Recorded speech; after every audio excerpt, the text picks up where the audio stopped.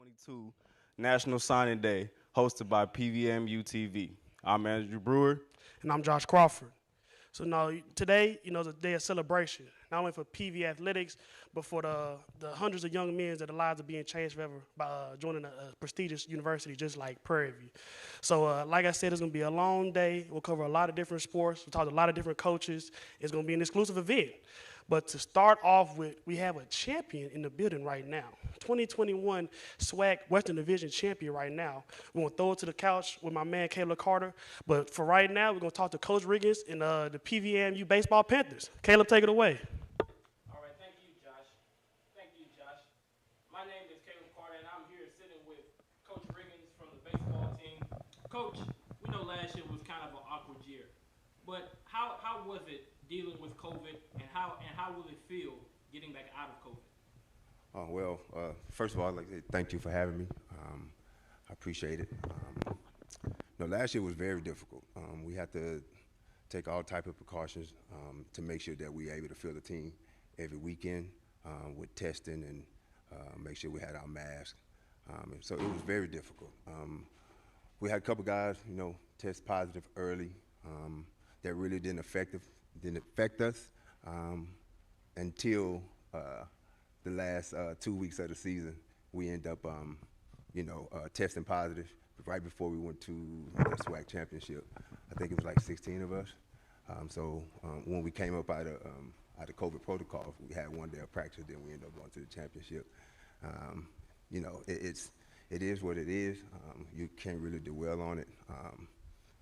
But coming into this year, you have the new variant that's rapping through.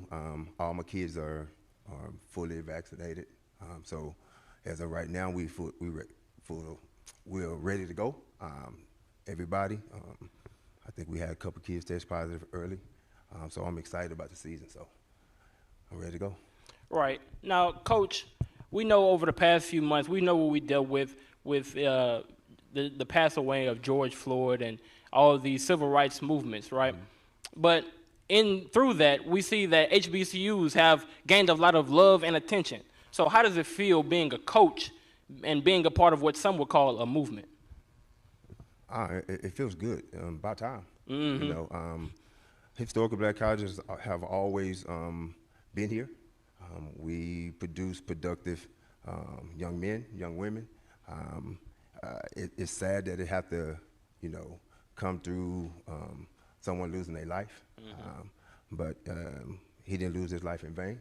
It brought light and attention to what's going on into the world today, and I think that we'll benefit from it because now a lot of players that normally wouldn't come will come. I know. The kids and the parents are looking more to go to HBCU. So, yeah, it benefits us. Right, and Coach, going off that, today is National Signing Day, and you say that that's helped when it comes to recruiting. So give us a brief, outlook on what this recruiting class is looking like. Oh, wow, it was great. We wanted to build on what we did last year. So we brought in 4 pitchers and 3 pitchers, a pitcher and a position player and a middle infield. And all these guys are good athletes. We got 2 pitchers that's going both ways. So last year, our pitching was the #1 reason why we did so well, and we want to build on it. Adding the new pitchers and some a young middle infielder, it will boost our team going into next year. So I'm excited about it. Can't wait till they get here and perform. All right, Coach, because I know one thing about baseball is you got to have a good bullpen. You got to have some dudes, some aces, some guys to close the game for you. But there's one specific recruit I wanted to ask you about, and we laughed about this before we started. Dejon Lewis, 2-sport athlete, playing football and is playing baseball. You got to be some special talent to do that. So tell me a little bit about him. Wow, you're getting a real good athlete. Not only that, you're getting a kid that's a dog. You know, where the coaches always say, "Hey, we want that dog." You're getting that dog. He's a safety on the football field, and he's a center fielder in baseball. He's a real good athlete. He got speed. He got a plus arm. I'm excited to see what he do on the football field because I know what he can do on the baseball field. So I'm looking forward to it. Right. Now, Coach, you had some good success. SWAC Division of the West won that. But what do you feel is the next step for the program? You know, with the recruiting that we have done this year and in the past, my goal is to win the SWAC and win games in the regional. So we're trying to build our team up to that point. You know, not only just to win the SWAC and weekend games, but to win some of these midweek games, so we can go on and compete in regionals once we have opportunity to win SWAC championship. Right. So, Coach, you just said it, but what can we expect to see? What is the Panther faithful watching? What can we expect to see from the baseball team come this season, since it's right around the corner? Wow. You can expect to see some great baseball. You know, we want to build on what we did last year. Going into the second half last year, I mean, we scored, 20-plus runs a series on some good, just hard-nosed baseball, some small game ball, being able to put the ball in play with 2 strikes. So we're looking to build on that, and we brought in more athletes and looking forward to it. Right. So, Coach, now we know what the school is going through. We've had some struggles in finding a golf coach. So we know that you stepped up and stepped into that role. But what has there been any challenges or complications with you being the interim golf coach? No, sir. No. The kids, when it was announced that the coach was leaving, the kids actually requested me. And everybody know me. I can't turn kids down, you know what I mean? So I know some of the kids. I actually played golf with some of them while they was at, I think, Cypress Lakes. So we know each other. So they asked me, and I said, no problem. I had a blast with them this fall. I learned a little bit more about the game, but I learned a little bit more about them and who they are and how they prepare and how they go about doing their business every day when it comes to golf. And I'm actually looking forward to how the men and women do this year. Right. So, Coach, we know that golf didn't have any prospects this year, but how would it be for you to recruit any players come next season? Well, for golf? Mm-hmm. Well, I wouldn't because I don't think that'd be fair to the new golf coach when they do hire a golf coach, because his perspective, my perspective is totally different when it comes to golf. He know more than I do, so I didn't. Hopefully that we'll have an opportunity to get a coach in soon, so he can have an opportunity to recruit. Right. Now, Coach, we're going to switch back to baseball very quickly because we know that school pride is what helps the team go. Mm-hmm. So what can we do to help get the fans in the stands come this season? Oh, man, a little bit more marketing. You know, of course, that we play during the week and early games, so we know Fridays, you know, it's going to be tough because we know we play at 3 o'clock and classes still be going on. So Saturday and Sunday, we expect guys to come out and support and give us all they got. Right. All right. Thank you, Coach. PVAMU TV is going to do all that we can to help publicize the baseball team and the golf team. Coach, thank you for joining. That was Coach Riggins, the baseball coach and the interim golf coach. I'm Caleb Carter, and I'm going to throw it back to Drew and Josh at the desk. Well, thank you for that, Coach Riggins, and we hope that the baseball team as well does an amazing job this season, and we look forward to it. We're going to take a quick commercial break and come back with more. Hopefully we're going to get in touch with the softball coach and get a little bit more understanding of how good things are going with the softball team. I'm Drew Brewer. And I'm Josh Crawford. We signing out.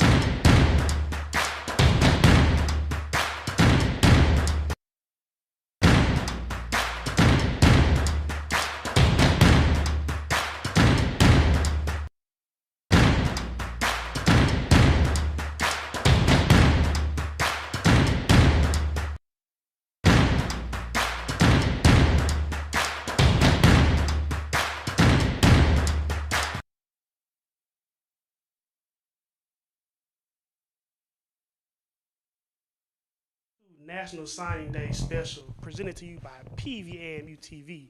So yeah, we just had Coach Riggins in here talking about the baseball expectations for this season. Great interview by my man Caleb Carter. But we're gonna take it back to the diamond. You feel what I'm saying? This time, a special emphasis on the Lady Panthers. Caleb, take it away with round 2 with the softball coach. Thank you, Josh. I'm here joined today with Coach Vernon Bland, coach of the softball team. Coach, thank you for joining us today. How you doing? I'm doing great. Thanks for having us. All right, Coach, we're going to get right into it because we know last year was kind of a weird year. We had COVID, we didn't know if we were out of it. We didn't know if we were back in it. So how did that play in the locker room going through COVID?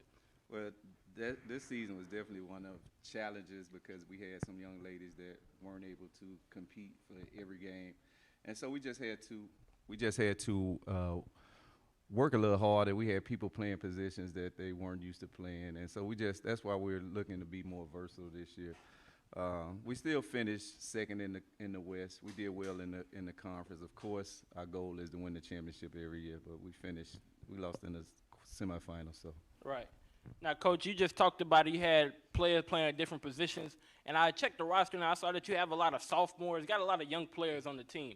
So how was that, kind of getting their minds right through all the mess that was going on? Well, dealing with young ladies 18 to 22, so we had 10 freshmen. And so just getting that bridge from high school to college softball was definitely a challenge. But right now they did get a chance to play a lot last year, and so this year we're looking for a lot of things from them. So, Coach, now we know we're in. HBCUs have been receiving a lot of love and attention, right, for better or for worse reasons, right, because we know what has caused it with the tragic passing of George Floyd. But how has that been being a coach, being a part of what some would call a movement? Well, being an HBCU graduate, I'm a graduate of Prairie View. I've always thought that the HBCUs were a great place to be. It just kind of opened the eyes to people that maybe had not known what we had to offer. As far as our recruiting, it didn't really help us because we've always been diverse with our softball team. So it didn't really help my program, but as far as HBC as a whole, I think it did well. Now, Coach, you just talked about it. It really didn't help with the recruiting, but today is signing day, and could you give us a glimpse of what can we expect from this recruiting class? How did that go for you? So we've actually signed 3 young ladies early, and as I spoke about earlier, they all can play 3 positions each, and so the versatility is what we're looking for. They're all 3 from big select teams, the select teams around the country. All 3 play on nationally ranked select teams, and so hopefully they can bring that experience of winning championships to our program. Right. Now, Coach, when we think about this season, right, you just said that you finished second in the SWAC West, but what do you think, what can be done to take that next step for next season? We just have to finish the job. We were actually in first place going into the last weekend, and we just had a couple of injuries that hurt us. I think the team knows that they can win. We know that we have the talent to finish first in the West. That's a goal, but of course the ultimate goal is to win the championship. If we won it in 2018, so we know how that feeling is, and so the theme of this team is new era because nobody on this team was on the championship team, and so I wear my ring on the regular so they can get a look at it, right, and hopefully it'll make them hungry enough to want their own. Right, trying to establish a culture of winning. Exactly. I get it. But we have a lot of Panther faithful watching right now, and they want to know what can we expect from the softball team come this season. Well, this year we would love for you guys to come out to support the softball team. This team, I've said it on many occasions. I've met with parents. We've had a camp. We've done other interviews. And I believe this team is probably one of the most talented teams. We have some transfers that are coming in. And so they've come from winning programs. So we actually, if SWAC is, of course, the goal, but we have set a standard where we want to go to the regionals, win a game of 2 in the regionals, and hopefully finish up in a College World Series. Right, Coach. Now that's some big goals, but you think we can achieve it? Now, Coach, you just said that we got a lot of young players, got a lot of people playing different positions. That was last year, but for this year, what can we expect now that those players have matured? Are they how has that process been for you? Well, now they know the speed of the college game. That was the biggest difference in high school and college. It's just a different speed. And so now that they've experienced it, they know what to expect. They know that, the things that they did in high school probably not going to work. And so they knew that they had to work harder. We have a enclosed cage, so they learned to utilize that more than they did last year. So I just think that the experience is what's going to really pay off for us this year. Right, Coach. Now, I see you have your ring on right now. You talked about it, that you wear it, in the locker room, and you talked about how you finished second in the SWAC this year. So the question is, how will that turnover, into this season?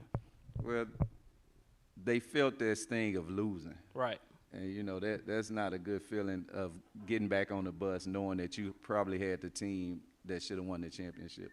And so, of course, they don't want to feel that same loss again. So that's our motivation, not to, come home as not a loser, but just not as the champs. Right. Now, Coach, of course, today is signing day, and you said you had three recruits coming in. But, Coach, take us into that home. Take us into that phone call. Give us the recruiting pitch from Coach Bland to those future recruits out there right now. Well, the one thing that we always say about Prairie View is once we get them on campus, then we basically have them sold. Right. This is a beautiful campus. We probably have one of the most beautiful campuses in our conference for sure, also in Texas. And we also let them know that as far as softball, it's not really a pro game after that. And so what they're going to do is they're going to come here and they're going to graduate. And so our graduation rate is at 90% on the softball team. And so we just, they know me and Coach Lane, my assistant coach, we're both graduates of Prairie View. So what we talk about recruiting, we believe it because we went through it. And, so whatever we're saying about Prairie View is because we believe what we're saying. It's not a recruiting pitch. It's not just a sell trying to get them here. It's something that we believe, and we're going to support them to reach their final goal, the end goal, which is championships and graduation. Right. Now, Coach, you talked about it. You said that there is no real, professional level for softball.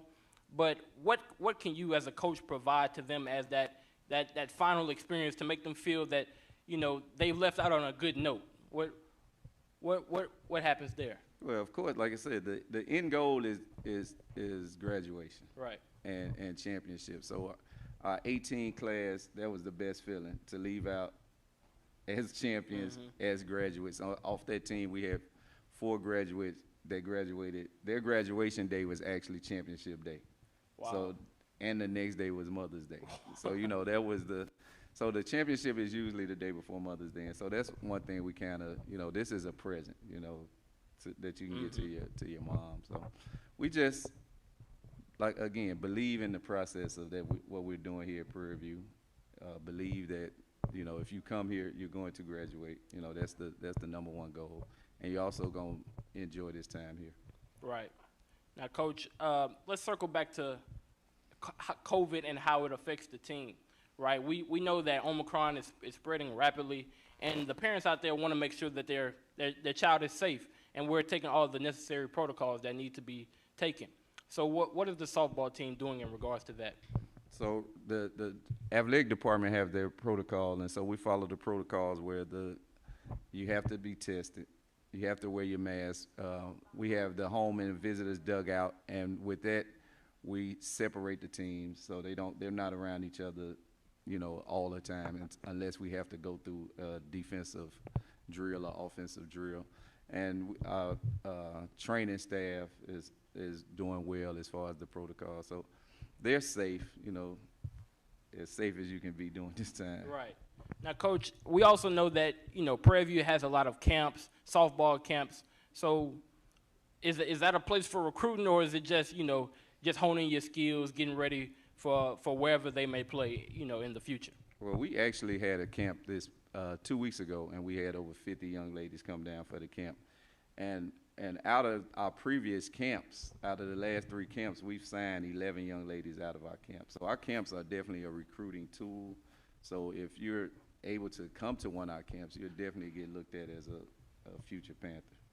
Right. Now, Coach, we thank you for joining us here today on the interview. We thank you for your time here at signing day. Coach Vernon Bland, we thank you. Drew, Josh, I'm going to toss it back to you at the desk.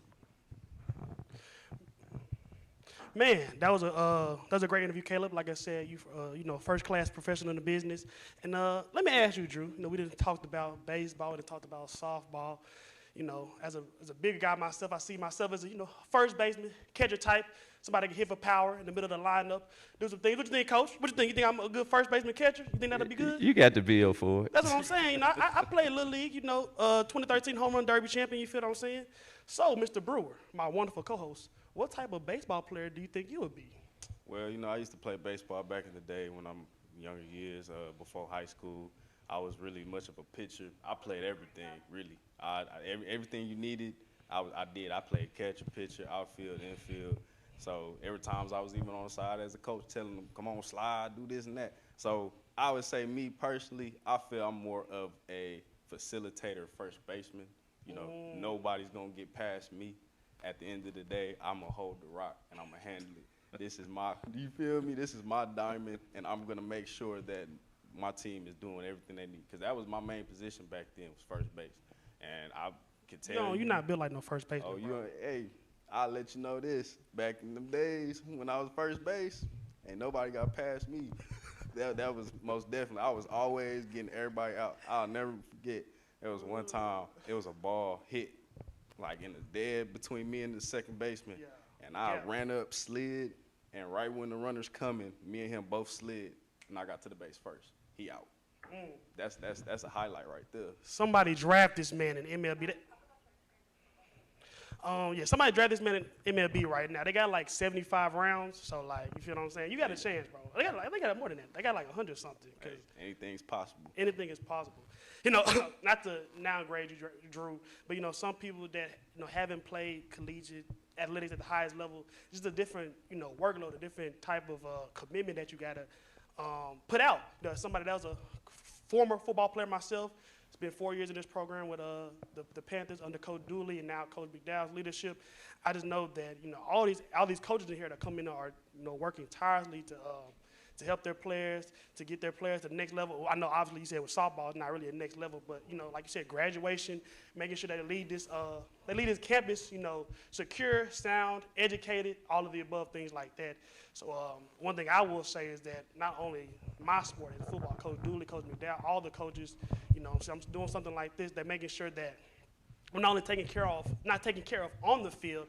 I got a SWAC Western Division Championship for that, but also in terms of what can we do off the field, what can we do in the community, what can we do, as representations of PVAMU to best put our best foot forward.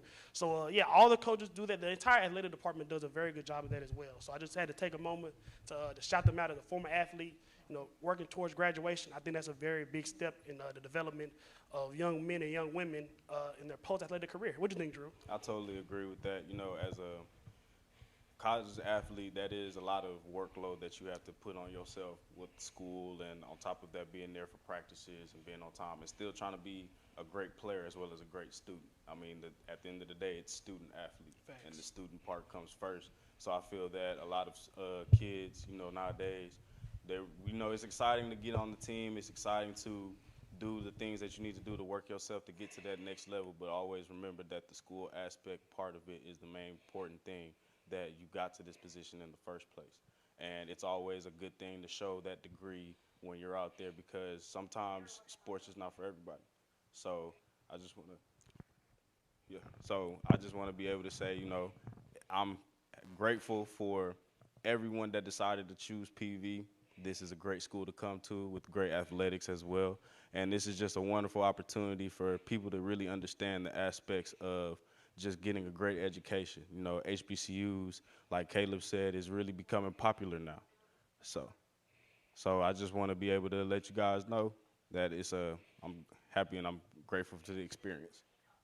That's a fact, though. You feel what I'm saying, Drew? We know the slogan, PV produces productive Panthers. And it's not PV produces productive athletes. We produce a lot of those too, guys like Quentin Bell, Anthony Stubbs, guys that have made it at the highest levels of their sport. But PV produces productive Panthers. So you see people out here in the workforce in different industry, different fields, succeeding, doing their best, making headlines, things like that, putting Prairie View in a light that needs to be shed. Like Caleb talked about earlier, the uprising and the movement of relevancy for HBCUs and awareness that we're getting. This is the perfect time for big moves to be made by, especially a school like Prairie View. So I definitely understand that. I'm definitely excited for it. And with an event like this, we don't know what's to come. So yeah, Drew, like I said, very excited. A lot of momentum behind not just any particular sports team, but the whole athletic department in general. Right. And, with football winning SWAC championship, West SWAC championship last year, look, here we go. But with that just really put PV on the map for all the other sports coming in. So now all these other sports have their chance and their time to shine and really show that PV is more than just football, not to cut you No, you good, bro. But we got a lot of great programs here coming up with baseball and softball, just two of some of the greatest programs that we have here at PV that can really make a difference and really show what it means to be a proud Panther in that aspect. That's a fact. But please do not overlook that first portion of what my co-host said in terms of the academic portion. In order to be a high school, according to be a high school signer, you have to have the right academic prowess. You need to have that 18 at ACT, that 2.5 GPA in order to get to an event like this. But we'll be headed to commercial break. Come back, check in for a long day of national signing, a long national signing day of tons of prospects, a ton of coaches. It's going to be exciting. Come back soon.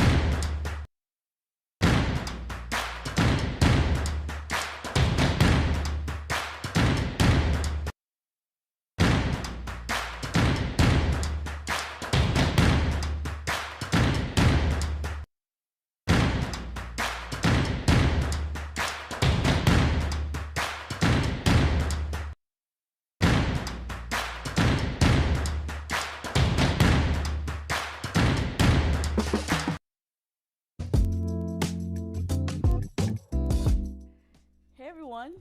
Good afternoon and welcome to the PVAMU-TV studio and network station. My name is Teresa Dalvest. I'm an assistant professor of communications here in the Legacy Hilliard Hall, one of the most renowned and most beautiful spots on our campus here at Prairie View. I'm also the director of film and television production for our program, and I'm excited and incredibly pleased to share with you the newly renovated TV studio. I started here in January of 2017, and one of the first stops in my orientation to this program here was the TV studio. And it was an amazing space. Upon arrival, I thought, wow, I know the students are gaining so much experience and knowledge about television production, film production, and gaining the tools that they'll need to be able to contend in the industry. What I learned, though, was that that studio was built in 2011, 2012, and was in dire need of renovation and technological updates. And so I wrote a grant for a Title III, a grant proposal for a Title III grant, and we won the grant. And over the last 4 years, we've been planning and designing and finally executing this new studio. We had a great collaboration with Urbano Architects based here in Houston, as well as with Broadcast Studio Designs Incorporated, which is an amazing international company out of San Diego. They've built sets for major affiliates with ABC, CBS, NBC, Fox, you name it, and they've built it. And so doing my research on their company, I learned that some of the stations that I grew up watching in Virginia were designed by them. And so that's who I wanted to work with in putting together this look.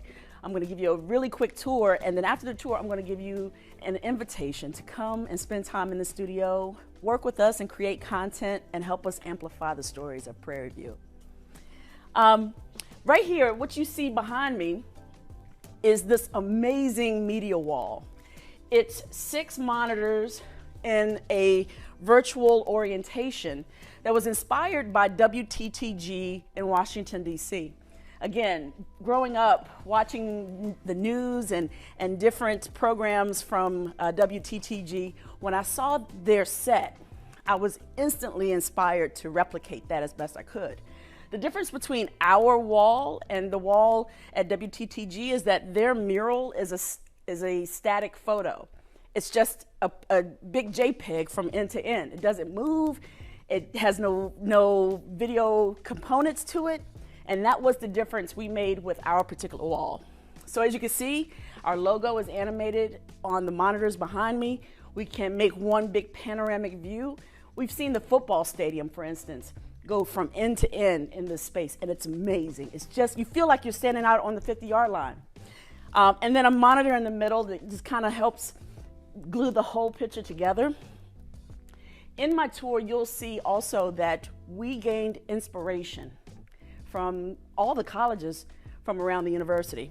For instance, this treatment, this kind of marbleized look, was inspired by the Clark Building, where juvenile justice and psychology is. We lifted some inspiration in the hallways of the Agriculture Business Building, AgBiz, as we commonly know it. This dark slate you'll find on the first floor in different places of that building. It's one of my favorite textures around the building. Again, athletics will enjoy having their football players, their soccer players, their basketball players highlighted in each of these panes, or a panoramic view of the football stadium with this big massive wall. If you look, we have these wild walls that move. We have 3 that are on casters. The windows over there, as well as the clear surfaces that you'll see picked up, for instance, on our new anchor desk, are inspired by the engineering program. And then finally, I don't know if I have enough room with the cameras on this side, but let's do it over here. Walk with me, if you will. On the back side of the 2 larger walls, we have inspiration from the School of Architecture.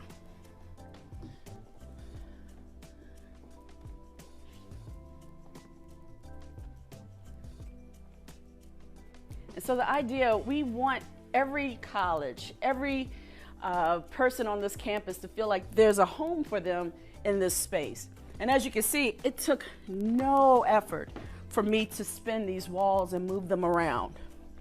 That allows us to have great flexibility in this space, something that we did not have much of in the original space. So let me show you our two staging areas. First of all, this stage is what we call our little taco stand, if you will.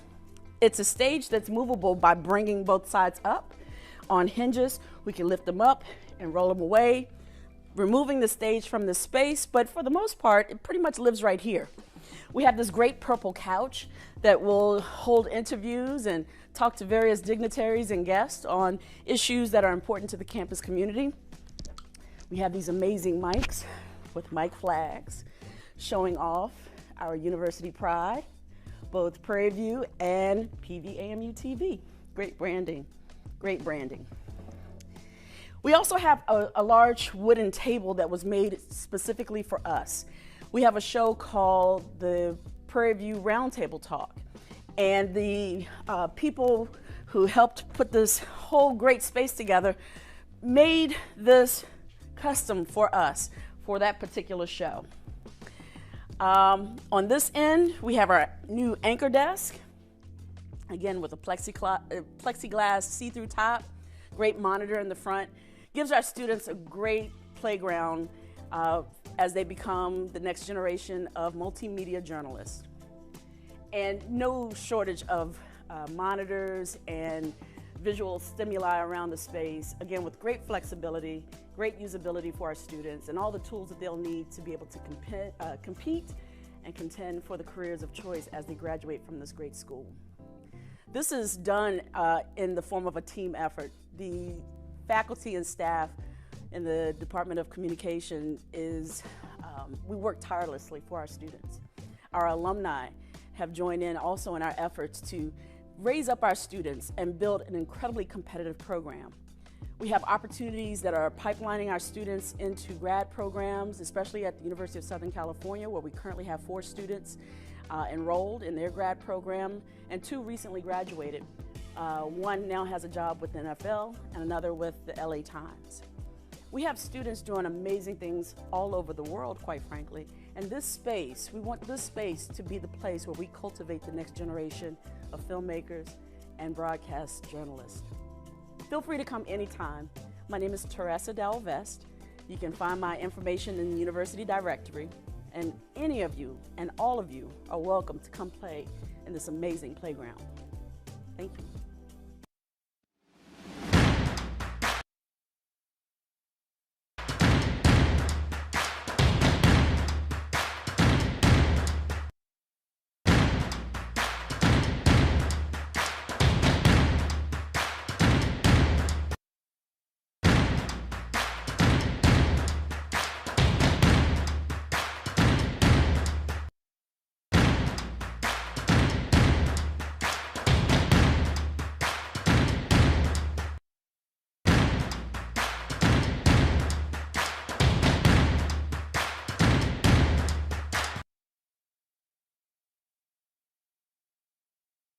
National Signing Day of 2022 here at Prairie View A&M University.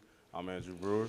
I'm Josh Crawford. But Drew, you would not believe who we got in the building. Who we got? Yet another champion. You feel what I'm saying? This is the 2021 SWAC indoor track meet champions. You know what I'm saying? A great track program. You know, Texas, a lot of speed, I don't know what they put in the food down here. But Erica, talk to us about the women's track program and the state of the team.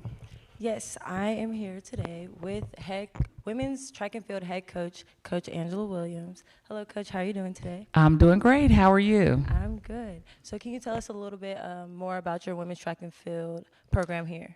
Well, our track and field program has had a rich history, and I took over in 2007 to really kind of bring the program up because it had fallen for a little while. And we were able to win the women's indoor championship in 2021. And that was really significant because when I took over the program, I think I had about 12 young women on the team, and it has grown to about between 35 and 40 over the years. And so everything kind of came together with the young women for us to win indoor. And we just missed outdoor by 6 points. Yes, can you tell us a little bit more about how you got the track here? Because I know a few years ago we did not have a track facility. So what process did you go through to get the track here? So my process initially was I was going to do a fundraiser to resurface the track that was existing in the football stadium. And then Fred Washington was the athletic director at the time, and he came to me and he said, Coach, pump the brakes. We're doing a push to upgrade all of the facilities, and so a track will be coming.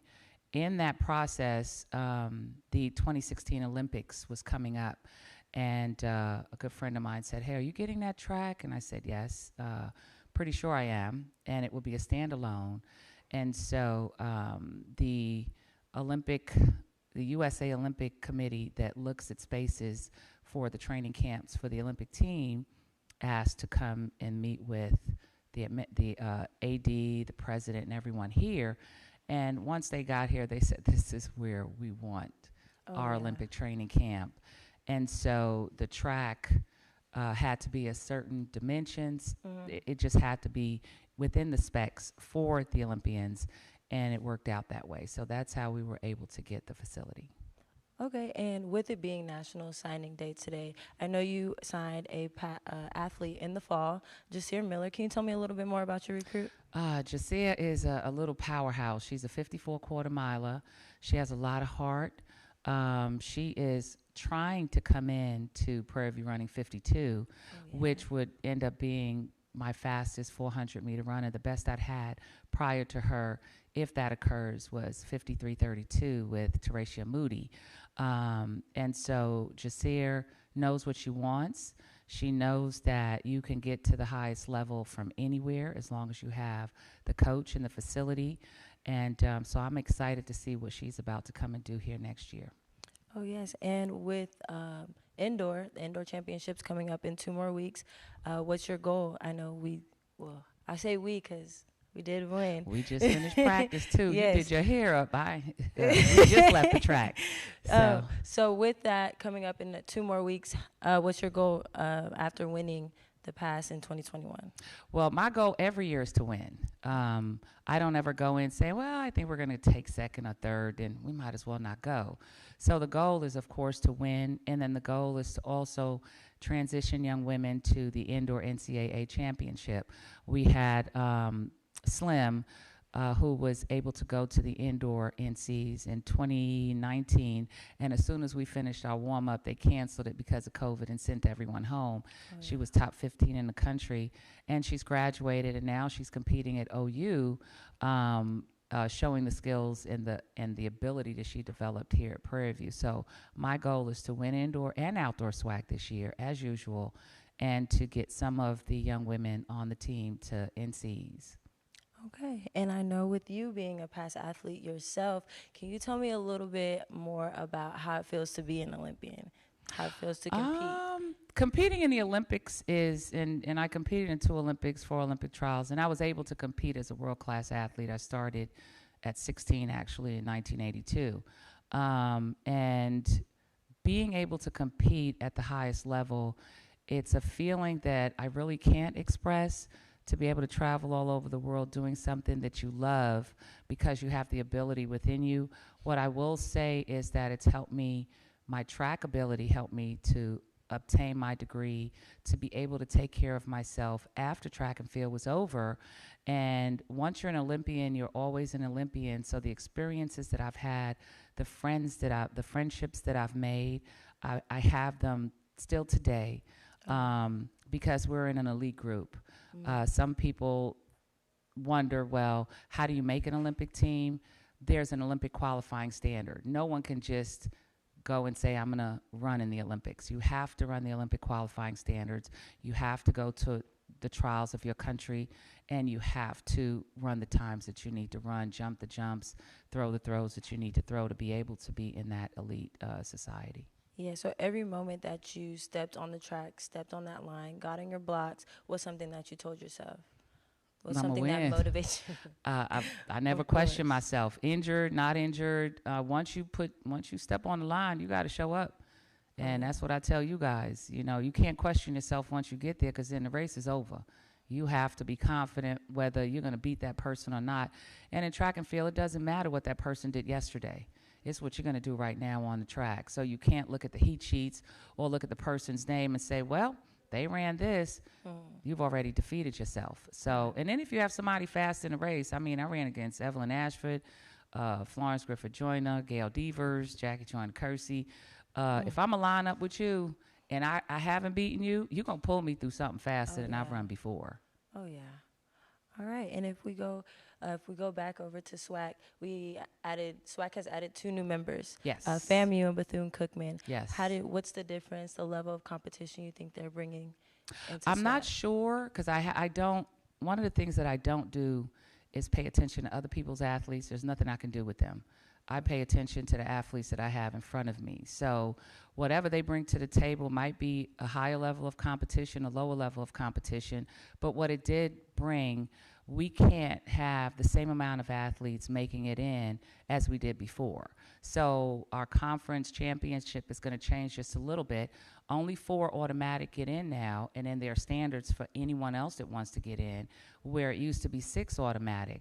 Had we left it that way, you're looking at a championship that for indoor that may have to go 3 days versus 2, and an outdoor championship that may have to go 4 days versus 3. So we had to adjust those that could make it in, plus your team limits, and the standards to get the rest of your athletes in. So if you want a 5th person in an event, everybody that you're entering must now qualify for that event.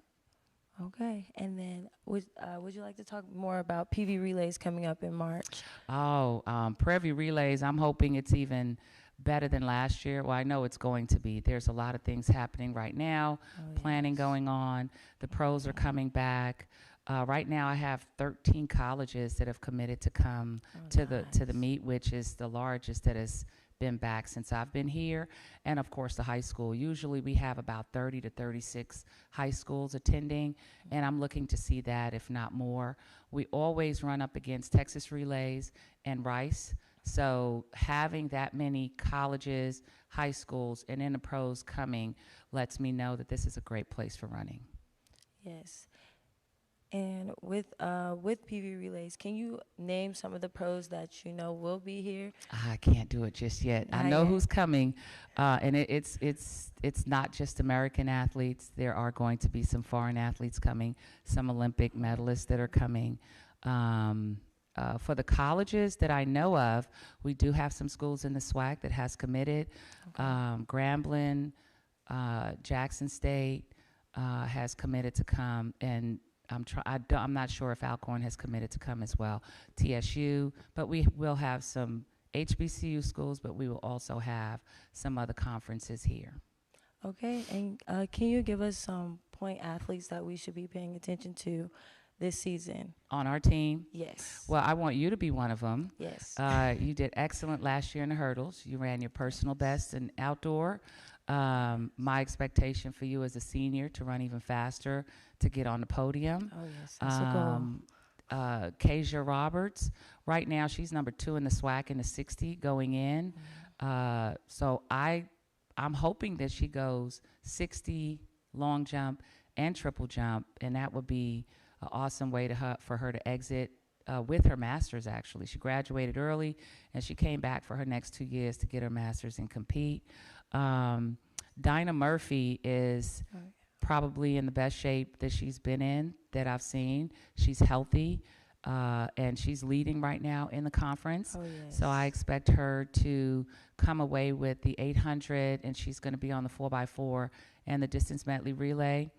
I have several quarter milers, 2 young ladies that are sisters, they're twins, Jade and Jada Sabir. I think that they're going to do very well. They may go 1-2 in the 400. I have a young lady that transferred in from KU, Morgan Mukes, and I think she's going to be in the top 3 in the conference. Asia Harris.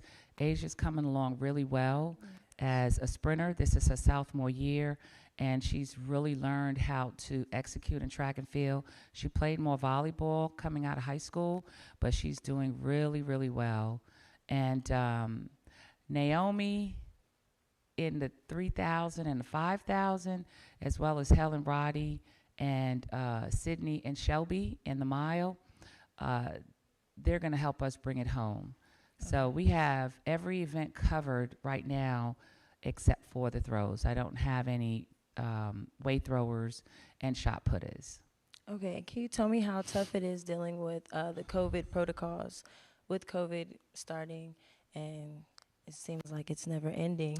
It gives you some hiccups. I have people cycling in and out of COVID protocol. All of my athletes pretty much are trying to follow it as closely as possible, getting vaccinated. Like I have all 3 shots, making sure that you're managing yourself well. You're wearing masks as needed. You're not putting yourself around people that you're not sure what they're doing. It has hindered a lot of the schools actually. If you go into COVID protocol and you're out for 10 days, that's a lot of days to be out. Then you have to try to come back. You can actually lose a season that way. So we're trying to handle it as best as we can. Right now, I'm probably down to 28 young ladies, and I'm hoping I don't lose anyone going into conference in the next 2 weeks.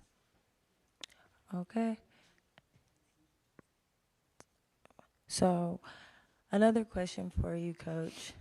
With outdoor coming up, what's your goals for outdoor season? Well, my goal for outdoor season is, of course, to win conference and have some of my athletes transition to World Championship trials, NCAAs. I want to win at home. And I'd like for us to leave some records at the track and break some stadium records this outdoor. All right. And thank you, Coach, today for speaking with us. And I'm going to hand it back over to Drew and Josh. It's been my pleasure.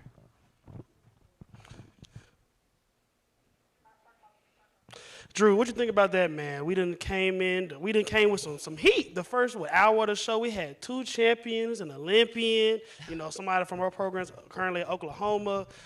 Coach Williams herself was an Olympian. So yeah, we coming with that fire, man. Coach, I know you talked about you got your sprinters on lock, your long distance on lock, but I did do a little shot put in high school disc. I think I PR'd around, like 120 in this, you feel what I'm saying? I could do a little Joanna Man act if you need me. If you need, I'm good enough. All right, yeah, I got a wig, they make them. We can hook you up. And, watch out, swag women. I'm coming for you. You feel what I'm saying? But now, Drew, got anything to add? That was just a great interview with Erica, and thank you again, Miss Williams. I'm excited to see what's ready. I'm just excited. I'm ready to see what's going on. I'm ready to see Erica out there running, go for gold, So we're going to go ahead and take a quick commercial break. But when we come back, we're going to have Coach Riggins again with us to talk about his newest recruits to the baseball team. Stand by for that.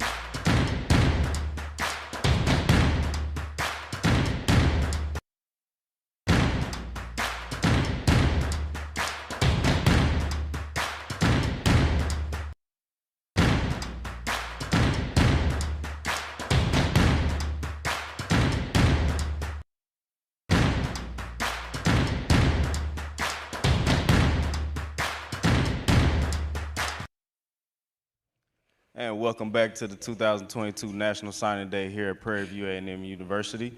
So we're going to start off again with Coach Riggins. You know, we didn't get a chance to really talk about your recruits so much. So let's start off with your first recruit, Gentry Bush. How are you feeling about him? Oh, man, Gentry Bush is it's a great addition for us. He's a junior college pitcher from Ranger Junior College. Great pitchability, plus arm. He's able to throw all his pitches for strikes. He commands them all.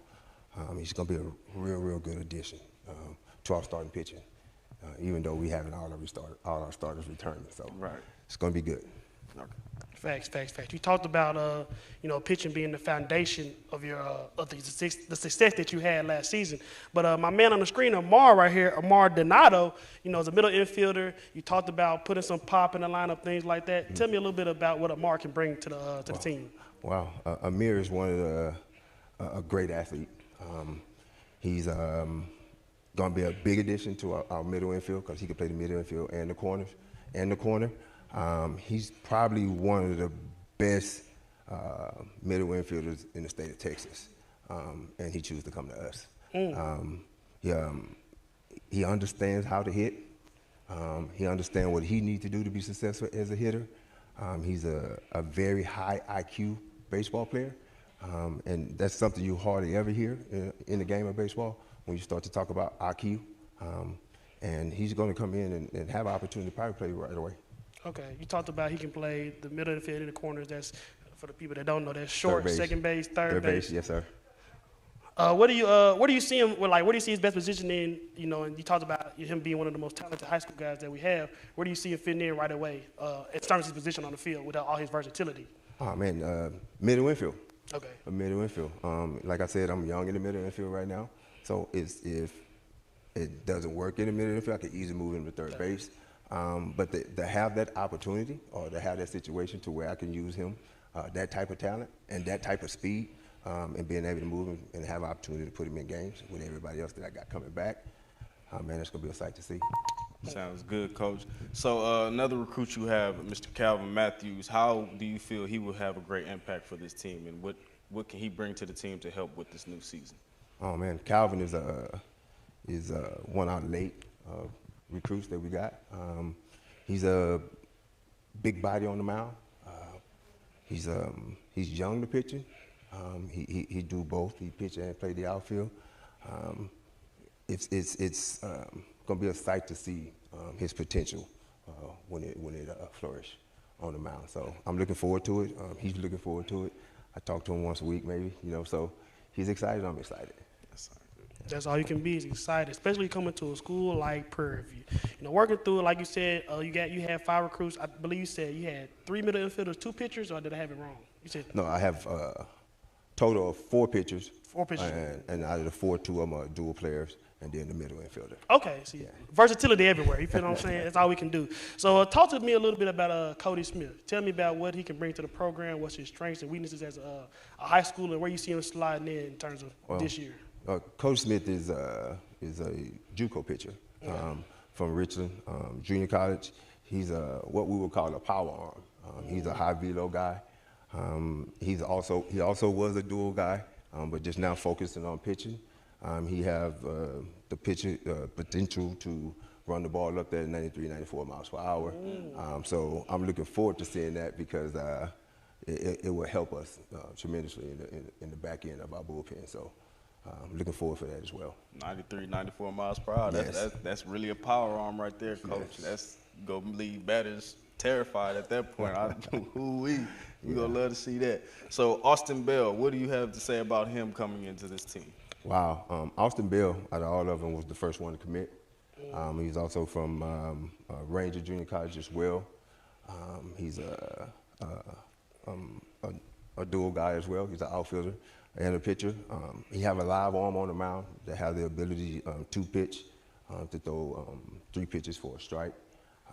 And his potential to be a high velo guy is very high as well. But he's extremely athletic. He's played the outfield, and he has potential to be a home run threat too as well.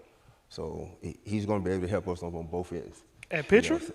Pitcher and hitting.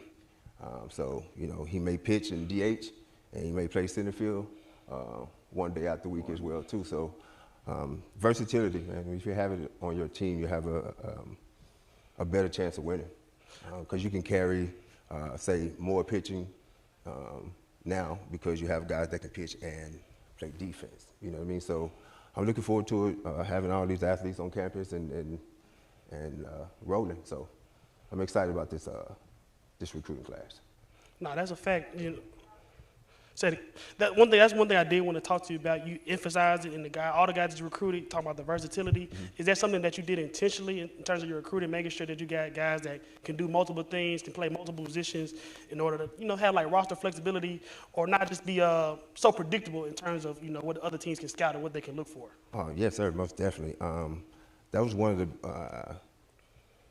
the big reasons why we had success last year as well too, because when we have guys that's actually swinging the bat real well, we can actually move them around. You know what I mean? So being able to have the versatility with good athletes that understand the game of baseball and go out and compete every day, that's what you want. You know what I mean? Because it's always going to be somebody different every day when it comes to the game of baseball. So going out and getting guys that's have a little versatility in their game is always a plus. Definitely.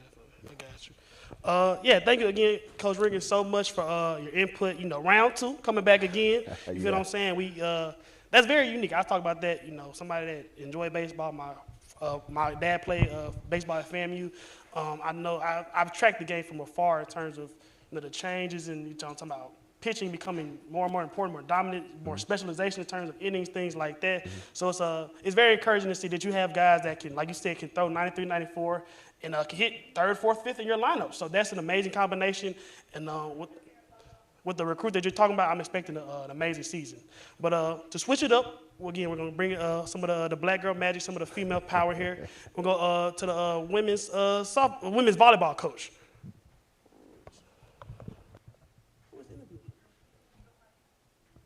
We'll be right back. Come back to talk to the women's volleyball coach right at this commercial break.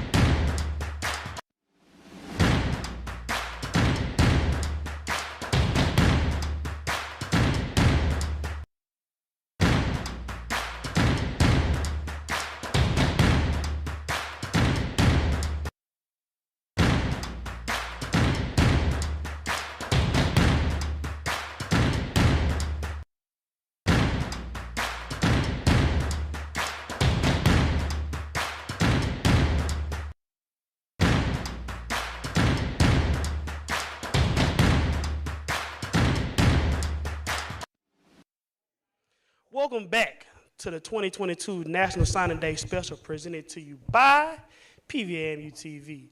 Drew, I think we continue in the champion theme, aren't we? And we got another champion on the couch. Yes, we do. We have another champion, and with that champion, we have Coach Tyler with the women's volleyball team. And with that, I'm going to go ahead and take it over to Erica.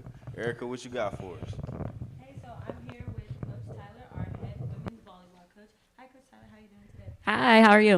I'm good. Can you tell us a little bit more about your volleyball program here at Prairie View? Yes, so I've been the head coach since 2008. The assistant since 2008, and then I took over 6 years ago, and now I've been the head coach. We had a rocky start the first 2 years, and then the 4 years after that, we've done really well, actually. We've been the second seed in our conference. We went to the championship. We just came up short, and so we're just trying to build on that and bring a championship back. Okay, and can you tell me about your three recruits signing today? Sure. First, we have from California, Kylie Owens. She's actually quite young. She just turned 17, but she signed with us just a couple of months ago. Okay. She's really untapped talent out of California. Their club team just won junior nationals this past summer, so we're really excited to have her because her ceiling is like super high. And then we have Skyland Wynn, who we also just picked up recently out of Dallas. And she's a super good athletic kid, moves well pin to pin, so I'm looking for big things out of her out of the middle. And then last we have Karis Grice, who is a 5'10" kid from the Houston area, actually. And she actually early signed with us, so she signed way back in September. Oh, nice. Yeah, and so we're excited to have her. She's super about HBCUs and wanting to play for a black college. And so I'm really excited for all the potential coming. Okay, and having the chance to interview during the past season, I know it probably didn't go as you planned, but can you tell me your goals going into the next season? Yeah, for sure. We did interview a couple of times. Yes. That was great. Putting a face with back then. It was a rocky season. I mean, coming off of a COVID year, which was actually a very successful season for us. We were looking for big things, to continue and to happen, but unfortunately, it didn't. Recruiting was a little bit different just because a lot of it we did via Zoom because we couldn't have anybody on campus. So really, you didn't really get to really prep a lot of the student athletes the way you would. We didn't get to interview them as deep as we normally would in a recruiting process. So we had a lot of kids that actually just kind of didn't pan out for us. So we're looking to rebuild from the prior spring season with the new kids we have coming in. And I'm actually not even done recruiting. I actually have 3 spots left that I'm trying to fill within the next month and a half. So we have a lot of visits coming up and just to get our roster going and get back to our winning ways. Okay, and to get into more about you, I know you were an athlete here at Prairie View, and you participated on the volleyball team with Coach Pete. Can you tell us a little bit more about you winning your championship on the volleyball team? Oh man, that seems like ages ago. It seems like so long.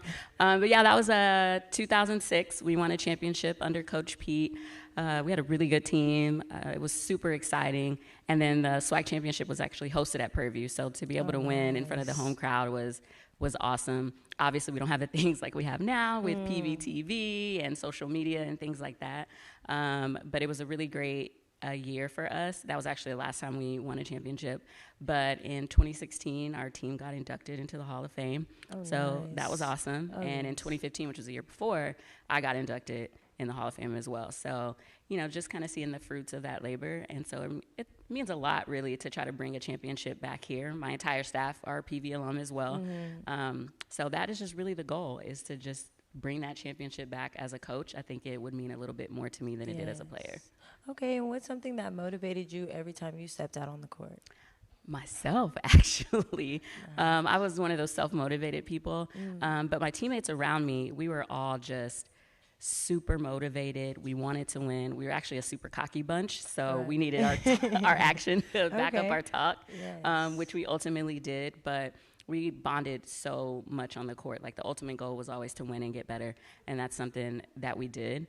But I think just me personally, I was just the ultimate competitor, and so winning was just the number one thing for me. And so when I look for athletes, that is my goal too. Like, my whole team, they were dogs. And like Coach Riggins said earlier, that's what we look for with recruiting. We want some dogs, we want people to get in the trenches and do what it takes to, really win. And so that's really what I look for. So what do you tell your team in order to motivate them when they step out on the court? Oh, so many things, you know. I mean, it's a long mental game, really. I feel like with student athletes, you know, this day and age, a little bit different from when I was playing. So you're really playing the long motivation game, the long mental game, and just, you know, trying to find out what it takes for them to perform, because everybody's different. You know, you have some athletes that you could just really get on them and they're going to go. There's some that you have to take aside and, you know, coddle a little bit. Right. So, and that's 15 to 18 girls that you're trying to do that every single day. So it just really depends on what they need, you know, at the moment. I think last year was a bit tough, but the prior, like 4 or 5 years, I think with them, they wanted to win so bad. So it wasn't really hard to motivate them to work hard all the time. So yeah, just a long mental game, really. Okay. And with your, with COVID going on, how has the recruiting process kind of changed for you because of COVID? How does it change when you have visits or official visits in order to sign them? Well, now we are back in the mix. I will say we're able to get in the gym. We're able to go to club tournaments, high school games and tournaments and playoffs and things like that, which we didn't get to do the prior year. And or now we get to host them on campus. And I know Coach Bland said it earlier, but it is true. Once we get them on campus, the campus sells itself. And then also me and my entire staff being an alum, we're talking from experience. We're completely talking from experience. So we don't have to sell them on anything. We're just telling them what it was like when we were growing up, how much it has changed here, you know, going through PV over the years. I mean, the aesthetics, the look of it is, you know, has changed, which is a benefit to them. I think our facilities have changed and everything like that. So it's easier now, really, because they get to get on campus and not seeing me via Zoom or me sending them videos like, here's what our facilities look like. They're actually here and hands-on, and us being able to just vet them a little bit better than we had during COVID.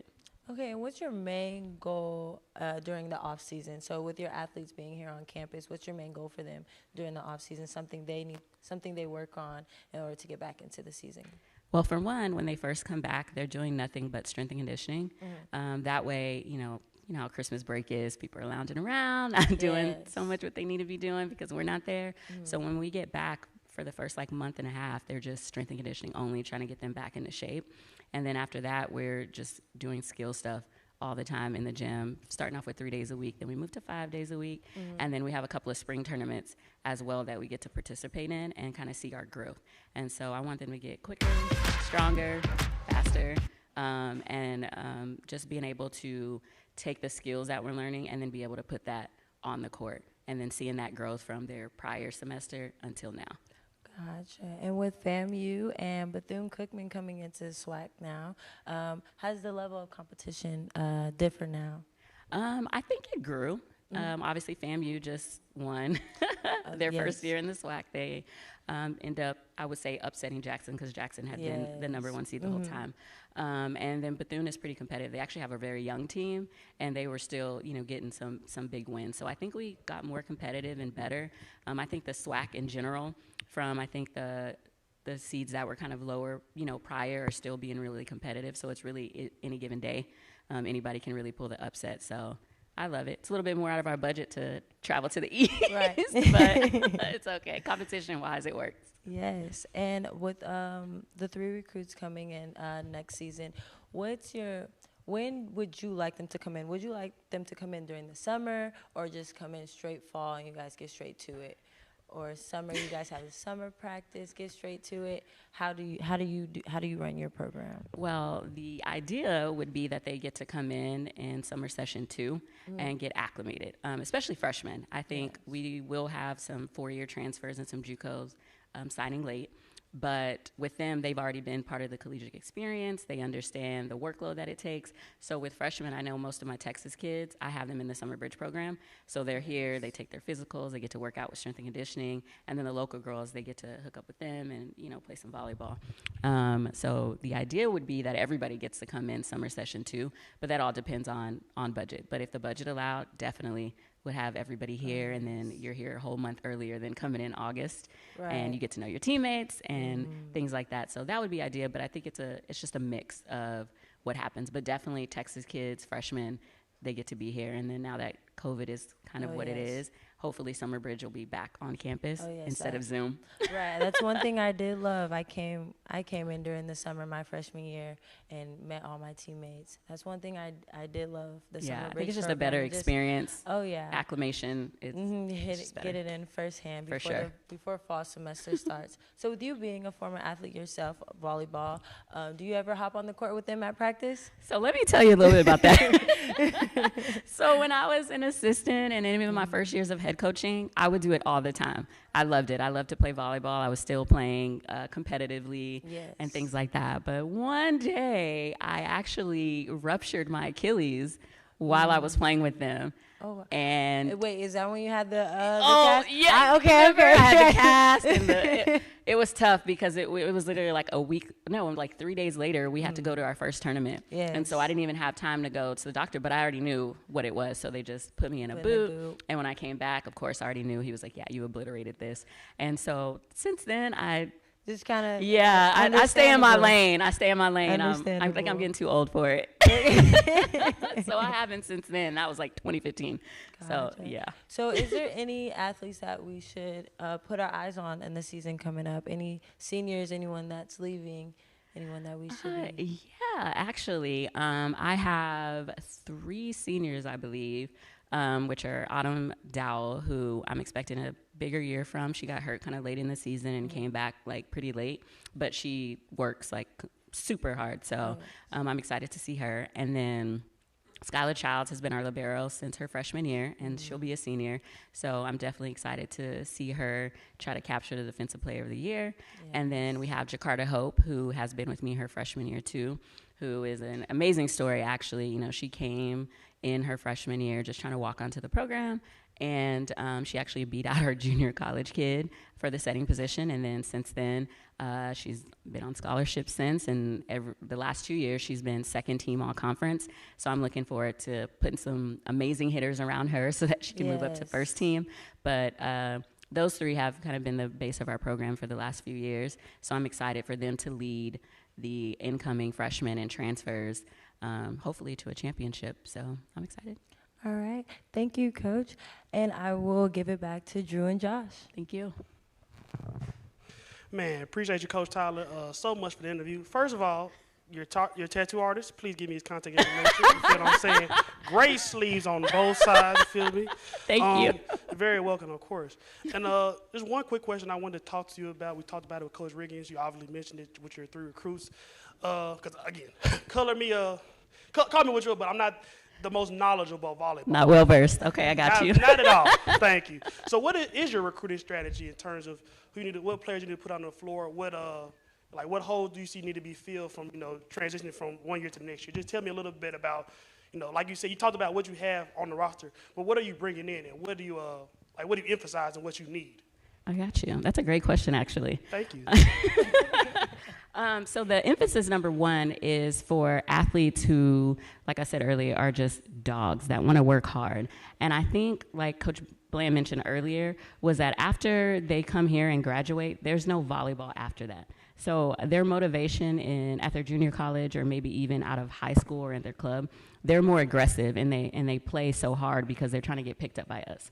And so when they get here, it's like, okay, what's the motivation now? So we have to find kids who love it, because it's a full-time job. And I think that's one thing that athletes don't understand. This is really a full-time job. When you're in high school, if you have a bad day, you get to go home, your parents get to cook for you, and you get to sleep in your bed all nice at night, and they get to, coax you up, and then you get to go to school next day. But here, you got to wake up, and you got to go to class, you got to go back to practice, and you don't really just have that outlet as you do when you're at home. And so there's this mental toughness that you have to gain.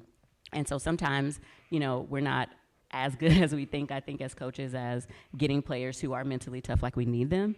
And so that's one thing. And then kids that are willing to just risk it all and sacrifice, really, ultimately, because you love the game and you want to win.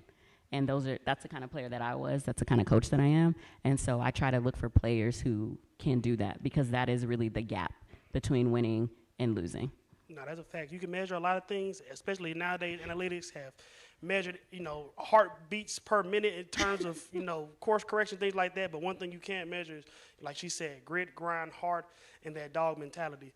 Another thing I wanted to ask you, because you mentioned, like you said, hey, you're a champion. Oh, as always, you feel what I'm saying? It's kind of the standard for our show at this point. You talked about you being a PV alumna, your whole staff being PV alums. In terms of recruiting, do you emphasize the Texas area? I don't know, again, I'm not knowledgeable about volleyball. Don't know where the best volleyball players grow up at. So do you emphasize recruiting in Texas, or do you go to different regions of the country to get whoever, get that dog? Yeah, it's different regions. I think Texas kids, this is a funny concept, but people talk about it all the time. Texas kids do not like to stay in Texas for whatever reason. They love to go out, and after their first year, they'll come back and they say, oh, coach, do you still have room for me? Because they love to come back because they realize that they love Texas and Texas is really home. But coming out of high school, I would say Texas kids do not like to stay here. But essentially, I just try to go for the kid that I think works best in our program. I want a good kid. I go after really anybody. I'm not afraid to hear the word no. If you're good and I think that you could flourish in my program, I'm going to try to recruit you. It doesn't matter where you're from. We're a little bit limited because of waivers, so we can only maybe have 3 or 4 out-of-state kids, which a lot of people don't know. So you'll see a lot of Texas kids on our roster. Yeah, so even like a junior college kid who may be from Brazil, but although her college is here in Texas, she still counts toward our out-of-state waiver. And so we have to kind of maneuver. Yeah, a lot of people don't know that, but we have to kind of maneuver to get the kind of kids that we want. But it's not necessarily Texas that didn't really.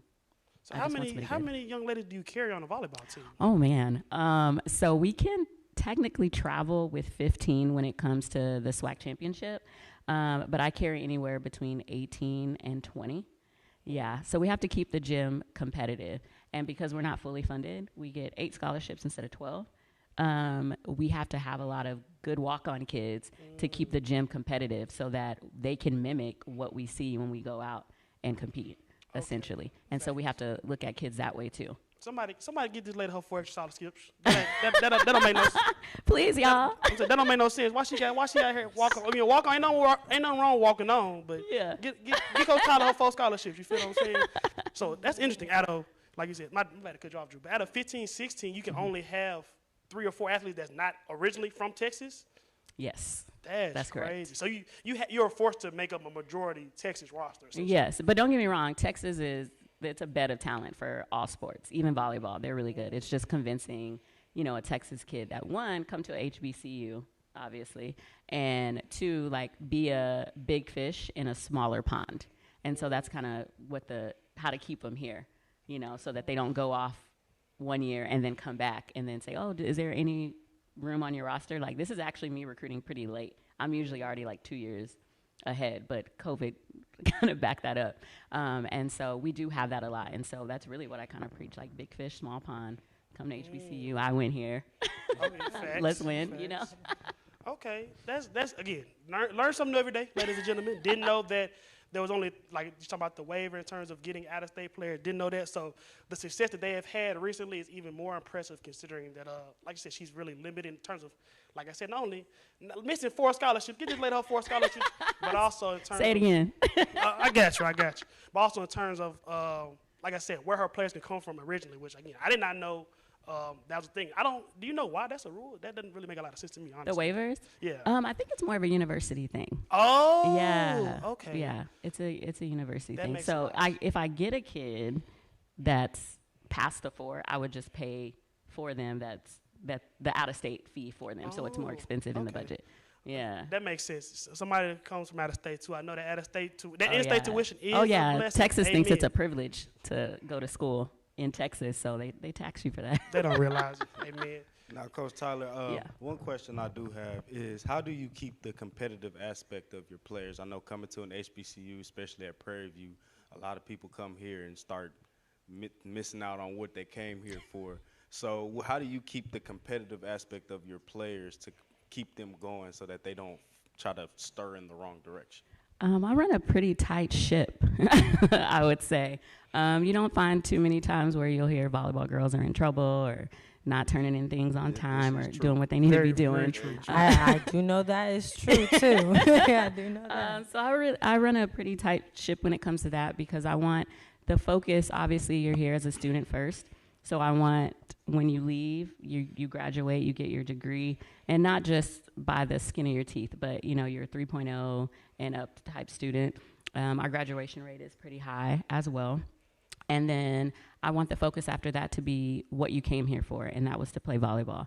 And although you're a collegiate student, and it is fun here, I mean, I've had my days, I loved undergrad, it was amazing, but my goal here was to win a championship, and that's what we did, and that was all of our focus first and foremost. And I try to tell them, if you just sacrifice for those 3-4 months that you're here in season and do what you need to be doing, then you can be successful. But if you kind of fall by the wayside, I'm going to be there to pull you back up, but you have to be what our culture is, and that is to be all on the same page and to work for what you want, because nobody's out there trying to give it to you for free. Championships are hard to come by.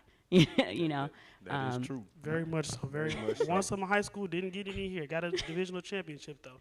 Thank you so much, Coach. Close. You feel what I'm saying? Only kinds of horseshoes and hand grenades. You feel what I'm saying? Thank you so much, Coach Tyler, for the thanks insight. for having me. Learned something new today. Obviously, like I said, a champion in the building. We're finna head to commercial break, but Drew, I think we'll probably have another champion on right at the commercial break, huh? Yes, sir. When we come back, we'll have the coach from the soccer team, and we know that the girls soccer have been doing such an amazing job from last semester, winning on to be some of the champions for the SWAC. We'll be all that and more coming back.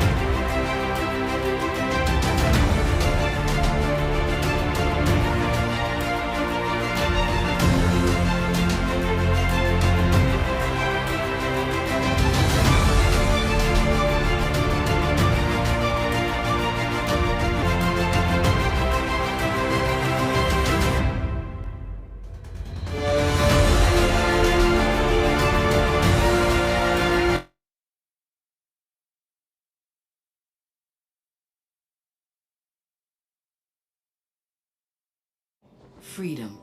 It's at the core of who we are. The freedom to live without fear, to jog where we please, to wear a hoodie.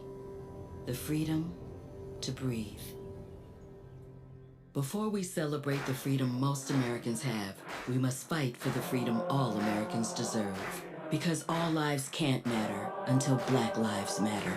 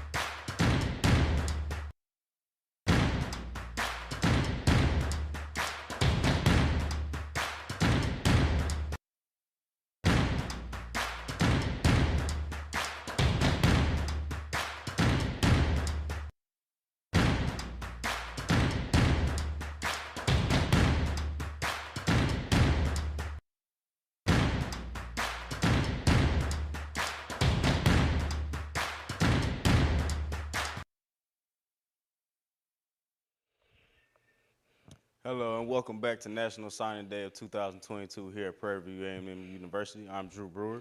My name is Josh Crawford. Drew, was I lying? I wasn't lying, was I? No, you wasn't One lying. line, got another champion in the building.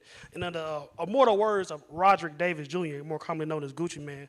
Gucci 2 times, say it 2 times. We got a 2-time champion here, a regular season champion and a conference champion. Coach Cavella. Brendan, chop it up with the coach. Tell us how champions are made, brother. Thank you so much. I'm here with Coach Cavella, the amazing coach of Prairie View A&M, and we're going to start by going in with this incredible highlight of the soccer team.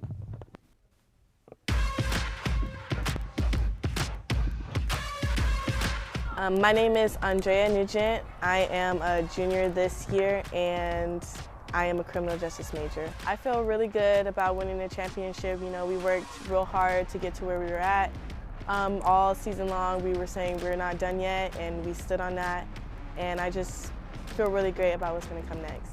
I feel like this championship was really rewarding because I felt like we fought really hard, and I don't know, I just feel like my team gave it everything they had, and it felt great to win. This championship felt really great to win. It brought back memories from when we won back in 2019. The most exciting part about Sunday's game was after my sister scored the PK goal, tying it up 1-1, it was the fire and adrenaline we all had to come out and to just win the game. Being able to show up for my team and take a PK, and also being able to run onto the field with our fans and coaches and the whole team, and being there, getting to celebrate it all was a great experience. Like the biggest thing for success, well for us, has been just the chemistry within one another, between each other, and the relationship between our players and our coaches. Our coaches are very supportive, and they've pushed us to do the best that we could, and I think it helps each individual player want to play for themselves and for each other. Well, the key element is being able to have a balance across the board on the field, and we were able to do that. We had more depth going into this championship, which allowed us, you know, to make changes where we needed, especially in, you know, the quarterfinal and the semis.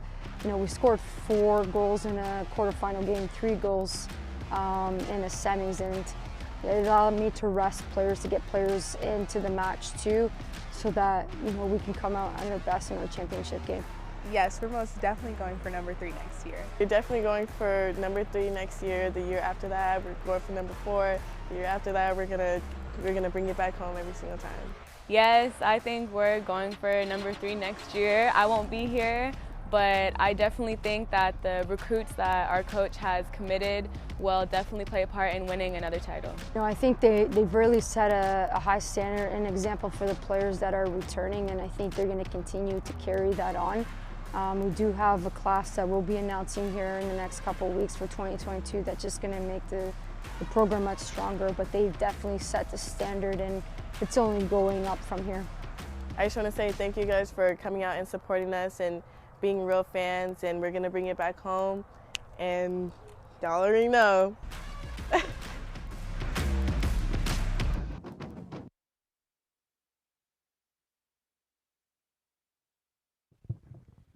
Hey, we're back with the amazing Coach Carrillo. And just to start off, can you tell us a little bit about the illustrious program here for the soccer team? The program has been under my leadership since 2018.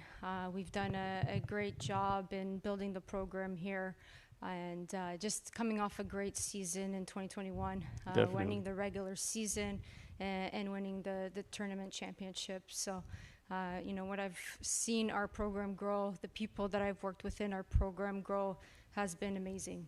Definitely, Coach, definitely.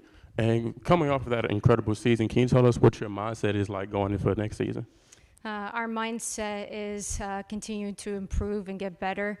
I know we've won the regular season and the SWAC tournament, but we're actually focused more on the NCAA tournament now. So it's the first time I'm talking with the program about winning an NCAA tournament title, and we're going to be looking to closing that gap between us and the best teams in the country. Incredible. What do you think the biggest impact of the recruits that are coming in for next year is going to be detrimental for the team? I think they're going to be very dynamic. A lot of the players play more than one position, which makes them versatile. We're basically having to fill a lot of gaps too with a lot of players that have graduated from this season, but they all play for great clubs in the country, some internationally as well, that we're looking to come in and make an immediate impact. It doesn't matter if they're a freshman. We do believe in them, and we believe that they're going to be great for our program. Synergy and teamwork, that's the best way to make it happen, definitely. What do you think is the biggest thing you look for in your recruits? I think the biggest thing that we look for is them being solid in the academic aspect, being able to focus a lot on school. We can always see that talent, soccer player on the field, but it has to be a combination of two. We do spend a lot of time connecting with the players, whether it's over the phone, or even having them come to do some summer camps as well when we have them available, just to build those relationships over time, because it's so important that we recruit the right student athlete that's going to fit the culture that we've built here at Prairie View for women's soccer. So we recruit good people, and I think that's been that's been an important key, and it's led to great culture, great team chemistry. It's at its strongest I've ever seen at Prairie View. Definitely. I heard you say culture, which is a huge thing here at Prairie View A&M, especially being the HBCU. As a coach, how do you like to connect to your athletes when they're going through, a tough workload, rigorous practice, or any background things that are keeping them down? How do you coach them up mentally? Yeah, I spend a lot of time connecting with my players, just talking to them, listening to them. I think it goes a long way. I'm a team member too. I know I'm the head coach, but I want them to understand that I'm here to help them through their journey. It's not just about winning championships, it's not just about soccer. We have a lot of players who go through personal things, family losses, dynamics that change in the household. We're basically there to support them in that aspect, and they know that they can come to me if they need that support just to talk to or for me to listen. That's incredible. Not everybody always has that open ear to lean on in times like that. Was mental health awareness a big aspect in the locker room as well for you? Yeah, we touch on what we call special topics. We try to get to it once a week if we can within our season. And it's just basically talking about things, whether it's leadership skills, being a good team member, and going through adversity. I think every person at some stage always deals through adversity throughout the year at some stage, and we have to be there to support them. And it's part of our job. That's part of my job, and it's about supporting the colleagues as well as the players on the field. That's incredible. Teamwork, synergy, confidence. Who are some star athletes that come to mind when you hear those words that just stick out for you? Andrea Nugent, I think she's played such a great role this past season and continues to do so within our program. I think she's a player that trains really hard, is really focused, and does what it takes to get better, and she always puts the team first. It's great to work with a player who, has that mindset, and it rubs off on the other players too. We had she's already graduated, or graduating senior is Joe as well, another great captain, who's a great communicator. So when something needs to be said, she's not going to be afraid to say it, and she's always been there to support her teammates too.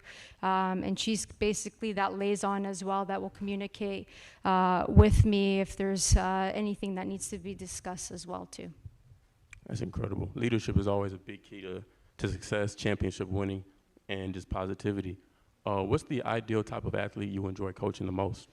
The player that wants to come in and be coachable, wants to learn, wants to get better, and works hard. There's a lot of talented players out there, but if they don't do the work, they can only be so good. And I want to coach that player that, wants to come in, like I said, improve, and have the right mindset to make themselves better, but also their teammates too. It's about helping each other out so the program can get better. Definitely. And on top of that amazing season we just had, there's nowhere to go but up. What's the, for the people outside looking in, what's the rigorous week of practice like being on the team? Yeah, so when we're in season, we'll have Monday off, then Tuesday they'll have weight training, whether it's in the morning or in the afternoon, and they'll go straight into film right after. And then once we're in film, we're about in film for about max 20 minutes, and then we head to the soccer field right after. So there's a lot of time and commitment involved in the process of being a student athlete for women's soccer.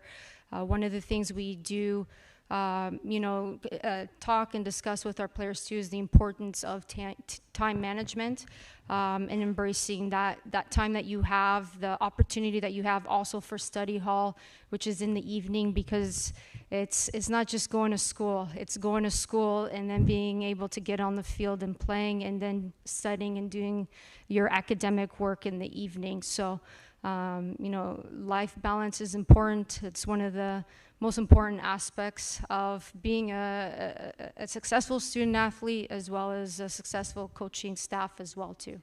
All right, being a student athlete is a full-time job. It's not just what you do on the field, but what you do in the books as well. What would you say is the biggest challenge you see coming up forth for the new season?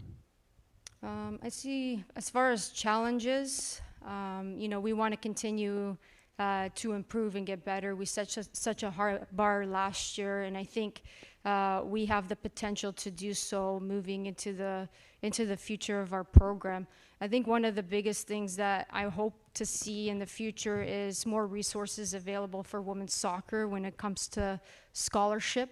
And if we can eventually add an additional staff member to where we can also become fully funded, that's the game changer. And I'm already talking to my players about an NCAA title for the first time in program history. So, I think to be able to close that gap, resources are critical to the continued success and the growth that we need for our women's soccer program at Prairie View A&M. And speaking of positions of open staff members, what do you think is the position that would be a necessity for next season to clinch that championship win? When it comes to staff, me and Coach Oscar do a great job in working together. We're a great team. And, I think with having an ability to bring in another coach as well gives additional detail to also players on the field, that also can be needed so that they can continue to get better. We've seen the growth. Additional eyes can always be helpful to our student athletes as well. I can fully understand that. Who would you say is our biggest competition looking forward? For in our conference, for Yes, SWAC? It's going to always be Grambling. I think they're always going to be tough to beat. Alabama State has a program where they've won multiple championships over the last 7 years. And Alabama A&M as well, too. I know they were co-division champions. We do have them at home, so we should be able to take care of business as usual. That sounds great. Looking forward, is there anything for a junior or senior in high school right now that you would say to them to incentivize coming to Prairie View? The university is a beautiful university with beautiful people. We really want, to really help enhance the whole student-athlete experience here. And we have multiple majors that provide them the opportunity to select what they want for their professional careers down the line. And I think it's a great environment of what we created for our women's soccer program to where they can be themselves and embrace who they are. And that's one of the things I thought we've done extremely well within our women's soccer program. And it's such a special place to be at. Beautiful campus, like I mentioned, and everybody's going to want to help out and make sure that every student athlete has the best experience as possible as well. Definitely so. As you've been coaching here for so long, how in depth or how close would you say the relationship is between you and the student athletes you have on your team? The ex-student, the alumni? No, the athletes you have on the current team. we have a great relationship. You know, one of my players, they can always come up to me. I just had a captain's meeting yesterday to just do a check-in. We're in spring season right now, so our players have been doing really well and working with our new strength coach that we have. He's done exceptionally well. And, you know, that communication is always open, and I think that's important when it comes to the student athletes experience too, where they feel they can come to the coach. And if there's moments that they can't, we've offered other outlets to where they have captains and also mentors available to them if they feel that they would like to also discuss with them. That's great.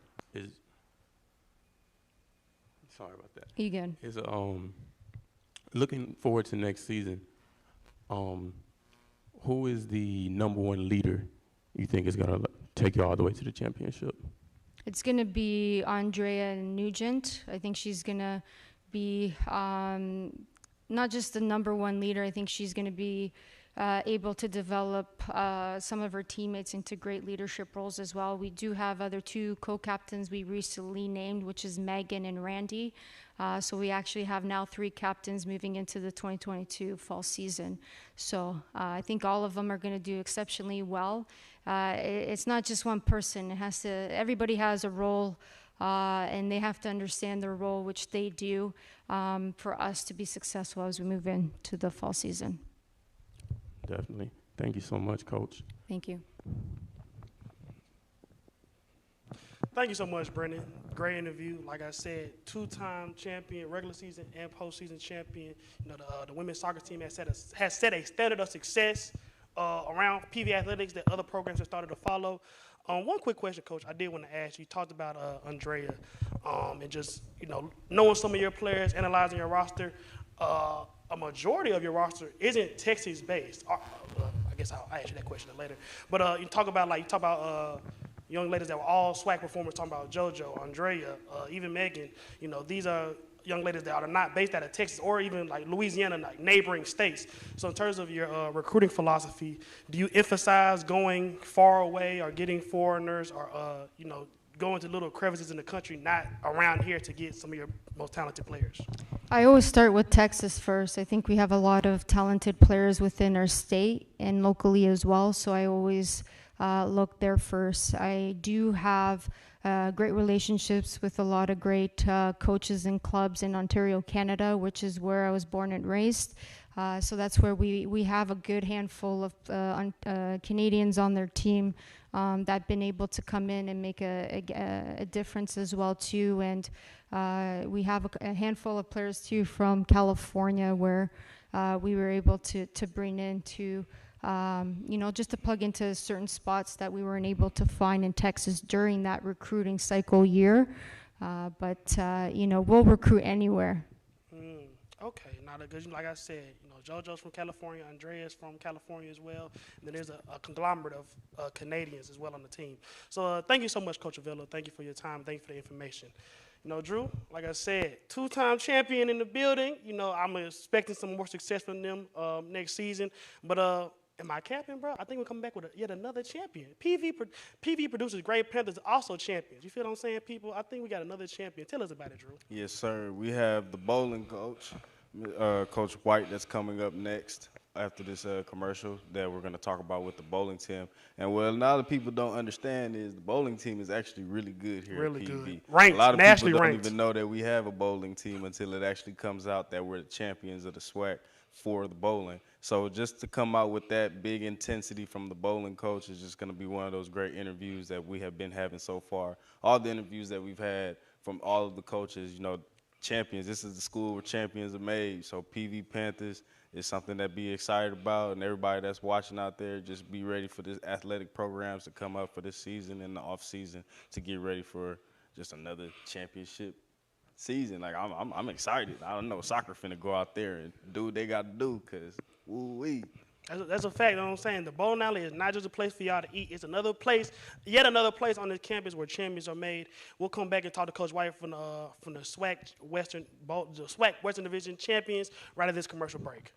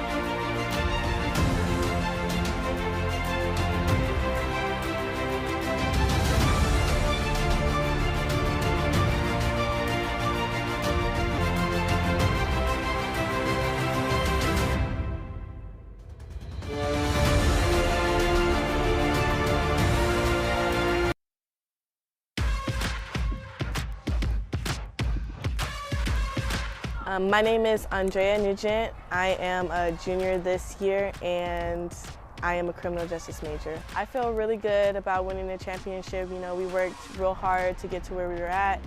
All season long we were saying we're not done yet, and we stood on that. And I just feel really great about what's going to come next. I feel like this championship was really rewarding because I felt like we fought really hard, and I don't know, I just feel like my team gave it everything they had, and it felt great to win. This championship felt really great to win. It brought back memories from when we won back in 2019. The most exciting part about Sunday's game was after my sister scored the PK goal, tying it up 1-1. It was the fire and adrenaline we all had to come out and to just win the game. Being able to show up for my team and take a PK, and also being able to run onto the field with our fans and coaches and the whole team, and being there, getting to celebrate it all was a great experience. Like the biggest thing for success, well, for us, has been just the chemistry within one another, between each other, and the relationship between our players and our coaches. Our coaches are very supportive, and they've pushed us to do the best that we could, and I think it helps each individual player want to play for themselves and for each other. Well, the key element is being able to have a balance across the board on the field, and we were able to do that. We had more depth going into this championship, which allowed us, you know, to make changes where we needed, especially in you know, the quarterfinal and the semis. You know, we scored 4 goals in a quarterfinal game, 3 goals in the semis, and it allowed me to rest players, to get players into the match too, so that, you know, we can come out at our best in our championship game. Yes, we're most definitely going for number 3 next year. We're definitely going for number 3 next year. The year after that, we're going for number 4. The year after that, we're gonna bring it back home every single time.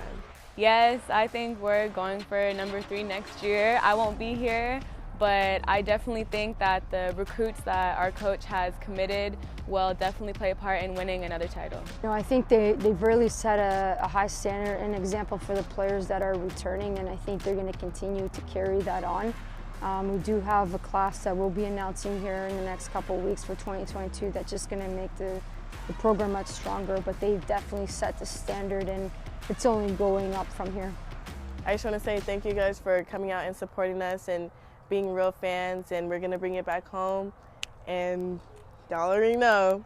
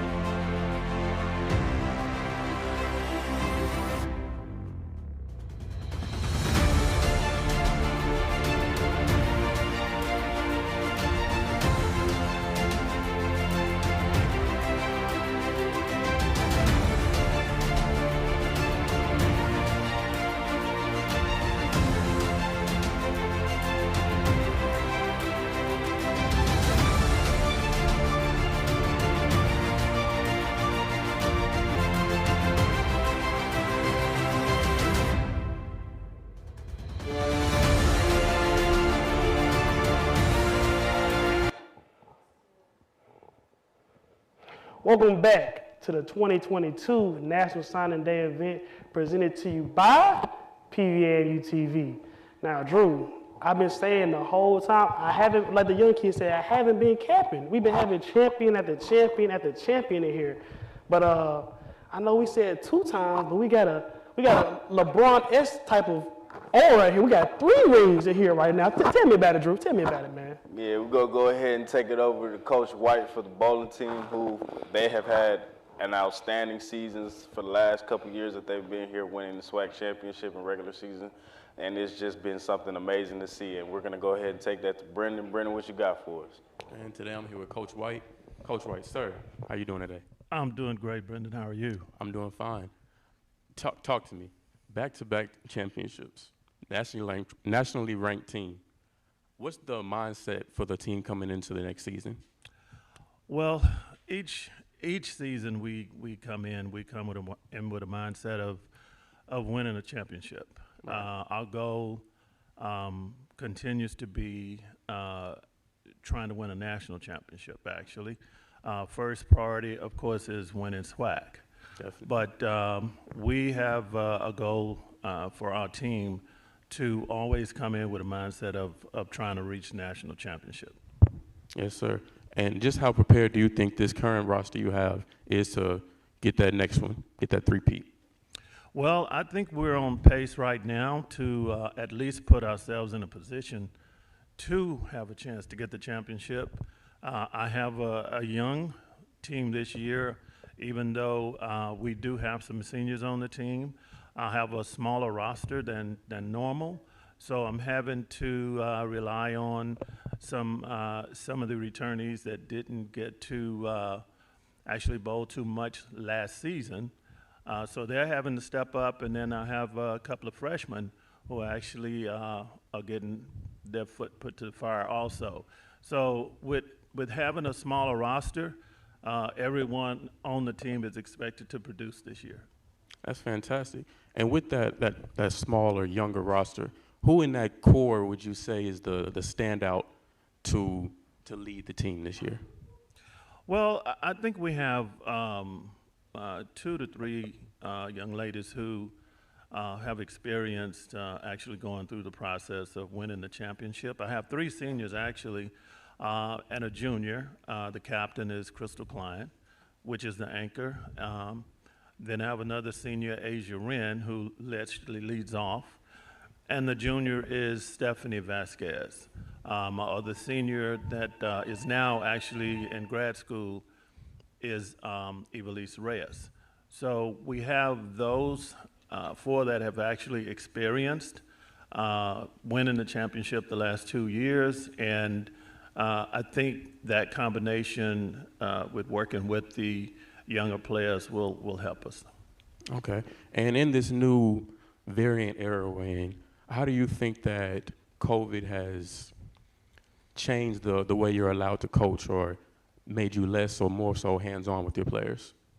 Well, COVID has definitely made a difference over the last couple of years.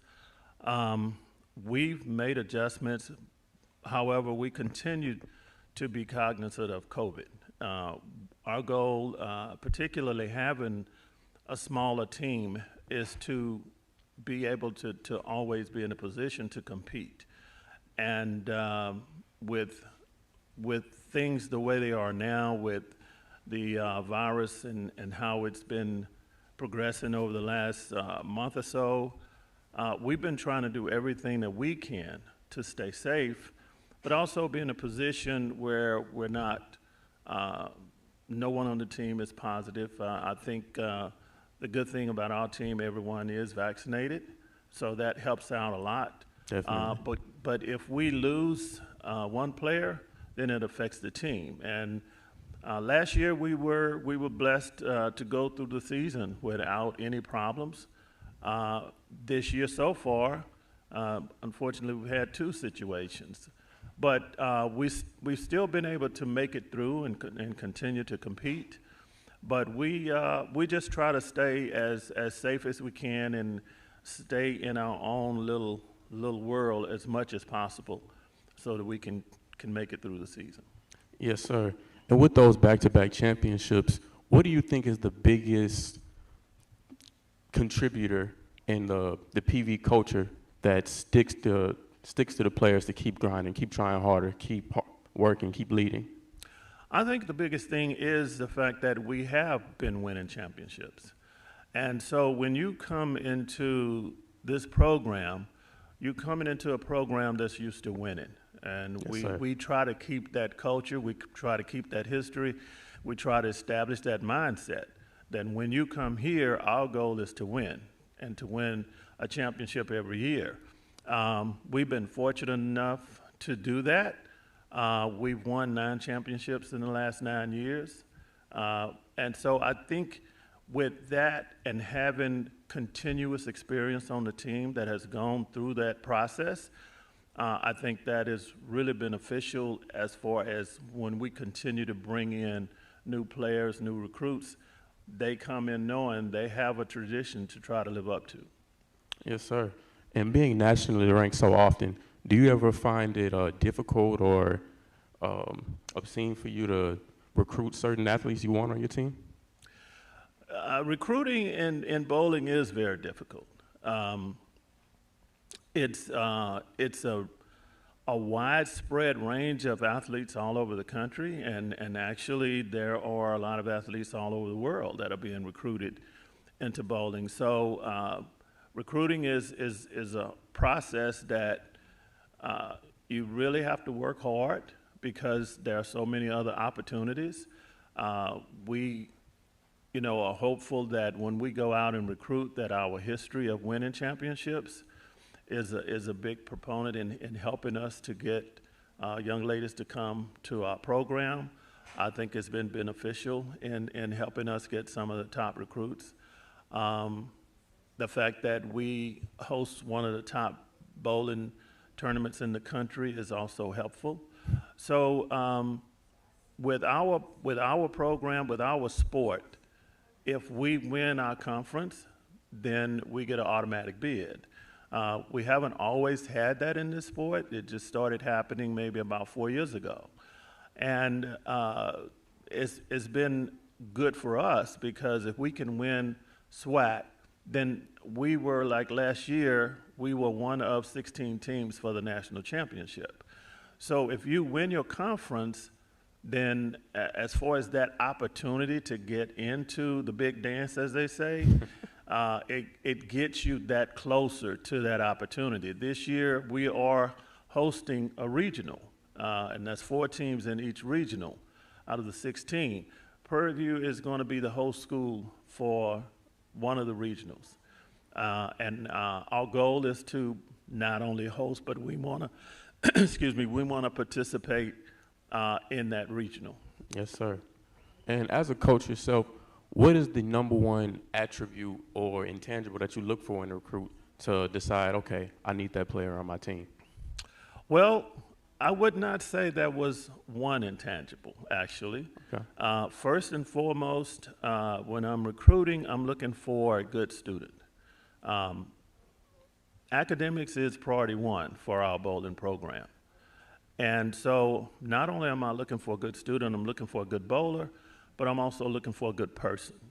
So at those 3 attributes, I would say are the main ones that I'm looking for.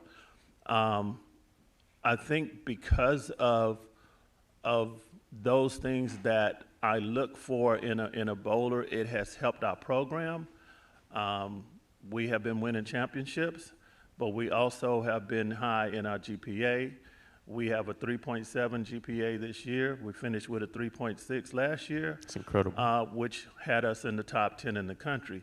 So we want good bowlers, but we want good students because your first priority is to come here and get a degree. And that's what we pride ourselves on, is graduating our players as they come in. Yes, sir. That's definitely the #1 most important thing. Could you tell us what the graduation rate is for the bowling team? I don't have the #1 exact number, right, but our APR has been consistently from 970 to 1,000, 1,000 being the highest. Oh, wow. So I would say our graduation rate will probably be in the 95 to 95 to 100 percentile. I could definitely believe it with the 3.7 GPA you mentioned earlier. Could you tell us a little bit more about the recruits that you have coming in? Well, so far this year, we've only signed one. We're still working on a few others, hopeful to bring in at least 2 more to the team. The one young lady that we have signed is Jada Gordon, and she is from Germantown, Maryland. And Jada is coming in with those 3 attributes that I talked about, as far as being a good student, being a good person, and also being a good bowler. She has already bowled a perfect game, a 300 game this season. So she's starting to peak coming out of high school, and we expect her to be able to produce right away when she gets here. We're really looking forward to having Jada come on. Oh, we're definitely going to be on the lookout for Jada. I think that personally, with the amazing work that the bowling team has been doing, it's a little undervalued and not it doesn't have just the greatest light shined on it. Championship after championship, always nationally ranked. Can you tell us and the audience just how difficult it is to play the sport that you coach so well? It is pretty difficult, and not sure if you're putting it in the context of how difficult it is to continue to win, not being put in the spotlight. But, you know, we are used to actually focusing on us and what we have in front of us. Unfortunately, one of the reasons that I would say we are one of the unknown gems on campus is because everything we do is off campus. All of our competition is on the road. We have nothing at home. We only do one event on campus, and that is an exhibition every year against TSU. But in our sport, we're traveling. We're traveling all over the country. And so that is part of the issue, but we're used to that. It gives us an opportunity to not only compete in our conference, but it also gives us that opportunity to compete continuously throughout the year on a national level, so that when we do get a chance, if we win our conference and we do get a chance to get into nationals, it's not something new. We're familiar with the teams that make it that far. We play throughout the year against the number 1, the number 2, the number 3, all year in different tournaments. So it's really beneficial for us to be able to compete all year against that high level of competition. I could definitely see that. Always competing against the top bracket would always help. Could you tell me what exactly does a regular day of practice consist of for your young athletes? Well, a regular day of practice, I guess it might depend on how well we did in the last tournament. But we typically work on fundamentals for the most part, because we're constantly trying to improve those fundamentals so we can be as consistent as possible. What a lot of people don't realize in bowling, and I always try to explain how bowling is such a technical sport. And one of the things that people don't realize is that our competition are the lanes themselves, because they have oil on the lanes, and that oil affects the balls that the girls use. Each girl has anywhere from 6 to 10 balls. During the course of the day in competition, they may change balls 2 or 3 times because of the lane conditions changing all day long as we compete. But we practice on spares and making sure that we can close frames. Yes, we want to strike as much as possible, but strikes are not guaranteed. And in this sport, you actually win by closing frames. As long as you can close frames, then you're continuing to count. But we really focus a lot on fundamentals and being able to be consistent in closing frames and picking up spares. Yes, sir. And with the rigorous workload, the hard day in and day out practice, and the social, sorry about that, and the social era we're in right now with COVID, I know that can weigh on your athletes pretty heavy. How do you, as a coach, make that transition over to a mentor when your athletes may not have the best mental health and you got a game coming up? Well, bowling is a mental sport. And so we're constantly working on that mental aspect. They know that with our sport, it's probably different from any other competition. Whenever we compete, every time we compete, it's a 3-day event. And it's a long day. We start competition around 8 o'clock in the morning, and we don't stop until about 3 o'clock. It's 5 matches a day. We go from one match to the next match to the next match. Each match lasts about an hour. There is no halftime. There is no timeout. So we go from one match to the next. The girls are on their feet the whole time during that process. So that's day 1. Day 2, we repeat. Day 3, we have what we call bracket play at the end, and we only do 3 matches. So every time we go out, it's a 3-day event, whereas in other sports, you have 1 game and you're done. Right. So they have to be very well conditioned and mentally ready to deal with that type of competition. And so we've spent a lot of time on trying to communicate with them that not only do you have to stay physically ready, but we have to be able to be ready to deal with the long grind of the day in the competition. So we're traveling, we're leaving on Thursday, and we return Sunday night. This is every time we compete. Okay, thank you, Coach. Just one last follow-up question for you. I wanted to ask you, what are any words of advice or wisdom that you would give to a high school student looking to become a collegiate bowler? I would say the main thing is, first and foremost, make sure you take care of things in the classroom. Make sure you get good grades. Make sure you focus on your academics. The next thing is, as far as your bowling, make sure you get good training, because the only way you're going to be recruited in college is that you come with good training and good skills. It's so many good bowlers out there right now that it's a wide range, and we're only looking for the cream of the crop. So again, each coach is looking for the best bowler, but they're also looking for somebody that's coachable. They're looking for somebody that they don't have to worry about whether they're going to get the grades or not, but they're also looking for a good teammate.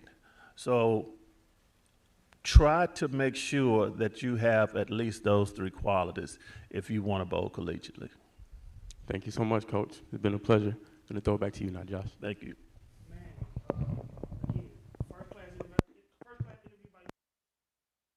I just had one quick question I wanted to ask you in terms of your recruiting philosophy. Like I said, we're here. I'm here from 12 to 7, so I'm going to talk about all these sports. Basketball, football, I'm in my area of knowledge. Bowling, I bowl with the bumpers up, so I'm not. You feel me? That ain't my area, my forte per se. But you somebody that has a trained eye for what good quality bowling looks like.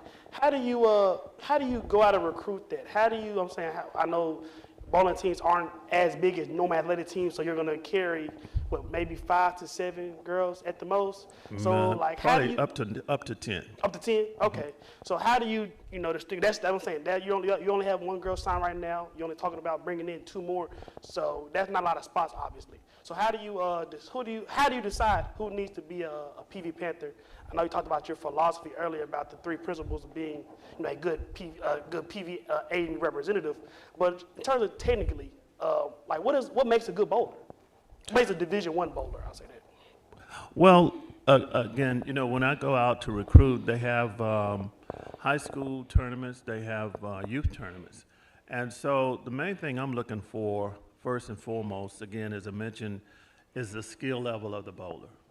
How they go through the process of rolling the ball, how they go through the process of making adjustments throughout competition. Do they understand lane management, ball motion, those kind of things? Because throughout your game, your lane is steady changing, and so you have to make adjustments if you want to stay in the pocket and continue to strike. Also look at how they respond to whether or not they got a strike. If they roll a good ball, do they get upset and lose it mentally, Or do they take it and say, okay, I have to get ready for the next ball, because the next ball is the most important ball you roll. So you want to focus now, you didn't get your strike, now you want to focus on picking up your spare, because if you don't pick up your spare, it's not doing you any good to continue to roll good balls. So you look at the physical aspect, but you also look at the mental aspect of how that bowler is progressing through that game. If you bowl a bad game, do you come back? Do you stay there and let that bad game bother you, or do you let it go and move on to the next game? So it's those kind of things that you look for and try to observe. Okay, that's very interesting insight, Coach White. You know, I appreciate that. And like I said, you've been successful here at PV at the highest levels, not only in the SWAC or not only around Texas, not only in the SWAC, but nationally. So, you know, like I said with a couple of these other coaches, but I can probably emphasize it for you. You know, the success that you had has, you know, illuminated our athletic program in general. So I appreciate that, and much success to you and your program. Thank you so much. We hope to continue that success. Thank you so much. And maybe if I get good enough, Coach White can help me bowl without the bumpers. But now, like he said, he was in his pocket. Now I'm in my pocket. We're going to take it to the court. Drew, who we got coming up next? So after the commercial break, we're going to have Coach Pugh with the women's basketball coming in to talk about the basketball aspect on the women's side. Don't miss out. We're going to be right with you with that.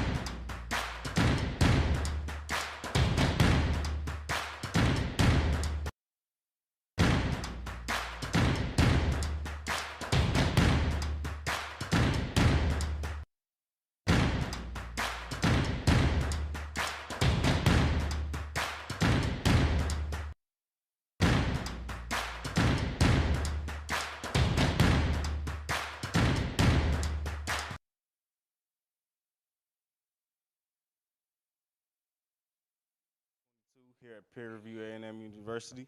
And so, Josh, you know, we've been having a lot of different champions come onto the board. We're having a lot of different teams that have really showcased, some teams that have really been, I guess, broadcast as other teams. But with that being said, those teams that have really been doing a really good job, such as bowling, soccer, and everything, you know, we really appreciate that all these things that these Panthers are doing. But that's not all. Who else we got? Man, like I said, you know, Memphis, Hoop City, Hoop Town. So, you know, I'm excited for the next guest we got. We got Coach Pugh of the women's basketball team here on the couch with us. Oh my God, y'all, forgive me. But you know, what you just told me off camera, they got a 6'4" girl, so I know they're gonna be cold. And she's from Philly, Memphis, Atlanta, New York. Them a couple of the cities that I know, you know, hoop hotbeds. So she said Philly, and she said 6'4". You know, I definitely know. I want to hear about it. Coach Pugh, can you tell us a little bit about some of your team? All right. Well, this is my 4th year, and you know, we have a new squad. We brought in 9 new kids. The 6'4" kid, Brittany Garner, was one of the best gets. We picked her up last year in December, and she came in. She hadn't played in 2 years, so she's been slowly trying to play her way back into shape. But every game, you see her coming on and on and on. I was telling a friend of mine the other day, showing my age, but she reminds me of Pam Kelly that played at Louisiana Tech. You know, just size, strength, toughness, you know, commander of the lane. And she's just going to do phenomenal things. As we continue to go down this back stretch, we're getting stronger as a team. The kids are beginning to play together and gel. You know, this COVID thing has kind of thrown us into a little tailspin. You know, you lose 2, you get 2 back. Right. You know, so that's been kind of difficult. But beyond her, we have Geraldine Smith, 6'1" lefty that had been out sick for the last 3 weeks. One of my starters that we greatly depend on. And of course, Diana Rosenthal, you know. Right. She's all excited this week. We're going to Florida to play, and that's home for her. And funny story about Diana, I was recruiting her since she was a sophomore, and we were getting ready to offer her, and we were moving too slow for her. So she called me. She said, "Coach, I don't think I'm coming." I said, "What do you mean? What do you mean you don't think you're coming?" Right. She was like, "Well, you know, that school in Alabama is moving a little bit faster than you." I said, "Okay, then, if that's what you want to do, you know, you're going to miss out on a wonderful opportunity, the greatest academic school in the state of Texas, right. You know, and playing for Coach Pugh. Hey, you going to quit me? That's fine." She was like, hold up. I'm not quitting you. Yeah, you are. So then she was like, all right. So she gets off the phone. She texts me like 5 minutes later. She said, "I'm going to wait on you." Right. So we were able to get it done and get her here. And she's just an amazing student athlete. Wants to major in be a dentist and academically sound. Has done a great job, averaging about 16 for us in her last couple of games. So those 3 kids we greatly depend on to, you know, score the basketball. We have Kennedy Paul, a 6'1" kid out of Shreveport, Louisiana. Shreveport, okay. That's, big smooth, yeah. KP, we call her KP. She likes to shoot the jump shot. You know, she's hit some big ones for us, and we're going to need her to hit some big ones down this backstretch. Also, Kennedy Hurd, another kid from Louisiana. And, you know, those kind of round out. We got some new ones in. Curtis Clark, transfer over from Alcorn State. And then we have Emily Rosario, who really hasn't been able to go 100% with an injured foot, so we have to play her sparingly. You know, so we've had a lot of injuries. We've had this and that, which caused us to fluctuate a lot. Right. But we're hopeful that in the next week or so we're going to have a full complement, and that's when we're going to make our push. Right. Well, that's very good to hear.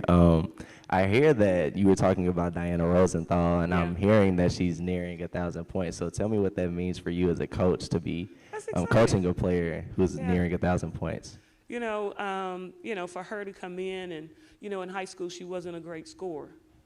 She's really worked on her jump shot, her 3-ball, her mid-game, doing a better job of finishing through contact. But, you know, she's a phenomenal leader. She shows up every day, puts a hard hat on. Yeah. Phenomenal effort. You know, Diana was one of those kids that plays on both ends of the floor. Right. You know, she rebounds, she plays defense, she's hard-nosed, she's gritty, and she's a leader on this team. So just really blessed to have her. Right. So in that spirit, let's talk about some of your recruits, you know, the number of recruits and signees, and, you know, what does a potential recruit look like for Coach Pugh? Wow. I said the first thing, of course, is academics. You know, before we can do anything with a recruit, we have to see that transcript, and we have to know that she's academically sound. Right. That's number one. Number two, I'm big on family. You know, I want to know that she's, you know, from a good background, and coaches and, you know, everyone can vouch for that young lady and, you know, in terms of behavior. And then beyond that, we look at size. I like big guards, you know, and I like kids who can run the floor and do multiple things. I like kids who can play inside and out. You know, when you see a KP, you see a Diana, you see a Ken Hurd, that's what you see. Right. So this year we're looking for point guards. You know, that's been our Achilles heel the last couple of years, is just not being able to consistently have someone who can run the show to the degree that I need. So, but that's what we're looking for, and, you know, that's what we're going after right now. Right. So who are your signees and recruits for this upcoming? Well, we only signed one young lady in the fall, Okay. and that was intentional. We recruited two, and we signed one. Her name is Jada Bowen. And Jada's from Chicago in Illinois. Okay, Chi-Town. Chi-Town, yeah. Candy City. Yeah, she's going to bring it. You know, Jada's lefty, 5'7" guard, point Okay. guard, shoot the 3 ball, shoot the cover off of it.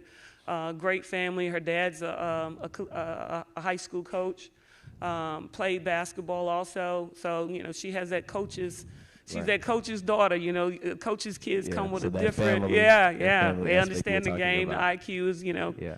So we're excited about Jada, and we think she's going to be a tremendous addition to what we already have in the complement. You know, and beyond that, I'm gonna be honest, we're like everybody else. We're in the portal. Right. You know, we're looking in the portal, and Coach Evans is here, and, you know, he's already had, you know, a Power 5 kid in on visit. So, you know, we working. You know, we're going to be in the portal and trying to get kids in here who can, you know, do what we need to do on the court and in the classroom.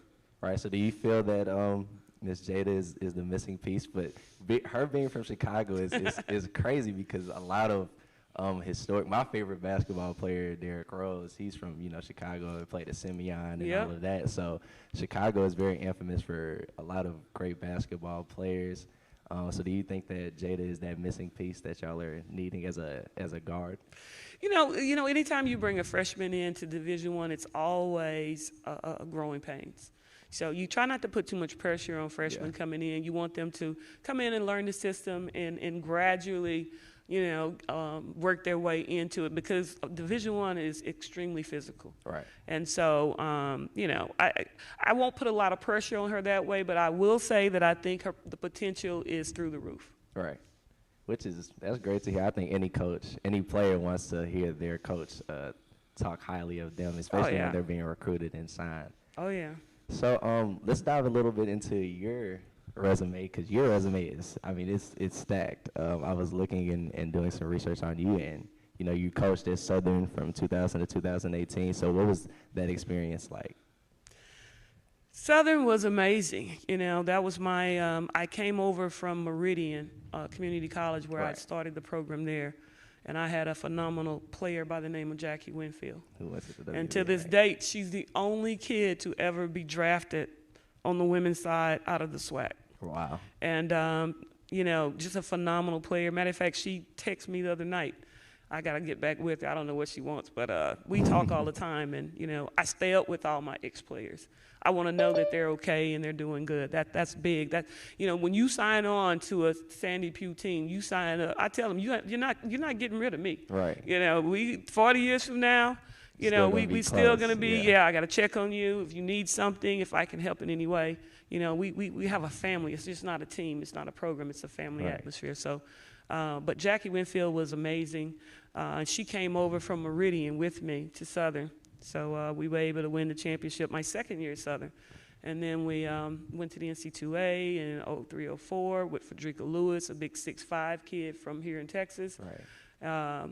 You know, and just had some phenomenal players down the ranks. Indy Johnson, who works here at PV and Academic Services, played for me. Indy was an All-American out of high school. Really? Wow. Yeah, signed with Purdue, and Coach Evans at the time recruited her. Wow. He was with me at that time. Wow. So, you know, getting him back and being able to have him working with me here right now is special. Yeah, and it's that experience that you have with that experience. With him. He understands recruiting. He knows the lay of the land. He has the contacts, and he's going to be able to jump right in and help us continue to move this program forward. All right, that's great to hear.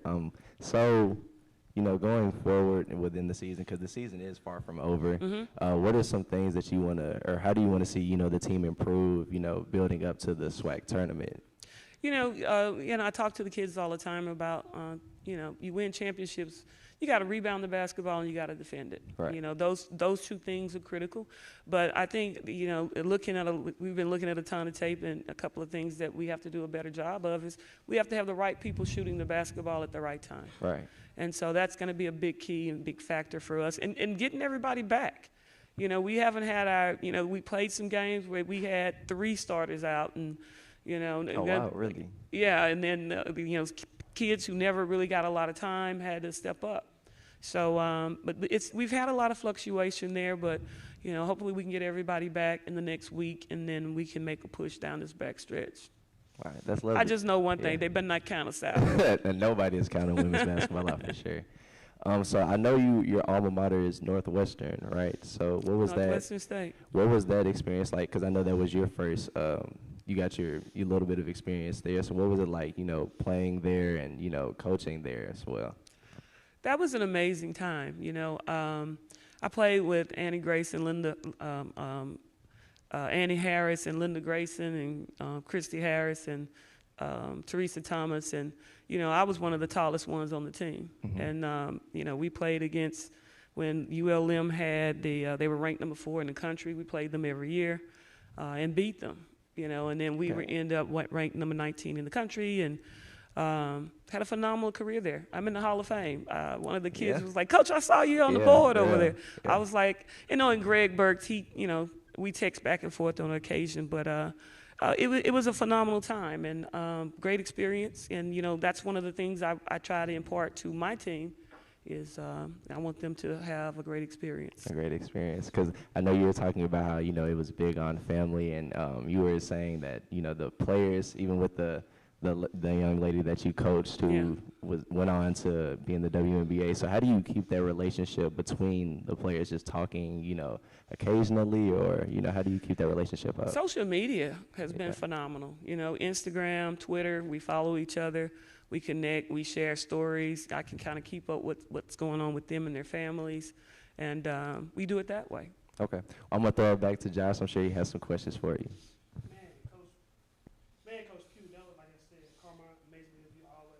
Check my man music out too. You feel what I'm saying? Okay, a little music. Okay. Check that out. He opened up for Wale now. Come on. He ain't playing. Yeah, yes, ma'am. Oh, okay. I gotta check that. Yes, man, most definitely. Like I said, I am from Memphis, so that's a hoop city. A little bit hurt that you ain't recruited no girls from my city. I'm gonna plug you in after we get out the air and whatnot, things like that. But what is the identity of this team? Basketball on both the men's and women's side has been evolving to you're going farther and farther away from the paint. But evaluating your team, you got girls like a 6'4" center. My favorite player on your team is actually KP Kennedy. Like you said, 6'1", 6'2", light skin too. She inside out, can bang, but also got like a little nice 18 to 20 footer. But in terms of your overall team philosophy and your playing style, what is the best way for the PV Lady Panthers to rack up those dubs? What's so interesting? It's kind of evolved. When we started, we didn't have Brittany Garner, in any kind of condition or ready to go. She had been in a car accident, so she was having some issues there. So we had to do more in terms of, like you were saying, the perimeter, being able to get the ball up and down the court quickly. So if you watch some of our early games, you saw us getting the basketball early and opposite, kicking it ahead, and running a lot of fast break options, shooting a lot of 3 balls. Now that Brittany has come on, you're seeing us go more inside because she's able to dominate the paint. So I think you're going to see down this back stretch as we begin to get our kids back and get them healthy, a combination of both, because we do have athletes. We can press, we can run, we can bang, we can shoot it on the perimeter. So we can play a multitude of different styles of games. So this team is Danny, Coach Evans always uses the term work in progress. But I think that the progress is coming. It's going to be, in the next week or so, we're going to see a phenomenal product on the court, and that I'm looking forward to it. It's going to be pretty amazing because we've taken our lumps and bruises this year. So I think that tide's turning. I'm definitely understand it. Is Brittany the tallest young lady in the SWAC? I can't imagine. Somebody got 6'5" girl in the SWAC? I think the other young lady on our team might be the tallest one in the conference. Who's that? I'm not sure how big the girl is at UAPB, but Chen Hudson is listed taller than Brittany. Okay. So just another quick question before we wrap up. I know you talked about, bringing in Brittany, having a girl like a young lady like KP, emphasizing that post, that pitch post, that mid game. But without Brittany having been back for so long, praying for obviously, having recovered from a car accident. Which style do you prefer to play? Do you like to get up and down, or do you like to throw it in the KP and Brittany, let them clear it out and let them work on the block? When I played, I got the rebound. I played 1 through 5. We getting it up and down the court. There was no such thing as an outlet. You just go. So if I had my choice, that's the style we would play. But when you got a grown woman down in the lane that they can't guard, I think it's in our best interest to throw her the ball. So that's what we're going to do as much as possible. Makes sense, Coach Pooh. Y'all check out the Lady Panthers on the hardwood. Their season is currently going on right now. So next Saturday. I'm about to say, what's some of your biggest games on the season, Coach Pugh, coming up? We take off and we go down and we play the 2 Florida schools, Bethune and FAMU, this Saturday coming and Monday. And then we come back home and we take on Grambling and Southern. Okay. Always big games. We're going to get those dubs. Always. Quick, fast, and in a hurry, you feel what I'm saying? Feeling still hurt that you ain't recruited no Memphis girls. We'll link up after that. But y'all check out the Lady Panthers right now, like literally right now, in seats right now, next Saturday. And then, once they work in the conference play, see them beating up on some swag foes, that'll be amazing. But, Drew, who do we got next coming to the couch? I feel like this is round table talk. We ain't missing Jada and Will, ain't it? Yeah. So coming up next, we have Coach Williams and the women's tennis team. That'll be right after this break.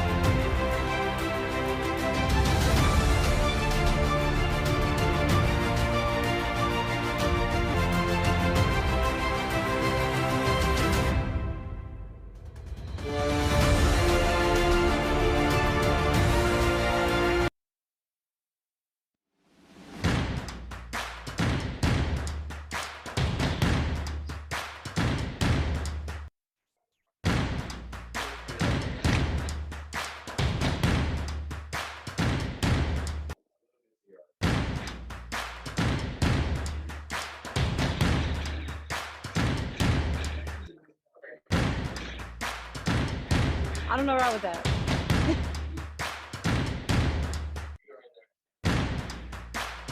You guys are starting, right? Oh, okay.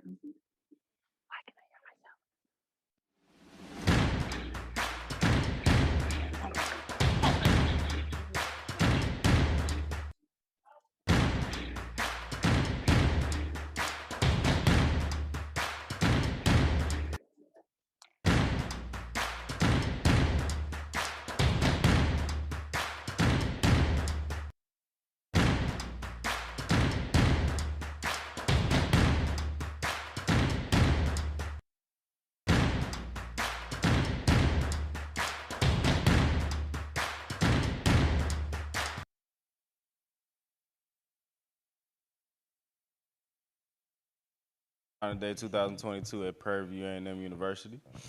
So today we're going on. We've had a lot of different coaches, a lot of different champions that's come around here. In fact, honestly, every team here that goes to PV is a champion.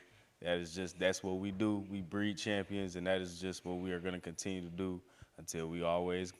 There's not much that we know. All we know is the win. So with that being said, we have Coach Williams with the men and women's tennis. And with that being said, how you doing, Coach? I'm good. How are you guys doing? Doing good. Doing really good. You gotta tell us real quick. I don't think any of us up here are tennis savants, but let us know. Do you got the next Serena and Venus Williams here at PV? I think you guys just went on mute.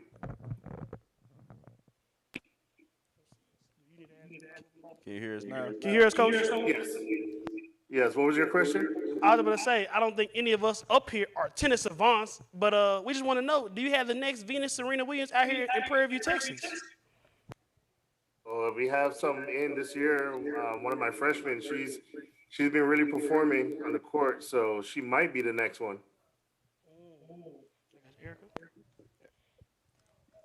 So, Coach, Can you tell us?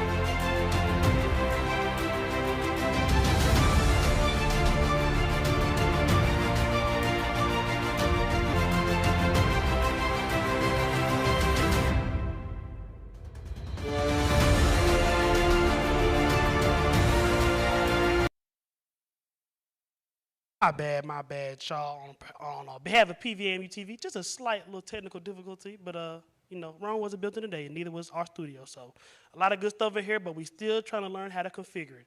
But Erica, I think you was on the line with Coach Williams talking about the future of Venus Serena Williams here at PV. Of course.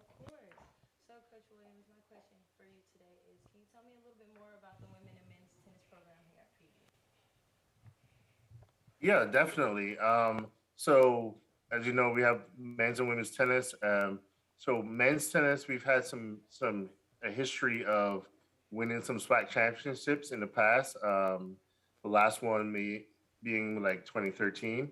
And our women are very tough competitors. We've made it to the semifinals and the finals of the SWAC championships in the past, but we're looking to get that final championship win. And that's been one of my goals since joining the team here at Prairie View. And we're kind of, the crop that we have now, they're looking pretty strong, and we're hoping this year is our year. And our men are continuing to work really hard, and they're always a threat in the SWAT. I got you, Coach Williams. So, I'll reiterate the point. None of us up here frequent tennis watchers, more basketball, football guy myself. But just tell me a little bit the fact that it is National Signing Day. Tell me a little bit about the type of tennis player that you recruit here, and what type of tennis player, both men and women's, makes a good Prairie View Panther for you and a good fit for your program. Can you say again? It's a little low. Sorry. Yes, sir. I was about to say, the fact that it is National Signing Day. So today is National Signing Day. I know you have one recruit that you signed today, Miss Wooten. Can you tell us a little bit more about her? Yes. So Alayla Wooten, she's a young girl from Tennessee. I'm really excited about her joining our team. She's a lefty, which in tennis is always an advantage.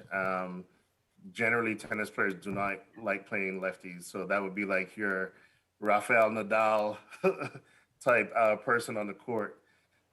She's very motivated, works really hard. I think she's going to be a huge asset for us and definitely make us stronger. Like I said, our team is looking stronger already this year, and she's just going to add to that. And I've spoken to her recently, and she's hungry. She's ready to come in and work and just compete for us. She wants to be a Panther, so I'm really excited about her. I got you, most definitely. Can you hear me, Coach? Hello, can you hear me, Coach? Yeah, can you hear me? Yeah, I can hear you now, most definitely. Like I said, none of us up here are frequent tennis watchers. I'm more of a basketball, football guy myself, but still a beautiful sport nonetheless. But the fact that it is National Signing Day, can you just tell me a little bit about the type of player that you see as a perfect fit here in PV, and technically wise, like what type of tennis player makes a D1 tennis? How you say it, Drew?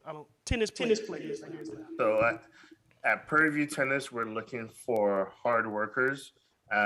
We like to play aggressive tennis, so that means we're always looking to attack, and that's the type of players that we've been developing and bringing in as recruits. So, our whole goal is when we're playing matches, we're trying to find that person's weak spot, and we're going to exploit it as much as possible.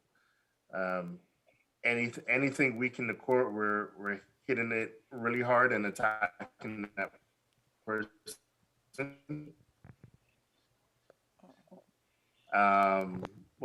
That's how we've been doing so far this season, and it's been working out well for us. So we're going to continue that and just try to take it as to the highest level that we can. College tennis is a little bit different to tennis that you would see on TV, namely being that it can get really loud. You can cheer as much as you want, and it's not quiet like on TV. So we enjoy that energy. If you come out to our matches, you'll hear the players, screaming, cheering for each other, yelling, "Come on," and pumping up each other. So we want that from the crowd too. So it's an exciting experience. Most definitely. Just one thing that you said that I was very interested, aggressive tennis. Obviously, tennis is not a contact sport. So just expound on a little bit of your philosophy behind aggressive tennis and what type of players fit that mold. Aggressive tennis would be, so typically in tennis, you're hitting a ball back and forth. So you can, passive would be if you're just kind of waiting for that ball to come to you. Aggressive tennis is if the ball's kind of floating, you're going to come and take that ball out the air and pretty much hit it really hard to a certain spot. And you're constantly, tennis is, you can set up patterns and you hit to certain spots and you get certain balls back. So you're always looking for that ball that might land in the court that you can hit for a winner, or you can hit hard and come into net so you can finish the point. And while it's not a contact sport, people have gone and hit with a ball. We say not purposely, but it happens. But that's the kind of tennis that we play. We're looking to attack all the time. We don't want to be on the defense, and we don't want to be just running around on the court all day. We want to take you out and then go move on to the next one.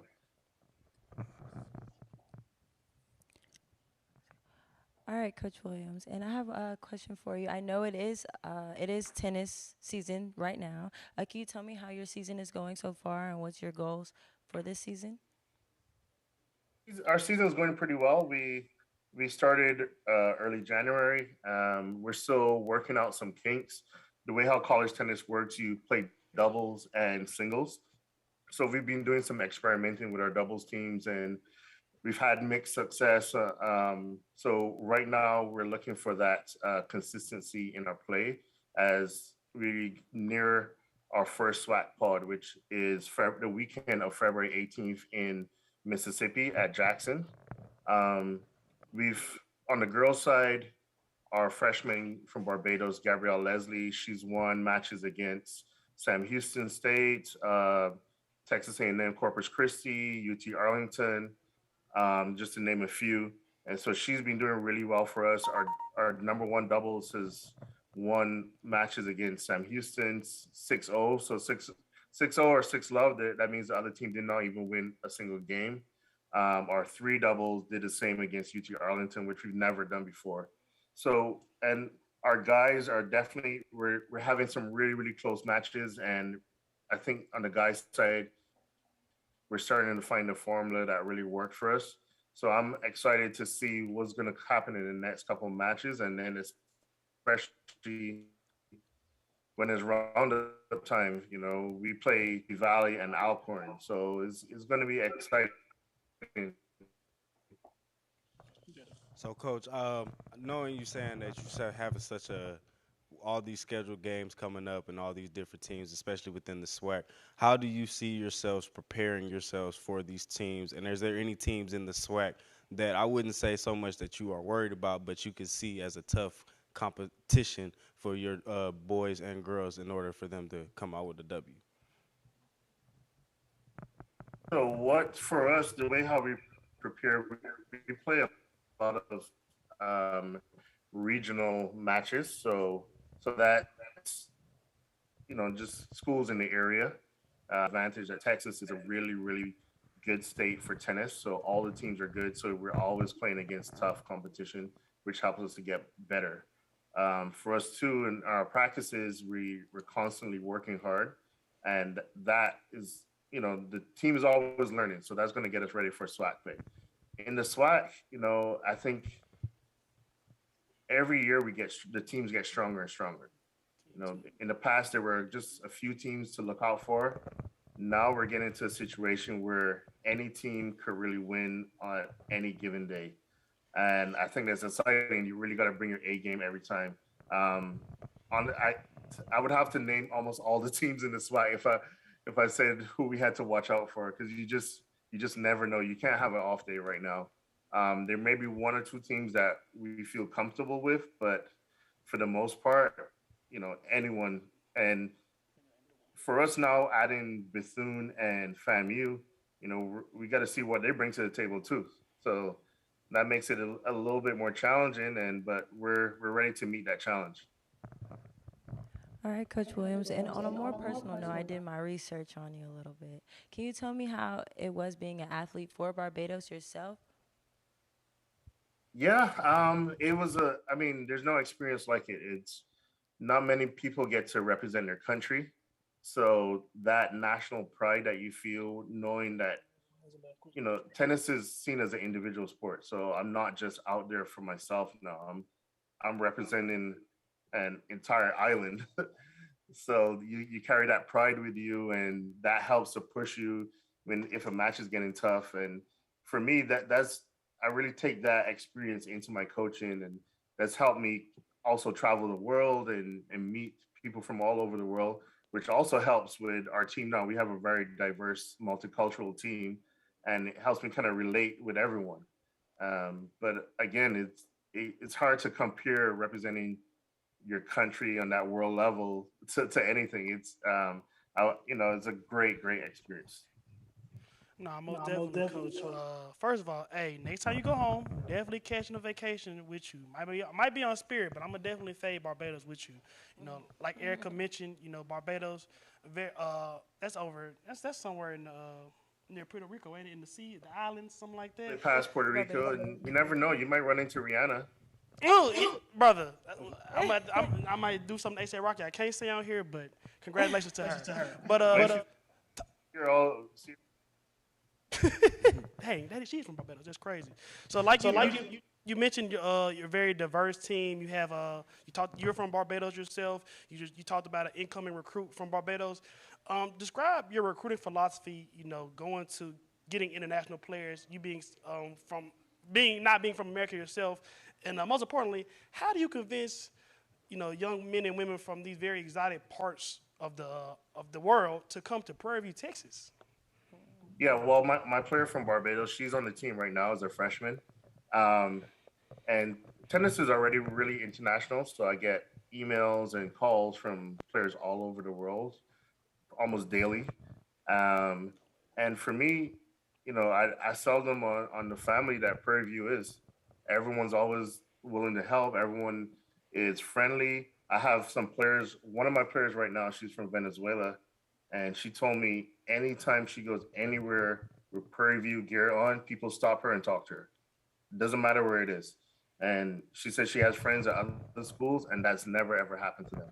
So she says, she feels automatically like she's part of Prairie View as a whole. Um, and for me, anytime I bring players on the hill, they're sold. It's simple as that. They see Prairie View and they fall in love. But the international players, we kind of just sell them on our philosophy, our practice, and that we're hardworking, and also the area that we're in, they get to play really good teams, and that's a big plus for players. Okay, thank you so much, Coach Williams, and we hope that you and the tennis team do such an amazing job, both boys and girls, that you guys go out there and you guys show what Panthers are all about, and we're all about W's and making wins. That's so true. So our women's next home match is next week, Saturday, which is, I'm just checking the date really quick, it's the 12th, and we take on UT-RGV, so UT Rio Grande Valley, and that's a doubleheader. I think we're going to probably start around 11, and then the second match maybe like 2 or 3. So if anyone wants to come out, we welcome it, and you'll see our Lady Panthers in action. Man, appreciate you, Coach, most definitely. And I'm going to take you. I don't know if they got any $65 flights to Barbados, but I will be on the next one booked. But, Drew, tell me who we got next coming to what apparently is the Hall of Champions down here. Yes. So coming up next, we're going to have the coach from the men's track and field and all that and more with this after the break. Stay tuned.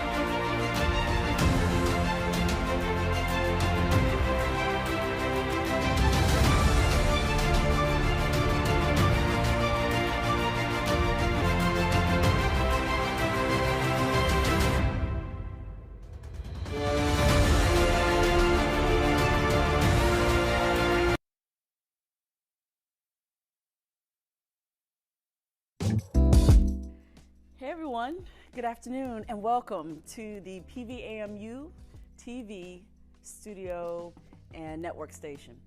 My name is Teresa Dalvest. I'm an assistant professor of communications here in the Legacy Hilliard Hall, one of the most renowned and most beautiful spots on our campus here at Prairie View. I'm also the director of film and television production for our program, and I'm excited and incredibly pleased to share with you the newly renovated TV studio. I started here in January of 2017, and one of the first stops in my orientation to this program here was the TV studio. And it was an amazing space. Upon arrival, I thought, wow, I know the students are gaining so much experience and knowledge about television production, film production, and gaining the tools that they'll need to be able to contend in the industry. What I learned, though, was that that studio was built in 2011, 2012, and was in dire need of renovation and technological updates. And so I wrote a grant for a Title III, a grant proposal for a Title III grant, and we won the grant. And over the last 4 years, we've been planning and designing and finally executing this new studio. We had a great collaboration with Urbano Architects based here in Houston, as well as with Broadcast Studio Designs Incorporated, which is an amazing international company out of San Diego. They've built sets for major affiliates with ABC, CBS, NBC, Fox, you name it, and they've built it. And so doing my research on their company, I learned that some of the stations that I grew up watching in Virginia were designed by them. And so that's who I wanted to work with in putting together this look. I'm going to give you a really quick tour, and then after the tour, I'm going to give you an invitation to come and spend time in the studio, work with us and create content and help us amplify the stories of Prairie View. Right here, what you see behind me is this amazing media wall. It's 6 monitors in a virtual orientation that was inspired by WTTG in Washington, D.C. Again, growing up, watching the news and different programs from WTTG, when I saw their set, I was instantly inspired to replicate that as best I could. The difference between our wall and the wall at WTTG is that their mural is a static photo. It's just a big JPEG from end to end. It doesn't move. It has no video components to it. And that was the difference we made with our particular wall. So as you can see, our logo is animated on the monitors behind me. We can make one big panoramic view. We've seen the football stadium, for instance, go from end to end in this space, and it's amazing. It's just, you feel like you're standing out on the 50-yard line. And then a monitor in the middle that just kind of helps glue the whole picture together. In my tour, you'll see also that we gained inspiration from all the colleges from around the university. For instance, this treatment, this kind of marbleized look, was inspired by the Clark Building, where juvenile justice and psychology is. We lifted some inspiration in the hallways of the Agriculture Business Building, AgBiz, as we commonly know it. This dark slate you'll find on the first floor in different places of that building. It's one of my favorite textures around the building.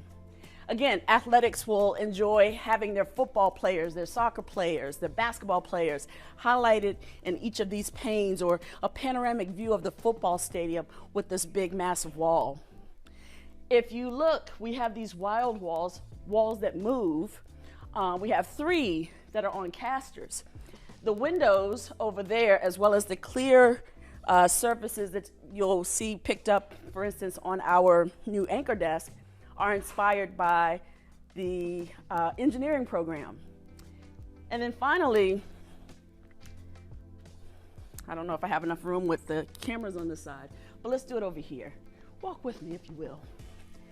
On the back side of the 2 larger walls, we have inspiration from the School of Architecture.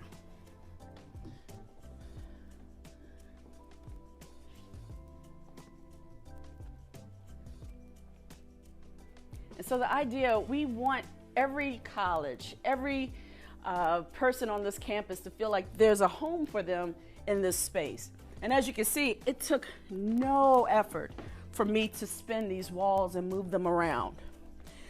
That allows us to have great flexibility in this space, something that we did not have much of in the original space. So let me show you our staging areas. First of all, this stage is what we call our little taco stand, if you will. It's a stage that's movable by bringing both sides up on hinges. We can lift them up and roll them away, removing the stage from the space, but for the most part, it pretty much lives right here. We have this great purple couch that will hold interviews and talk to various dignitaries and guests on issues that are important to the campus community. We have these amazing mics with mic flags showing off our university pride, both Prairie View and PVAMU-TV. Great branding, great branding. We also have a large wooden table that was made specifically for us. We have a show called the Prairie View Roundtable Talk. And the people who helped put this whole great space together made this custom for us for that particular show. On this end, we have our new anchor desk, again with a plexiglass see-through top, great monitor in the front. Gives our students a great playground as they become the next generation of multimedia journalists. And no shortage of monitors and visual stimuli around the space, again with great flexibility, great usability for our students, and all the tools that they'll need to be able to compete and contend for the careers of choice as they graduate from this great school. This is done in the form of a team effort. The faculty and staff in the Department of Communication we work tirelessly for our students. Our alumni have joined in also in our efforts to raise up our students and build an incredibly competitive program. We have opportunities that are pipelining our students into grad programs, especially at the University of Southern California, where we currently have 4 students enrolled in their grad program, and 2 recently graduated. One now has a job with the NFL and another with the LA Times. We have students doing amazing things all over the world, quite frankly, and this space, we want this space to be the place where we cultivate the next generation of filmmakers and broadcast journalists. Feel free to come anytime. My name is Teresa Dalvest. You can find my information in the university directory, and any of you and all of you are welcome to come play in this amazing playground. Thank you.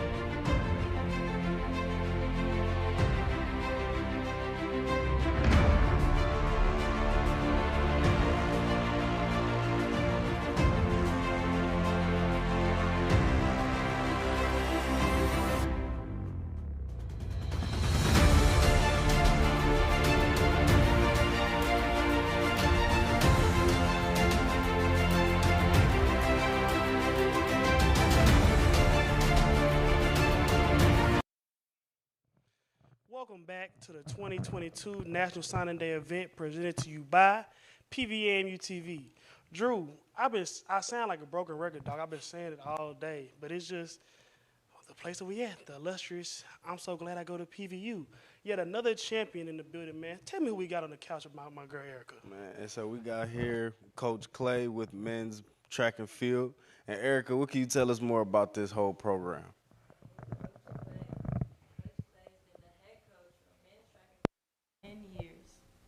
So Coach Clay, can you tell us a little bit about the track and field program here?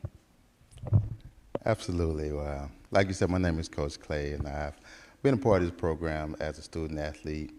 I've grown to be a grad assistant, and from the grad assistant to assistant coach to now head coach. So I started my journey here the fall of '97, and I've been here ever since. Okay, can you tell us, with it being National Signing Day today, can you tell us what a successful recruiting class looks like?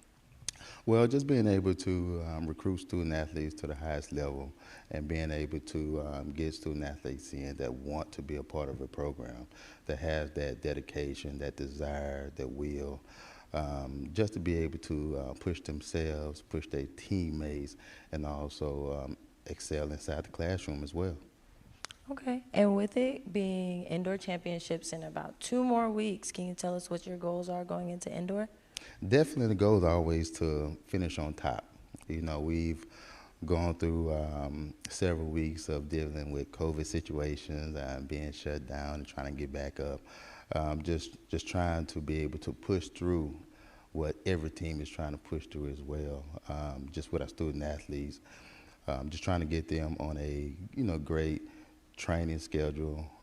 Also being able to keep them safe in this environment. So it's been a challenge. It's a challenge that I'm up for. It's a challenge that I'm willing to continue to push my guys through, and also just being able to keep them healthy at the same time. Right, and so I know you have a few championships under your belt here at PV. Can you tell me what is something that motivated you back in your day, or what motivates your team today? As a student athlete, I was able to win 4 SWAC championships as a team. The motivation then is just teamwork, being able to work together as a unit. We know track is almost an individual sport in a certain sense. You have to really develop your craft and also encourage your teammates to develop their crafts as well. So we use that now as a foundation of our program, being able to push ourselves and push each other. I tell my guys all the time, when you're in practice, take your feelings out. Don't worry about your feelings, worry about your teammate. You know, don't push yourself, push your teammate. And if each person push each other, the entire team is being lifted as well. Right, can you tell us a little bit more how it is being a student athlete, how important academics is to being a student athlete? It's a huge part of athletics, because before you can be on our team, you have to be accepted into Prairie as a student first. That's what makes you a student athlete. So we pride ourselves in getting our guys in, allowing them to, pushing them to get internships, be a part of other outside organizations besides athletics or whatnot. We always monitoring them with study hall and whatnot. So you have to have that balance for as academics and athletics. If you have more athletics than academics, then your program will struggle APR-wise. All right, and with you being on the team back in '97, how did Coach Wright and Coach Gillard kind of impact you as a coach today? Well, they taught me the foundation of the program. Once we first got here as a group, they taught us about the athletes of the past. And, you know, we had Olympians, we had guys who go to Olympic trials, won different championships as well. Not just SWAC, but in the world as well. So once I learned the history, that allowed me to understand the foundation. Now, if you know your history, you know what direction you're going in. So as a head coach, it's my job to kind of push my athletes to get back to that level of competition. You know, at the end of the day, you want athletes to qualify for regionals, you want athletes to qualify for nationals, you want athletes to qualify for Olympic trials and make the Olympic team, not just for the U.S., but for their countries as well. Right. And can you tell us a little bit about some of the standouts on your team today, who we should be keeping an eye out for? We have a couple of guys. We have Damian Cobbs in the 400. He's a 400/200 guy. Nazir Pate. He's a 400 guy. We have a triple jumper, Nathan. He's actually from Barbados. He was a defending conference champ in the 200 and also, in a triple jump, and also he qualified for regionals as well. We have a good distance core, Worthington Moore in the distance, Jamal Wolt as well in the distance. So we kind of have a pretty balanced team in terms of sprinters, distance, and the field as well. Gotcha. And the men's track and field team is always on top with SWAC. And they actually did win outdoor in 2021. Can you tell me something that you tell your team in order to go out there and win every year? Because they seem to get a ring every year. Well, the goal is to be competitive. The main goal we talk about all the time is once we go to SWAC, the objective is to win some, lose none, per event.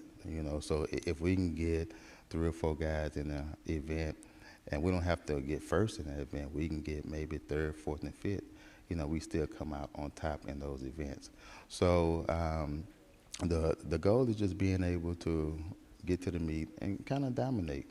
And this part of the season, we're in a part of the season where we're really just trying to find our niche for us indoor season.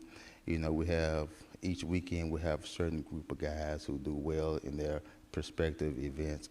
And a conference for us, we just have to get everybody to do well at that same time, just that weekend. So, our first meet, I think we did great in the sprints. Maybe the second meet, we did great in the distance. Now we getting better in our field. So we're trying to put things together so when it comes to SWAC, we can all do better that weekend. Understandable. As a group. Yes, understandable. So when it comes to recruiting, do you recruit all over, or do you try to stay in the area of Texas? What's your recruiting method? Well, we have the opportunity to recruit all over. I'm a Houston guy, so Houston is my first stop. I try to get Houston athletes.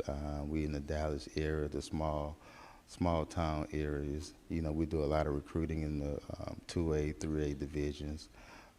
So we're not designated in one area when it comes to recruiting, so we have pretty much full range when it comes to our recruiting. Gotcha. And with FAMU and Bethune-Cookman entering into SWAC, what's the level of competition you think? They definitely raised the level of competition. I kind of been that coach that said if we can get the MEAC and the SWAC to merge and do it the right way. Oh yeah, that would be cool. Right, so I'm here for it.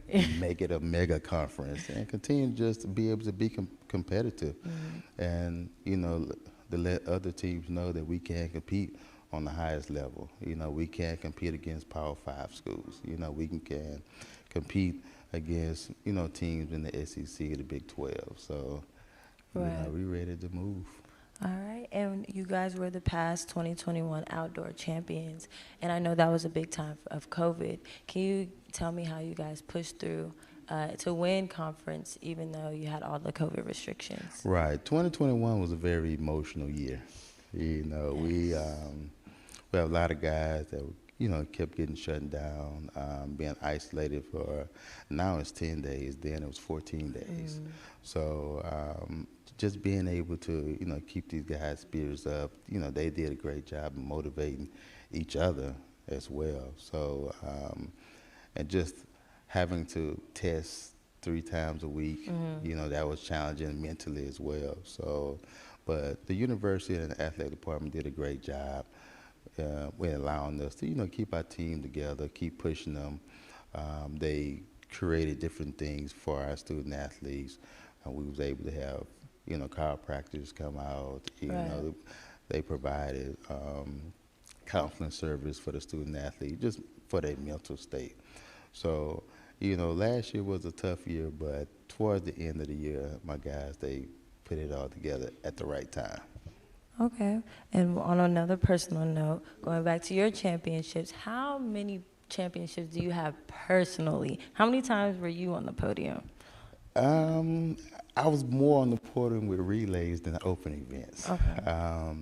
I didn't win any open events myself, but as a team, we placed, well, on my relay team, we placed first several times. I think I might have placed third or whatnot, but as a team undergrad, we won SWAC 4 times. All right. As assistant coach, it was 5 times. You'll never think about getting back out there? No, not at all. Not at all. All right, and now I'll hand it back over to Drew and Josh. Thank you, Erica. Always supporting Black Girl Magic, you feel what I'm saying? Coach Clay, 5 rings. Come on, you on your Phil Jackson flow, ain't it? You feel what I'm saying? I like it, I like it. One overarching question that I do want to ask you, because my size may not dictate it, but I am a fan of track, especially the sprints, the 1 to 2, you feel what I'm saying? You need a shot putter, I got you. But what is this, obviously Usain Bolt, the most dominant track athlete ever, had a 8-year run over the sport, dominant run. Right. So he's kind of left a big void in terms of the next quote unquote superstar, especially in the Olympic track meets or Olympic athletes. So what is your feeling about the state of track and field in general? And do you see who do you see as the next potential superstar on the rise? That Wheaties box, magazines, commercials, all that. Who do you think is next up in the state of track and field? It's several student athletes, or just really athletes. We have Rob Bishman, the American record holder in the 400 hurdles. We have so many sprinters. Shakari. Definitely. So it's just a young group of talented athletes that's coming up now that's, taking on the range with Usain Bolt.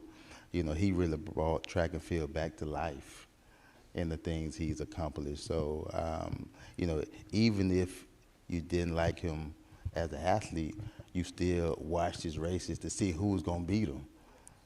So even like him or not, you still watch his races. And that was a great thing for the sport. He accomplished a lot.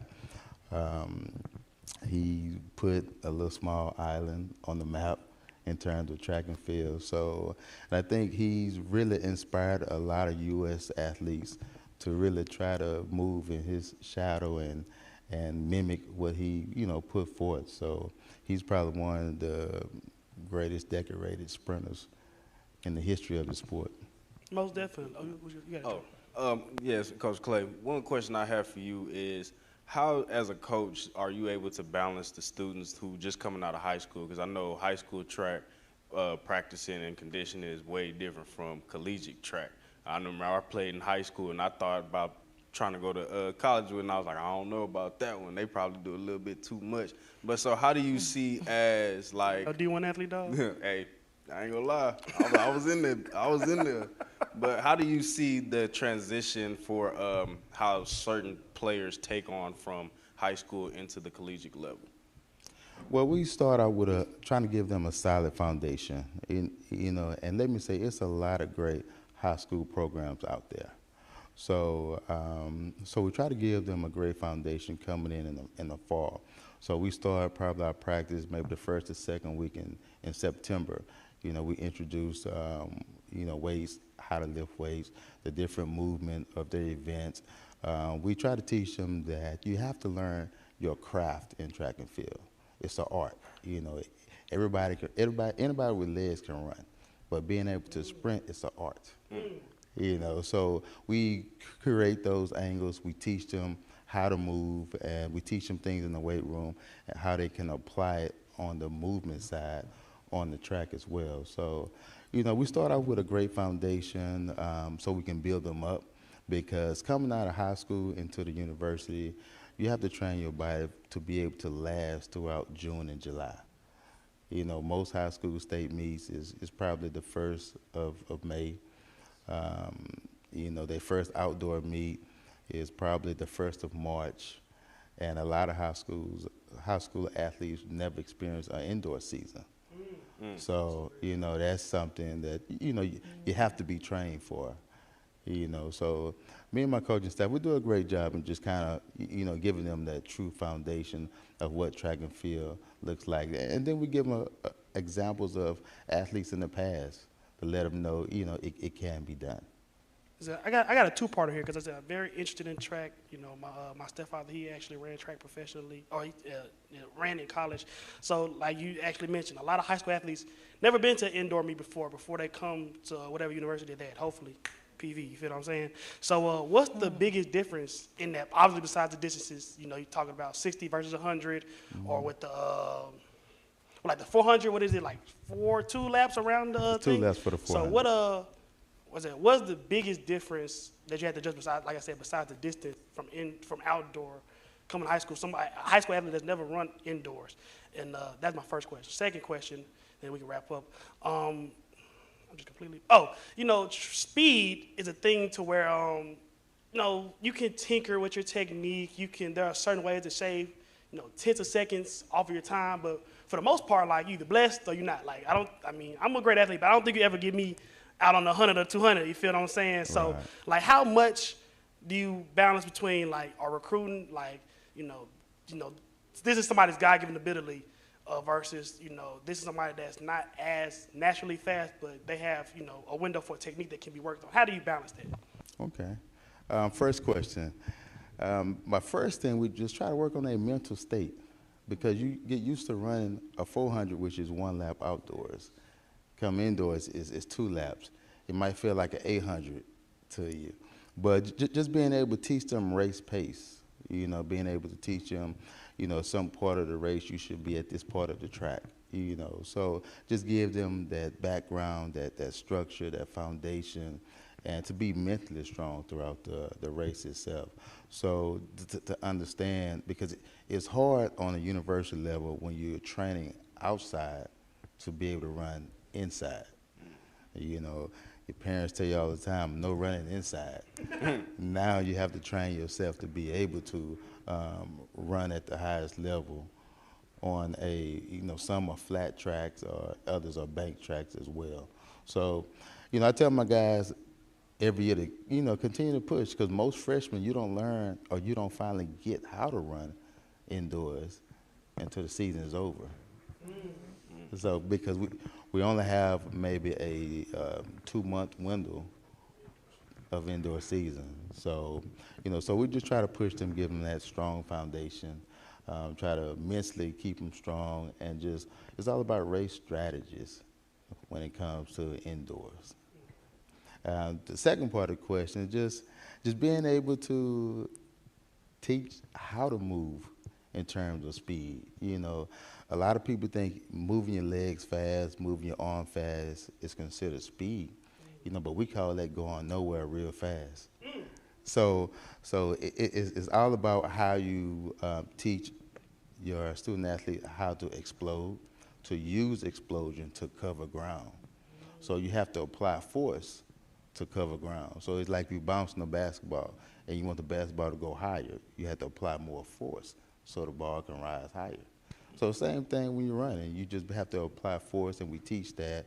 And along with the weight room, we do a lot of mid-ball throws, plyometric drills, and things of that nature to kind of teach the body so they can have what they call muscle memory. Like, not to be capping y'all out, but I do have another question. We're gonna wrap up after this, for real this time. But you talk about, Usain Bolt in Jamaica and him establishing that country as a track and field power, especially in the sprints. So bringing it back to the hill, what is your recruiting strategy in terms of what type of people I want on this track team representing the university? What areas of the country do you specifically target in terms of, I just know people are fast here. Florida specifically is an area of the country known for producing fast people. I guess Texas is 1 billion people here. Obviously, some of them are going to be fat. Memphis. Cali, you forgetting Cali, y'all. California. Don't forget California. They're the same boat. They got like 1 million people. They're going to have some fast people. But like, what areas of the country do you specifically target? And what's your recruiting strategy in terms of, lining down and getting in the blocks and having the best Panthers possible at your disposal? Well, the first thing we look at is the academic piece. you can't be a student athlete if you can't pass your class. So, being able to allowing the coaches to be able to trust you to be able to pass your class, and because coming to college for men, it's you're really going through that transformation from a boy to a man. So you have to be able to mentally get them prepared, for life. Because I tell people all the time, Prairie View is not your destination. It's only your 4 to 5 year pit stop in your journey of life. And we have to use that, not just on the track, but in life as well and in the classroom. And just where we're recruiting, we recruit talent. Talent has a certain face, a certain area, whatnot. If you're academically strong and you're talented, Prairie View is knocking on your door. Great. Appreciate that, Coach Clinton. Like I said, you need a shot putter out there, you feel what I'm saying, or a discus thrower. I can throw a little 120, a little 50.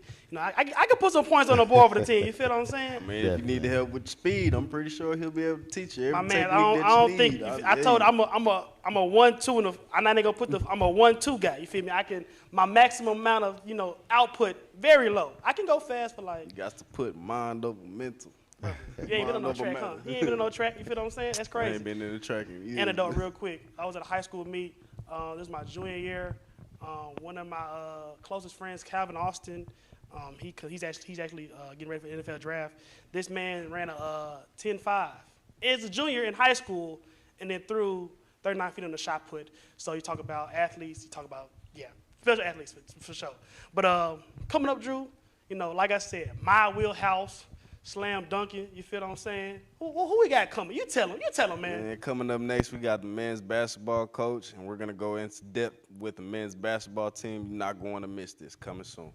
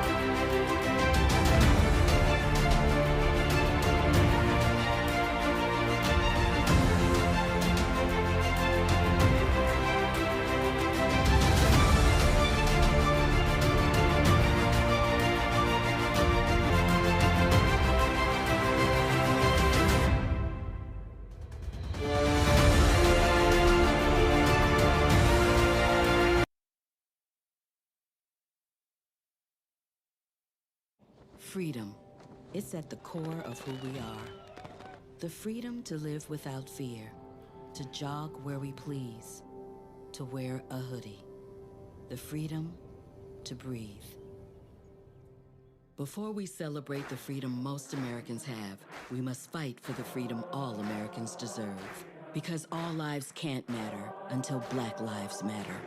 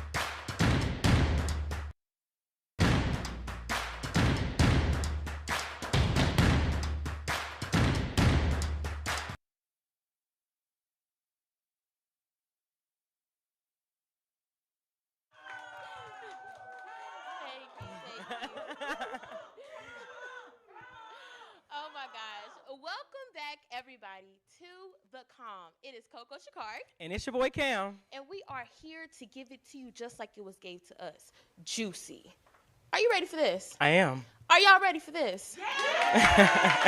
Listen, I'm so excited. That second episode, that was something. It was. Did you, the hard eyes, the love things that was going on? Love triangle situationships. Situationships. Okay, well, let's stop. Before we get into that, take a look at the fits. Oh, are we giving How it are to you him? guys? Do you guys like the fits? How Can are we the give it fits? to him? Thank you, thank you. Where can we find these? Well, everything that we're wearing tonight, you can find here at the Prairie View Campus Bookstore. Don't beat us there. Or beat us there, don't meet us there. My bad. I am so done. Well, anyway, I absolutely am in love with March so far. Like we said before, the way that they were carrying those instruments, Agreed. I couldn't have done that, and I'm just so proud of them. I love Hyundai. TV.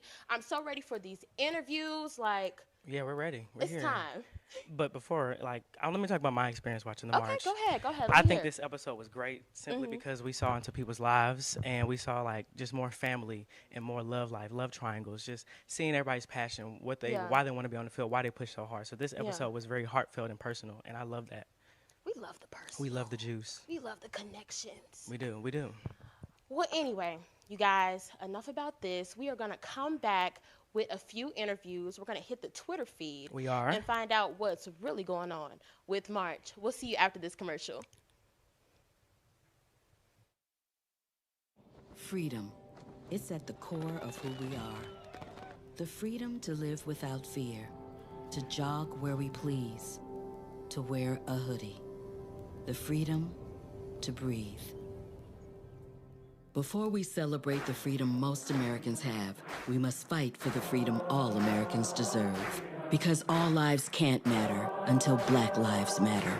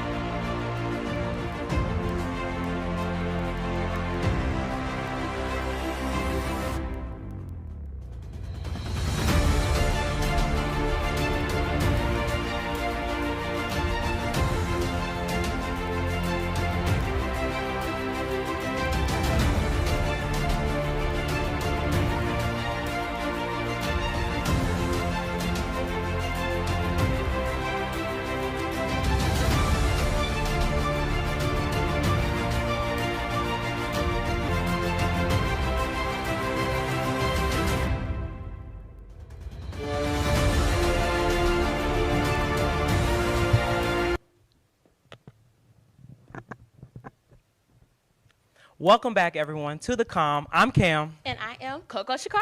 And today, joining us on the hot seat, we have two special guests, Javari and Jesus. How you doing? So what's up? How are you feeling? How are you feeling? I'm excited. A little. Yes. You sound a little nervous. A little nervous. But don't be. I'm just glad it's over with now. Oh, gosh. Yeah.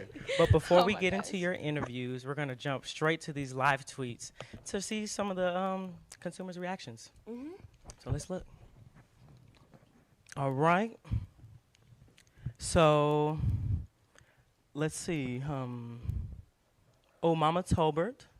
I love CW March and believe Dr. Z and Miss Shawn should contact #Netflix. This is a winner. And there's a few pictures of him and the dancers. I love that. Love the picture. I really love the Letterman though. Oh, look at her. Come on. Looking good. She better give leg. All right. Let's see. SDW. Oh, it just disappeared. SDW. Okay. I think I like this episode more than the premiere. Introduced some more characters. We got to see more performances, and I can see where they're going with some of the plot lines. Do you agree? Mm. Y'all like that? Definitely agree. Did you? I mean, They introduced my boy here. Yes. I was just happy, like, they showed a little bit more of our inside lives. I feel like sometimes the audience, that they forget that we're students too before we're performers. So, like, as far as like me explaining my family and my connection with my mom and the car accident, like, this episode was a little bit more personal. I agree with him. Like, I love it on this level because it just shows, like, who is the Marching Storm, who is the people that's on this field. Agreed. I love What that. about you? No, I definitely agree with what they're saying, especially the segment with Trey and his daughter. That it caught me. I've never seen Trey talk like that. Or cry. Or cry. So, Really? yeah, it's kind of. Trey is a hard buddy. He is. He's Bring a it. little hard. He's a little tough dude. So seeing him cry on TV it's a little weird, but. It was like just a different side of him. That Yeah, he it doesn't is. allow people More to vulnerable. see. But Right. it allows people to connect with the story. Yeah. It was Yeah. very heartfelt. For I sure. felt that. I felt that. I definitely did. Okay. Now, we know that you are drum major. Could you tell us Yes, what section sir. you're drum major of? Well, I'm a drum major for the band. I did come out of the trombone section, same section he came out of. I'm starting, he finishing. Right. But yeah, I mean, it's been great. I get to work with the band in ways that I never worked before. I used to just kind of handle the trombone section. I was section leader. Section leader. Mhm. Okay. Okay. Section leader before I became drum major. Yes. Right. Correct. So speaking about you being a drum major, on the show they talked about the leadership traits that y'all had to have, like showmanship, leadership skills, and I think I can't remember the last Musicianship. one, musicianship. Can you talk a little bit about your experience doing that, like just being in and living in that moment as a drum major? So, I mean, he's right. What Aaron said was right. You got to have your showmanship, musicianship, your leadership on point. If you can't play your horn, what can you tell somebody else? You can't tell them anything. If you don't go out on the field and put on a show, give out the best you can, give it all, you have no business telling anybody, pick up your legs. And the leadership aspect, I've been put in leadership positions prior to drum major positions, so it's just one of those things I think comes naturally, at least to me. I don't like to sit in the back and not do anything. I like to help out as much as I can. That sounds wonderful. So we know that you were in an accident. Would you mind telling us what happened? Give us the details, please. Oh, man. Feelings, emotions, reactions. Look, okay, so I was leaving, the first party, it was the Halloween party. To start off the homecoming week. I usually don't go to parties. I usually stay at home. And I was just like, it's homecoming. It's my first homecoming. I'm going to go out, have a good time. And you weren't drinking and So, driving. no, none of that. Oh, okay, No, okay. I was We very- need to make sure. I was very would hope he wouldn't responsible. tell us on TV. I was very responsible. And so, of course, PV stapled the taco truck. So after the party, I was trying to go to the taco truck. I was a little hungry. I worked up an appetite and seen the line was long. So I was like, you know what? I'm finna go back home, just sleep, have sleep for dinner tonight. And so as I was turning, the girl, I was taking too long for her, and she decided to go around me while I was turning, and she knocked off my whole front end, jammed my whole steering thing, and I'm not a mechanic. I don't really know, but That's my all whole right. front end of my car is messed up, and so she hit me and kept driving. And so the story behind that was these girls were getting their tacos from the taco truck, and they seen everything. And I was just distraught. I didn't know what to do. I didn't know who to call. I never been in an accident before. And so they was like, we're going to go get her. We're going to go get her. So they got in their car. It was 6 girls, chased her down. She stayed, I'm not going to say where she stayed, but she stayed a little bit off campus. They seen her, what's that word? She fled into her apartment. She ran. It took off her license plate of her car, and she wasn't thinking about getting caught. So the girls, they took the pictures of everything. They took a picture where she stayed, the car, the vehicle, called the police. I had my good friend Morgan in the car. She called the tow company, and I just had a really good circle that night. Because I didn't know what I was doing. I'm calling my granny, my mama, like, all right, what am I Help doing? me. Like, Help me, Lord. Yeah, help me, please. Like, I'm just, I was just, I'm legally blind. I was a mess. I was just, So it was definitely a night and homecoming to remember. First homecoming. Angels in the skies everywhere, huh? Glad you came out on the winning side. Yeah, thank you. We are. You have your life. You got your legs. And you're still You a look man, fine. you're still marching. Nothing cut off. Okay, you Marching. look good. I like the jacket. Thank you. Okay. Got a little flannel work Feeling it. going. Oh, well, thank you guys for being on the show. Thank you for coming to interview with us. We'll have to finish this conversation later on. Thank you to all of our viewers for watching. We are so excited, and we are excited to have the next show. So tune in next week, Monday at 8:05 p.m. We'll see you guys next time. Bye. Bye. Freedom. It's at the core of who we are. The freedom to live without fear, to jog where we please, to wear a hoodie. The freedom to breathe. Before we celebrate the freedom most Americans have, we must fight for the freedom all Americans deserve. Because all lives can't matter until Black lives matter.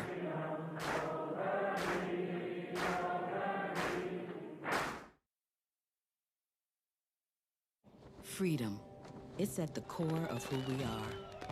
The freedom to live without fear, to jog where we please, to wear a hoodie. The freedom to breathe. Before we celebrate the freedom most Americans have, we must fight for the freedom all Americans deserve. Because all lives can't matter until Black lives matter.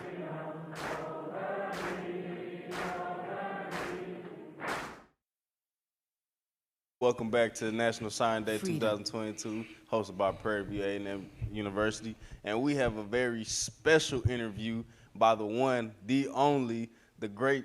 I mean, she's just the workhorse that makes everything turn around. She's the reason for everything that we've got going on here. And I just am so grateful for everything that she's done. I know, Josh.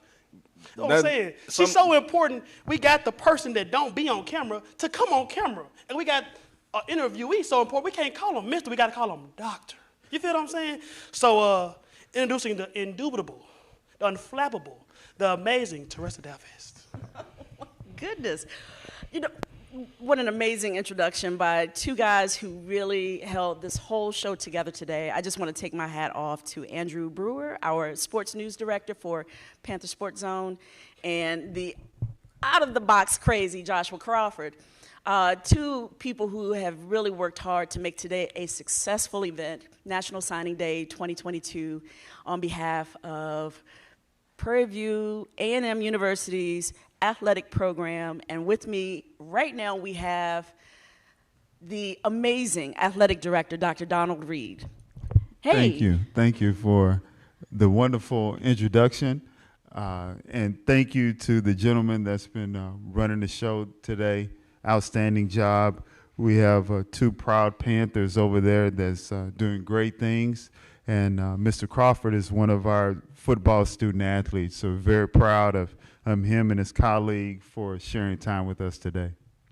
Well, look, thank you for sharing your time. I mean, it's no small task to run an entire athletic program, and in this time of COVID, this global pandemic where life as we know it is very different. Tell us how COVID, in a general sense, and we'll dive in deeper, but tell us in a general sense how COVID has impacted college athletics, and in particular here at Prairie View. Yes, it's been extremely challenging for myself and my peers in athletics. You have to be nimble and be prepared for sudden change at any point in time. Every hour can be different, and you have to be ready for the challenge. I think we've done a very good job of doing that here at Prairie View. And across the country, I applaud everyone that's going through this and figuring out in the best interest of all of our students as well as staff and patrons working through a really challenging time, because you never know when something's going to happen and you have to make the appropriate adjustment. So it's been an extreme challenge. Well, talk to us about some of those adjustments, right? You know, with athletics and the nature of athletics, it's intimate, it's up close, it's personal. You're sweating on each other, you're breathing on each other, you know, all the things that everyone's told us not to do in these COVID days.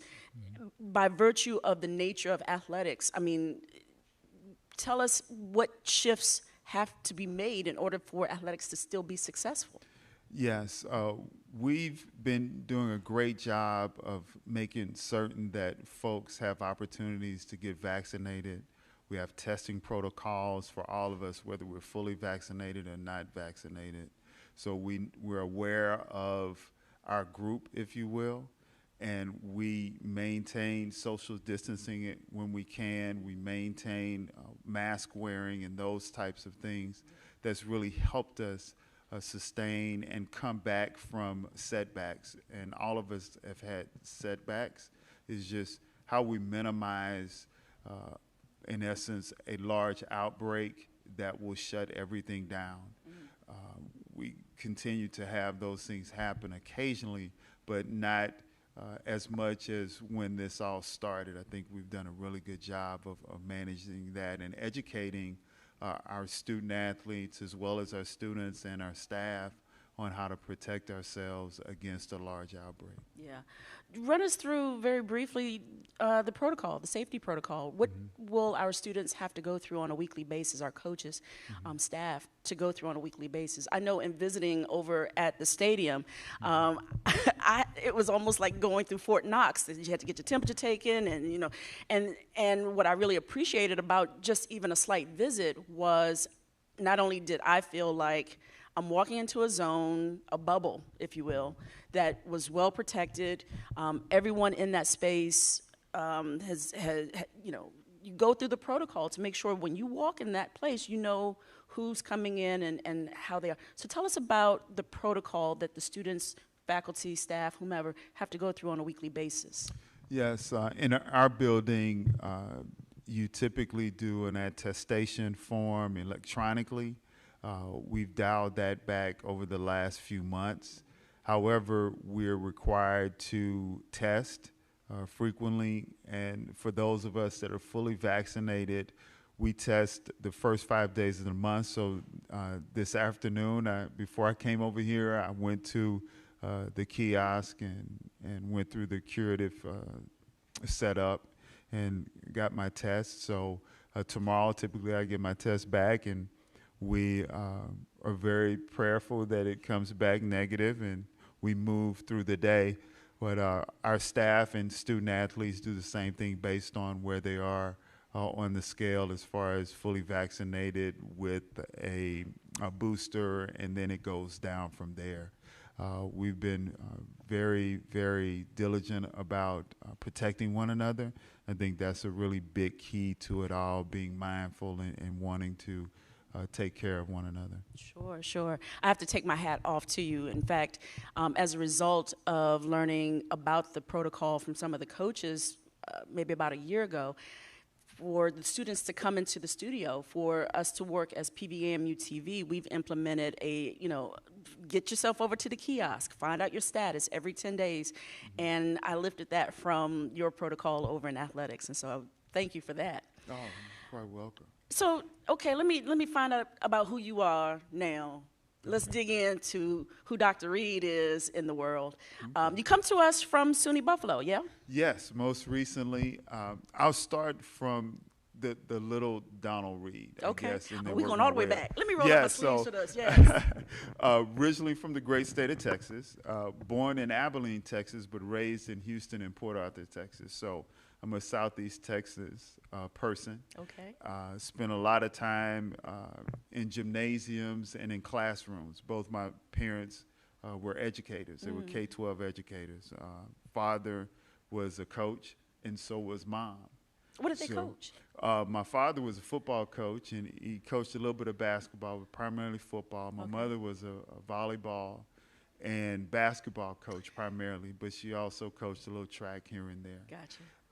So I was a little kid that would be on the sideline grabbing people's helmets and running away and those types of things growing up. And I grew up around a household that emphasized education and co-curricular activity, in essence. So school and sports were married from the time that I knew what they were. Sure. So that's to my core who I am, someone that is an educator, someone that wants to help the greater good, help others, help students, and help peers achieve their goals, and in doing so, I achieve mine as well. So Yeah. that's carried through my early life to where I am now. A lifelong learner, someone that's a helper, someone that really cares about others and team. Yeah.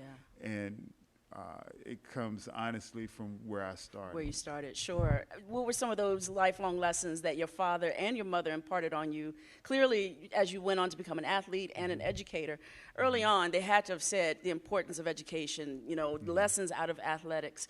What were some of those key touchstones that your parents offered you early on? Resilience. That's one of the things that athletics teaches you as well as education. You might not do well on your exam, but there are other exams. You know, Yes. continuous improvement. So you may not win this game, but you still have a full schedule. Yes, Come on. exactly. Persistence. Sure. Listening. My grandmother is a proud graduate of Prairie View A&M, and she graduated in the 1930s. And she taught me quite a bit. She was a teacher by trade. She was a 3rd and 4th grade English teacher and writing and literature. I think that's what they call it in middle school, liberal arts and those types of things.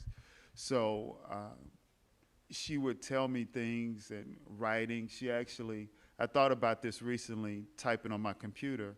She convinced me to take a typing class when I was in 7th grade. And I'm like, why would I need to know how to type? Right. Well, now it's Now, coming very right, handy. yeah. So she's since passed on, but I think about it all the time. I said, you know what?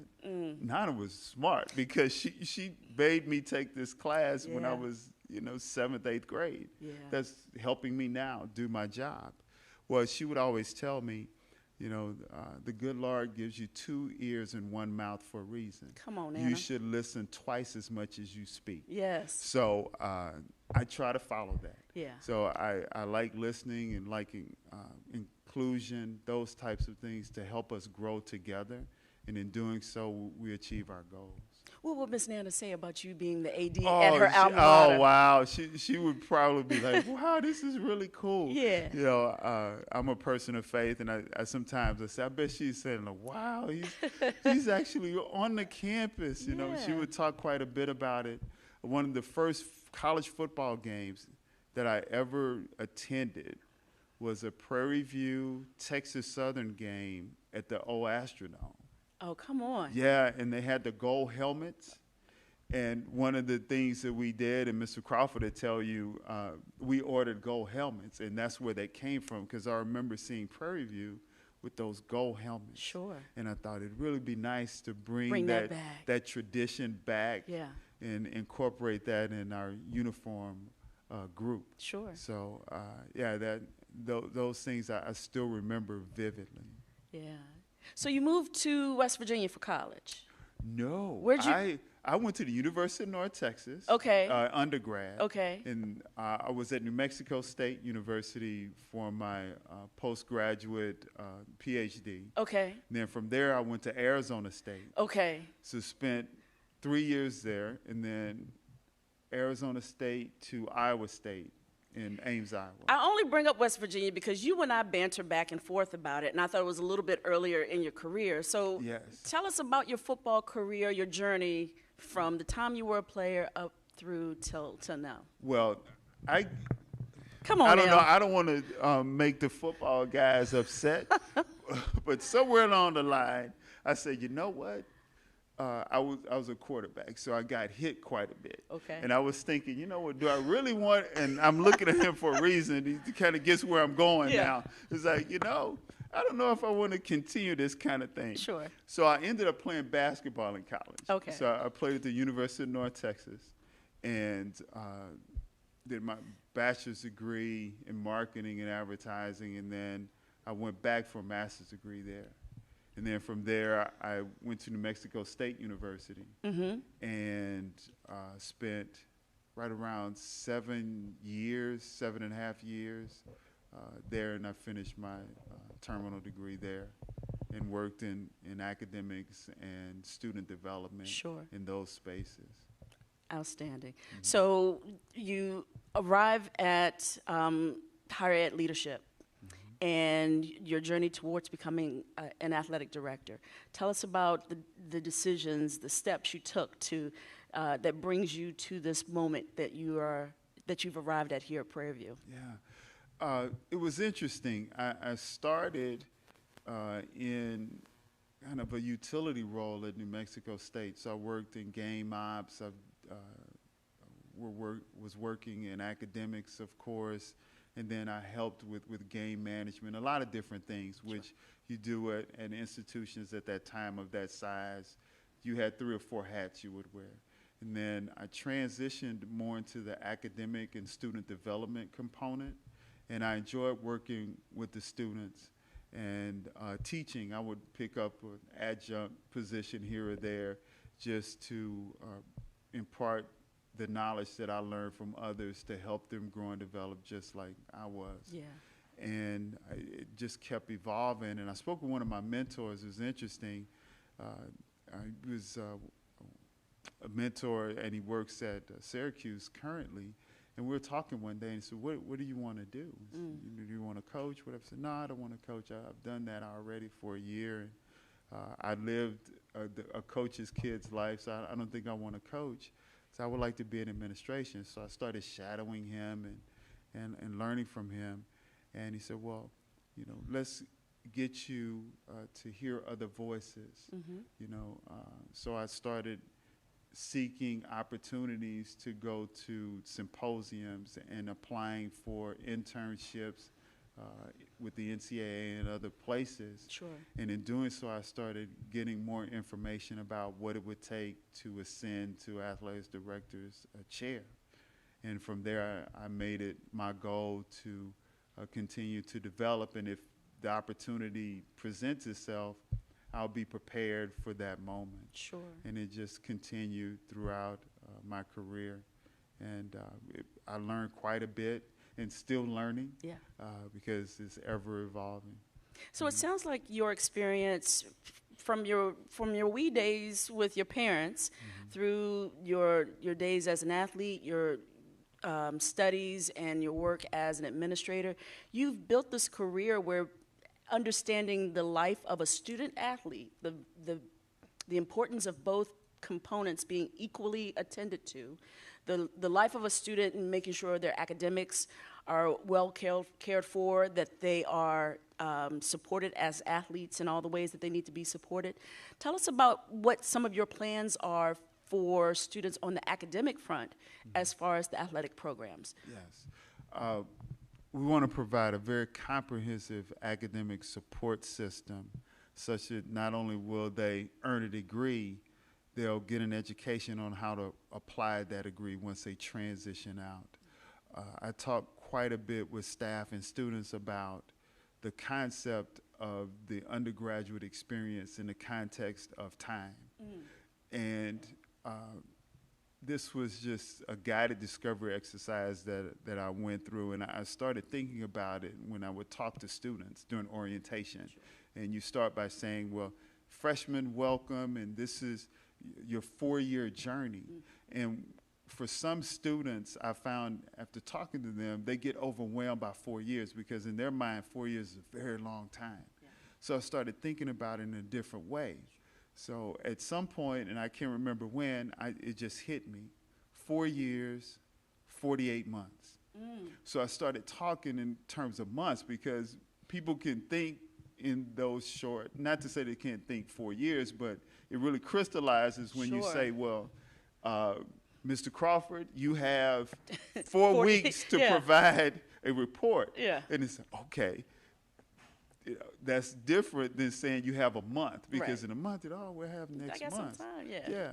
So I started talking about it in that context, and then I would also say, for every month that goes by, that's one less month we have to prepare you for your transition out with your education and your degree. So to increase the level of urgency, to really take advantage of each day, each week that you have in order to maximize your potential for success once you earn the degree and go forth and prosper. As a faculty member here on the Hill, what would you like to see of faculty? In what way can we work with athletics, work with your advisors, work with you to together best arm our students with the tools they need so they can leave here successful, regardless of what career path they choose? What would you like of faculty? I think faculty is doing a really, really good job of engaging students, and I will continue to encourage that on levels to help them understand what's in front of them now. Sure. And have a level of appreciation for what's happening, and the guidance that they're being provided is actually preparing them not only to have the degree and say, okay, I'm qualified to be in the communications industry. However, I also understand context. I understand how to build or how to transition by of the practical experiences that I've had, not only in the classroom, but in this particular space that we're in now. Yeah. So that value add is very, very marketable, you know, when you can show that I am book knowledge and book learned and those types of things. Sure. But I also know how to apply the knowledge that I've learned and earned in order to be successful in the space. Yeah. So let's talk a little bit about your role as athletic director within the SWAC conference. A storied conference with amazing programs across the board. One thing we're seeing are top-notch athletes, African-American athletes, choosing HBCUs over PWIs. In particular, today, I'm willing to bet the young man who chose Jackson State over Florida State is probably trending on the social media platforms, and likely other athletes who are choosing HBCUs over PWIs. What does that resonate for you? How does that, as an African-American man who is in a role of leadership, in a role that is still predominantly held by white men, what does it mean for you within this conference to see that shift happening, that conversation of maybe we ought to choose HBCUs? Yeah, I think it's wonderful.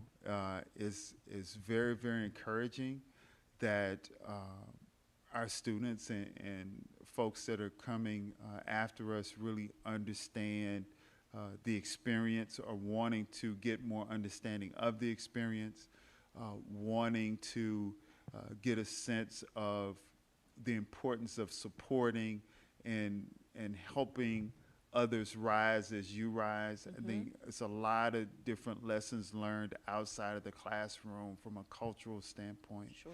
It also helps others that are watching to say, you know what, something that I would like to experience. And I think about trailblazers when I see that, especially when you're speaking in the context of high caliber, what we would consider to be a 5-star athlete that's been recruited to a very, very high level, and deciding to make that choice and why, and explain why he did that. I think that was very, very impactful. Yeah. And it also opens the door, as you know, that when there's someone that's a trailblazer, typically people will follow and really understand the why. It's not just about, you know, playing the game. It's about having the experience. Sure. And we have that here, and we all embrace that and are very excited about the prospects moving forward. Yeah. We still need to hear from 2 more coaches today. We've pretty much run, you know, the gamut in terms of the various programs that are here at Prairie View. And I want to thank all of the coaches who participated today. They gave so much of their time and efforts to participate in today's event and participate here in our studio at PVAMU-TV. Tell us about your relationship with your coaching staffs across the board and what you hope for them in their programs. What would you like for the audience, for the supporters of Panther Nation? What would you like of all of us in support of your various programs? Absolutely. We have a great group of coaches. They work hard.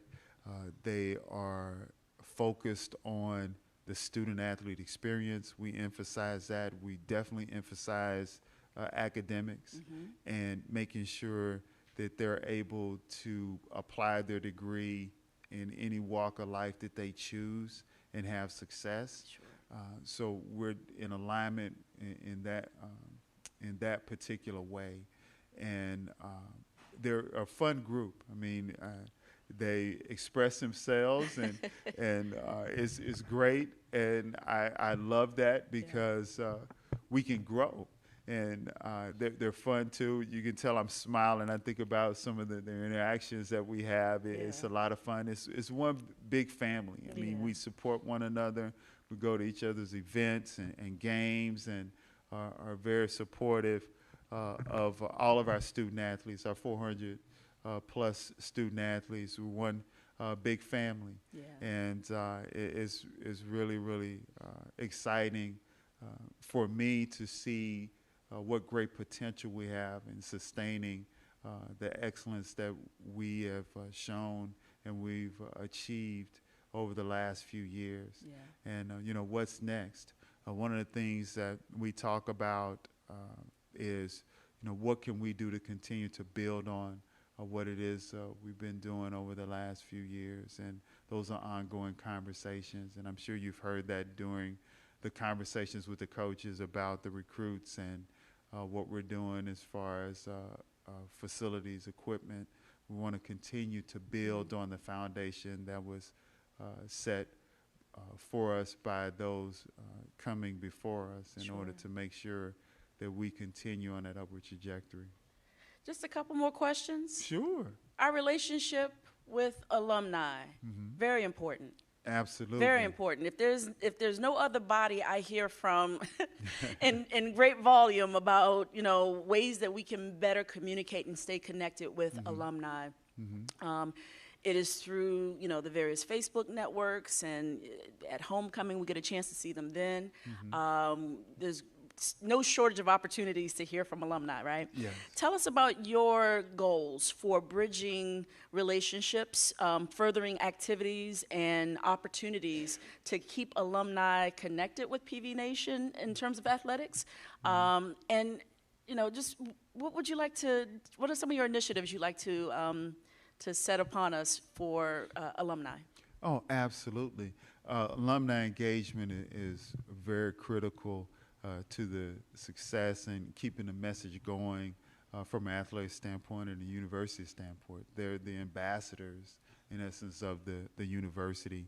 And one of the things that I want to accomplish is continue to build on a great relationship with them and be engaging in conversation and with alumni and supporters about how they can help us continue on that upward trajectory from a financial support standpoint, being visible, carrying the brand with them in their offices and in their community, and talking about Prairie View A&M and what it has to offer for students as well as supporters and alumni, whether they hit a ball or run, or they're a great in the Glee Club or any other area on campus. We want them to feel like they're a part of Panther Nation and Panther Athletics, because we're representing all of us, including the alumni and the supporters. And I like to hear from them and exchange information. Nothing is out of bounds. I want to hear it all so we can address it as best we can. So we're here to represent you so you can be proud of what's going on. Like this studio, if our alums were to come in here, they would be blown away by it. Blown away. Yes, this is, I've been in a few in my time in this industry. This is right on par with what you would see in other places. So things like this, our facilities. One quick story, one of my close family friends is an athletic director of another institution. She came to visit me about 6 months ago, and I brought her on the campus, and she punched me. I mean, she literally punched me in the arm, and I said, what was that for? You did not tell me. You didn't accurately describe how beautiful this campus is and all of this. And I said, well, I showed you on the website. She said, the website does not do it justice. So when we talk to parents and recruits virtually, because of COVID, we do a lot of virtual things. So we have to get you on the campus. And I think university development and other areas say the same thing. You get them on the campus, and it's like, wow. And so that is one of the things that when we engage alums and others, like we love to hear those stories so we can capture them and share them with the groups coming after them. Sure. So working with Mr. Billy Davis over in Alumni Affairs, we talk quite a bit. I'm a part of the homecoming committee, so I speak with Ms. Shantae Moore and his group, and great group of professionals and even greater people. And so it's very much a family affair and a family effort to make sure we provide a great experience not only for our students and our student athletes, but our alums and all of our supporters. Excellent. Your Director of Communications for Athletics, Ms. LaTanya Thurston, works tirelessly on behalf of athletics, and I'm just so happy that we can offer services to her and to her efforts through PVAMU-TV, do more events like this. What would you like to see in relationship with PVAMU-TV? How would you like to use us to help amplify the achievements of athletics, to connect with the alumni out there, to make sure that PV Nation knows all the things that are happening here on the Hill and at your away games as well? How would you like to use us? Oh, in any capacity you would allow. The ability to have events and shows like this would be great, of course, and coaches shows and just getting human interest stories with our student athletes, providing an opportunity for students to engage us and vice versa, not only as being participants on shows or anything of that nature, but just having a platform of which to exchange ideas. Oh, absolutely. All of those things are critical to the educational experience. And I consider myself a lifelong learner, so I'm not too mature. I don't use the term old anymore. My children do that for me. So I just say as I mature, I still want to learn. I'm a lifelong learner. So I think all of those things have a lot of value, intrinsic and extrinsic value. So. Look, I understand the whole I have 7 grandkids now, and when I think, oh, I have grandkids, I'm like, how do we even how did this happen? Where did that happen? Before I toss it back to Andrew and to Joshua over at the desk, they may have a couple questions for you too before we close out. Sure. So you're coming out the gate, you're coming out the tunnel, you're walking into your office, in your minds, you're getting your mind right. What song plays to bring you out to the field, to the court, to the stage? Okay. This would probably throw everyone off. Come on. Maybe. Maybe not, though. I listen to contemporary jazz, and I've done that since I was probably 10th grade. I had teammates, especially in high school and college, they would play some amped up music. I like listening to saxophone, like Grover Washington Jr. or you coming Brian out to Kenny Culberson. Not Kenny. I like Kenny G, but it was more of love song jazz. Fun type upbeat things, Kirk Whalum and those types of things. Okay. I'm into that, so I would listen to that every now and again. So you coming to the court smooth? It's just smooth as butter. I got into that mode, but I could still get up and down. But I played in my mind a rhythm, in a certain rhythm. Sure. I was one of those guys that needed to be in a rhythm to really do what I needed to do.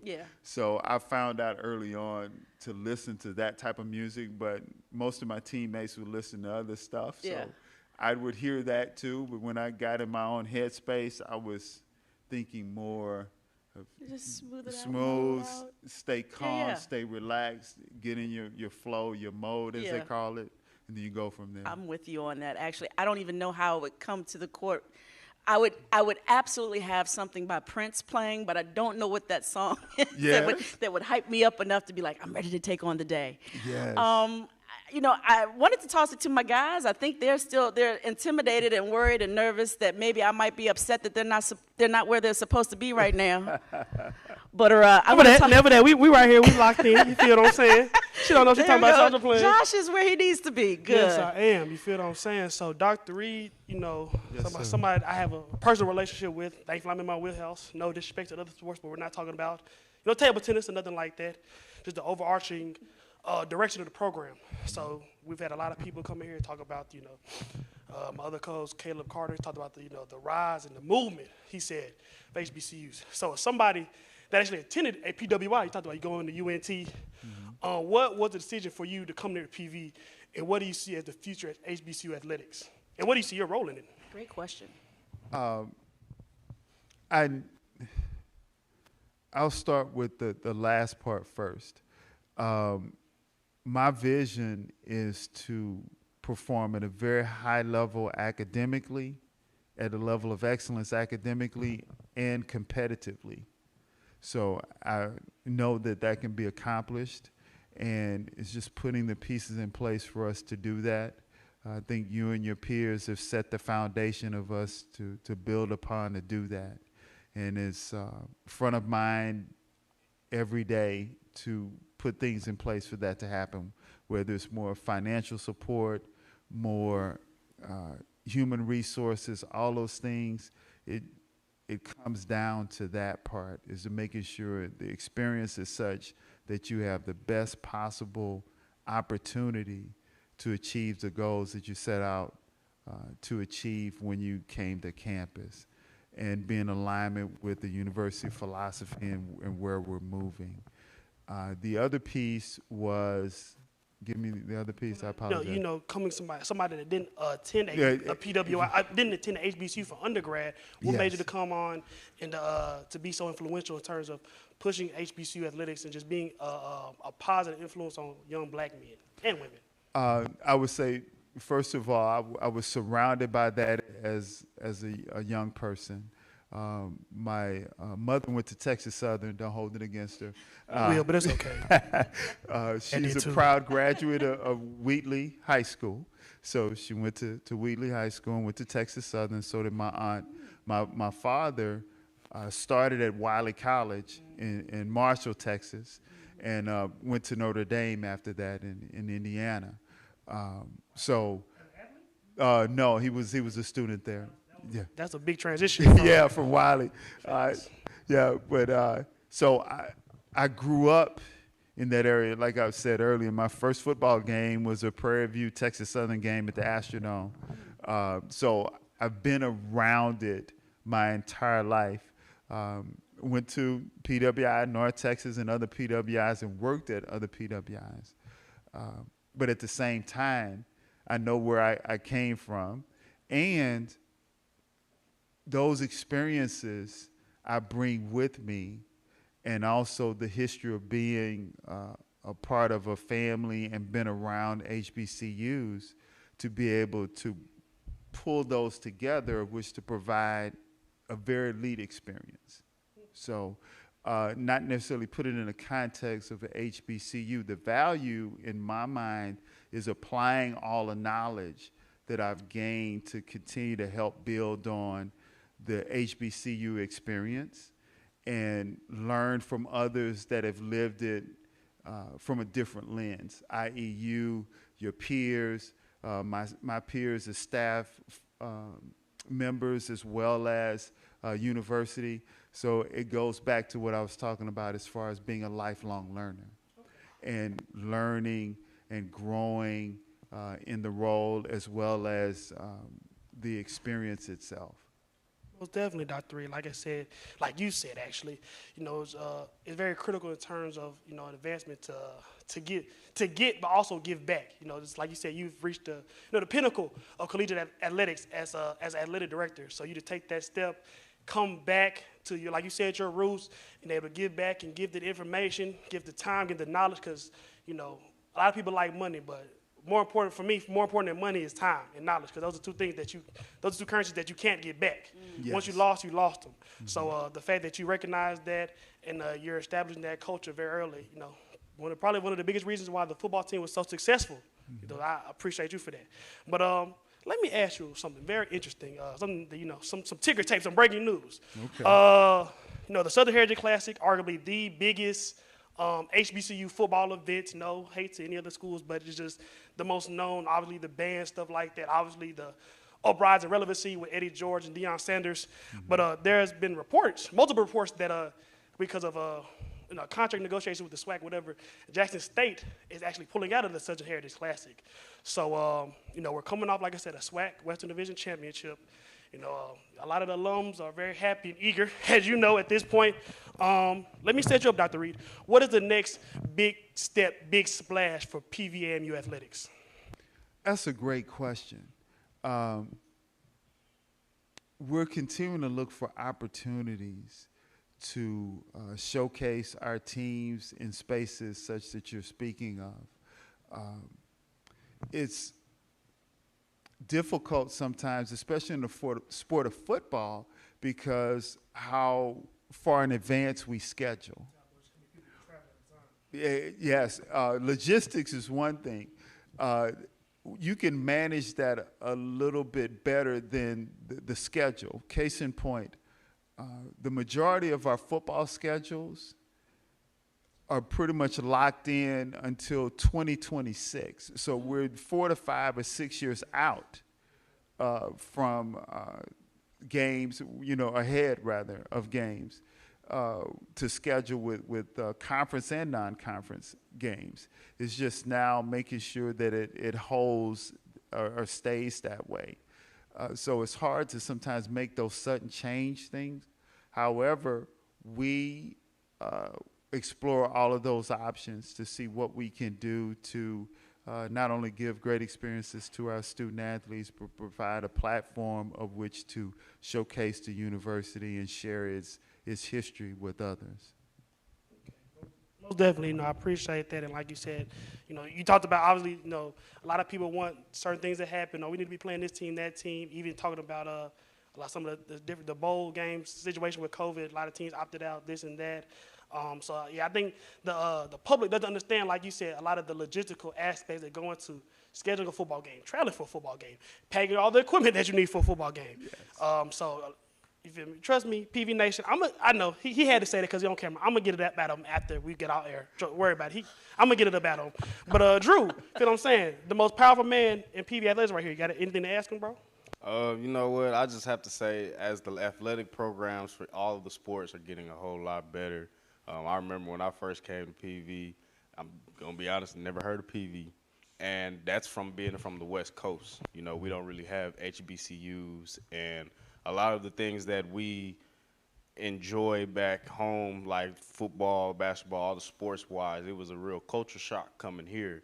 And then just being immersed in how, like, I didn't know the band was that serious in HBCU culture. Like, y'all ain't got no culture in Cali, I go bro. to a football game and I can't even see the band. I'm okay. Like, let's go. There's no band in Cali worth seeing. That's why. It's just I really do see a growth within the athletic department, not just football, but all sports. All sports are now getting a more broader sense of commitment from each of their players, from their coaches, and they're getting a lot of fan base from alumni and also people as well. Just going around, like you could go to HEB, there's PV stuff. There might be a golf shirt, there might be a tennis shirt, but just the fact that PV is having that impact and is really spreading out and really giving us just a foot in the door in a sense, especially athletic-wise. You know, we've had a lot of guys are going into the NFL draft now from football and stuff like that, and a lot of them are getting the opportunities. And I heard there's also just a HBCU combine in general. Just stuff like that really shows how well we have. Shout out my man, quarterback for the Panthers, Juwan Pass, participating in that right now. You feel what I'm saying? Go ahead, do your thing, Puma. I think it's time that we start, you know, if it's possible, and I try to have all the faith in you, but, you know, Let's go out there to some non-conference teams and show them what PV really about. Like, let them know, like, we really here to stay. We really here to make a movement, not just with athletics, but just in general. We out here to do some things. That's what I call a Fendi fact. You feel what I'm These saying? young men have no shortage of passion for their HBCU. We love Prairie View. We love the Hill. And we love you, sir. We are so thankful to have you. We are so supportive of everything that you have in mind for the athletic program here. You have thousands, if not millions, behind your back. And we will continue to cheer on our mighty Panthers. Thank you for your leadership. Thank you for your guidance. Thank you for your presence today. I appreciate it. And I know that you are an inspiration not only to the students, but also to people like myself who aspire to continue a journey in higher education leadership. I'm looking to you as a mentor, and I appreciate your time today. Thank you very much. And whatever I can do to assist you and your colleagues here, I'm more than willing to do so. I'm here to help. And like I say, I want to support to the best of my ability. So thank you. And thank you for hosting us today. Absolutely. And we look forward to doing bigger, greater things Much more, and yeah. really get going here, because I'm just blown away by the experience. This is really, really exciting. Well, Thank you good. very much. Thank you, sir. I appreciate you. Fellas, you want to take it to the next segment? And Well, yeah. Let me say something real quick. I just got something to say real quick in terms of an overarching theme. You know, you talk about such an accomplished man like Dr. Reed, you talk about somebody like a Teresa Dalvez. You know, I just want to reach out. I want to look into the camera and say, you know, I'm from Memphis, Tennessee. Not a lot of options for young black men from that area. You know, I say this all the time. I ask people all the time, and Dr. Reed knows, you know, being a young black man, you get 1 of 3 career goals. You get to be an athlete, you be a rapper, or you do something illegal.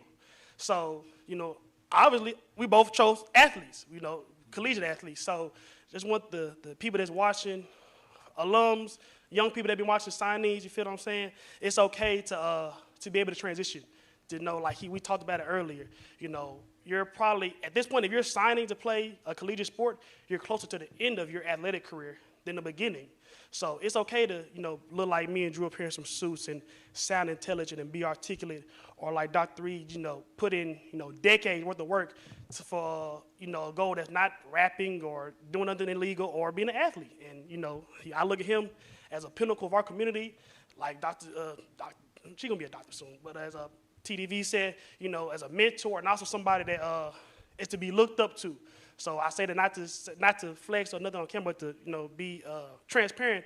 Thank you. Like she said in the same way, and you should look at this man as the same way you look at an NBA athlete or your favorite rapper, because he's just as successful, if not more, than them. But take it away, Drew. And with that being said, we're going to take a commercial break. When we come back, we'll be here with the coach from the basketball team, as well as, don't stay tuned, we got football signees coming right up after this.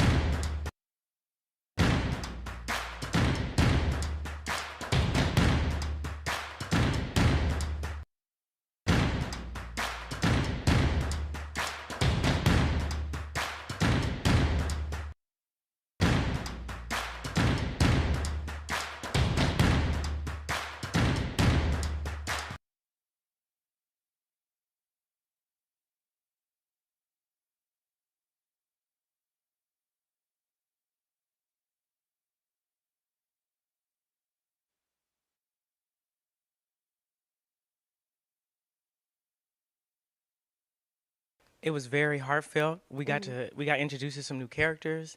We saw into some people's personal lives, family and lover. So this episode was just basically amazing. How about you? Situationship.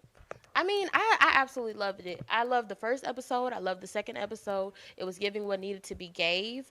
Like we said before, we love the situationship. We love the hard eyes. Entanglements.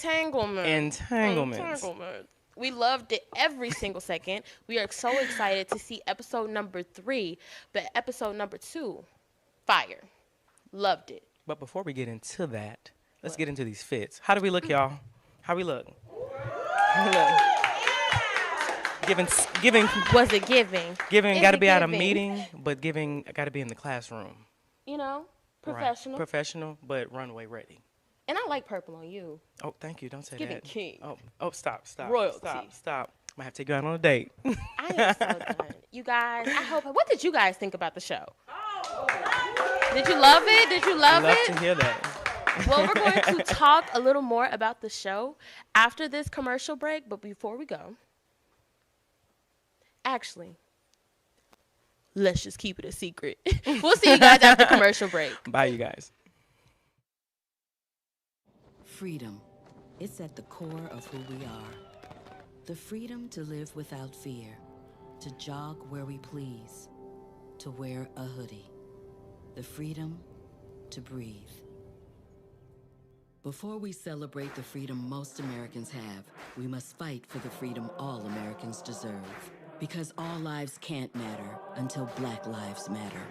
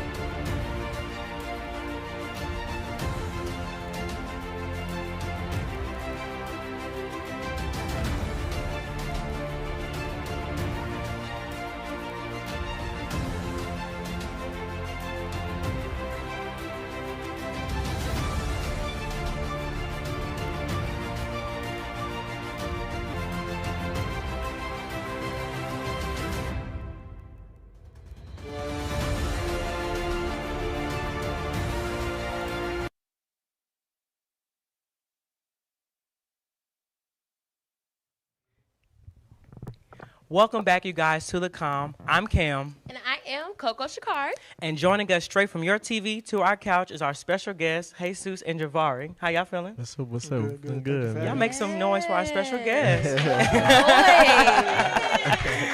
We're so excited to have you here. Thank y'all. Yes. Thank y'all. Y'all Excited feel to all be right? here. Yeah, we good. Just excited about the second episode. All right. So let's get into it. Come on, let's see. Well, before we get into y'all interviews, let's jump right into these live tweets.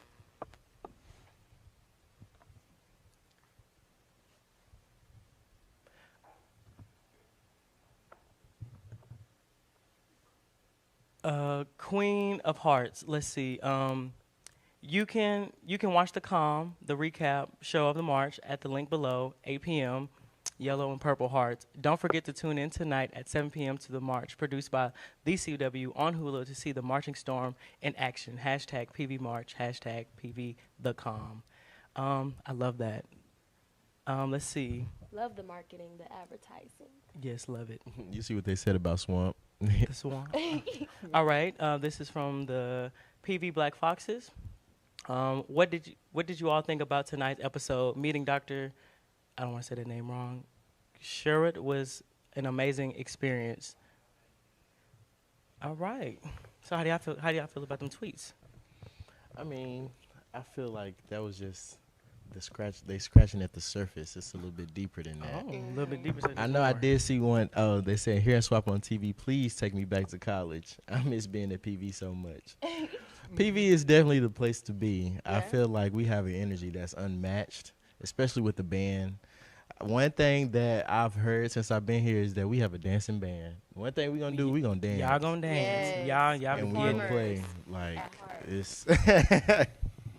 We may not be the best dancers. I know some of us not. But y'all be getting it. We Y'all got be 2 showing left out on feet. that field. And he the drum major. Yeah, no. I can't dance to save my life, y'all. Oh my gosh. can't. Now, you being drum major, we know the pressure is on your shoulders before you go out. What are some things that you think about or tell yourself before you hit the floor? Really, I just kind of have to stay calm, just kind of shun everything out and just be in your own little, kind of like a tunnel vision type of thing. Just relax. You're out here to put on a show, and these people are here to watch you or watch the band. So, No, you had it right. Watch you. It ain't nothing to be nervous about anymore. So I've done this too many times. Yeah. So You're a you never pro. get butterflies. You're a pro.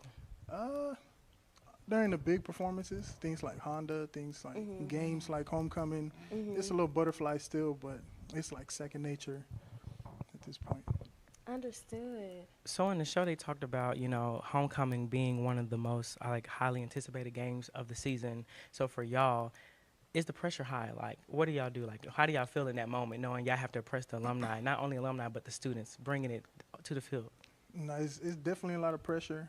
When it comes to the alumni, they'll let you hear they'll let you hear it. No If they don't like something, they're gonna let you know they don't like something. So especially when it comes to the drum majors and alumni drum majors, they can be very, very they critique a lot. Anything They we gonna do, give it to they you. gonna give it to you. They critique a lot. Straight. But it's a lot of pressure with them. The students, you know, they don't know what goes on too much in the background of what we do to prepare. But this show really gives them that kind of background, inside scoop. So is it more constructive or more opinionated? With the And you can be Both. honest. Be We have a honest. little bit of both. You get a lot of both, a lot of opinion, whatever Opinions, you said. because Yes. I know, like, with them being alumni, they have a lot to say about how they did it back in the day, but Back they in the not day. realizing that this is a new time, new era, new band members. Yeah. So how do y'all combat that, I guess? We just let them know we're doing our thing now. You know, we respect what y'all did when y'all were here, and that's not something we just let go out the window. We still try to keep traditions going, certain things that they used to do back in the day. We try to keep it going now, just to, just highlight where we came from. But this is what we do. Things change. So Speaking of alumni, let's get into legacy, because everybody's always talking about this legacy that the marching band carries. What is legacy? What is the legacy? Could you guys tell us? Well, I mean, you go back to, it's like the 80s, 70s. Old. Yeah, it's a lot. The Storm has been around for a good minute. Been very creative as far as, I don't know if y'all have seen it, but when we do the hurricane, how you see nobody really does that. And so the thing about Prairie View, you can go back, like you said, to the 80s, and you can see these amazing field shows. You can see the box. You can see everybody 90s. Like, it was a different type of energy back then. There really wasn't any cell phones. There wasn't any camera recorders. Like, it was like, you have to give it your all or be the talk of the town. Yeah. And so I feel like Saturday nights, well, not night, but during the day, like that's your time to make your mark right there. Yeah. And old school PV is a different type of PV. We just added a little bit more spice to it, a little bit a new flavor. I feel like the better question would have been to ask, what does the legacy mean to y'all personally, individually? Because, we can think of the legacy on a broader scale, but what does that mean to you in y'all everyday life? I'm just glad to be a part of something this big now, Just being able to say I march with the Storm is big enough. So that's kind of what it means to me. I'm glad I left my mark.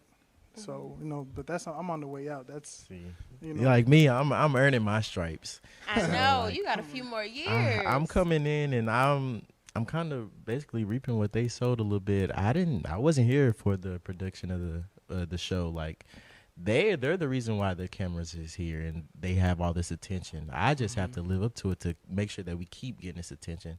And so basically my plan is, building my legacy. I have to start now, being little old crab trying to get out the barrel. If you don't know what a crab is, it's a freshman in the band, any new member. And so it's just like I have to find myself, like I said last time, within the Storm. Who am I to the Storm? And how can I make benefits and put forward effort to make the Storm better than what it is? Well, we absolutely loved you guys' responses. We're going to continue the conversation after this commercial break. Stay tuned, everybody.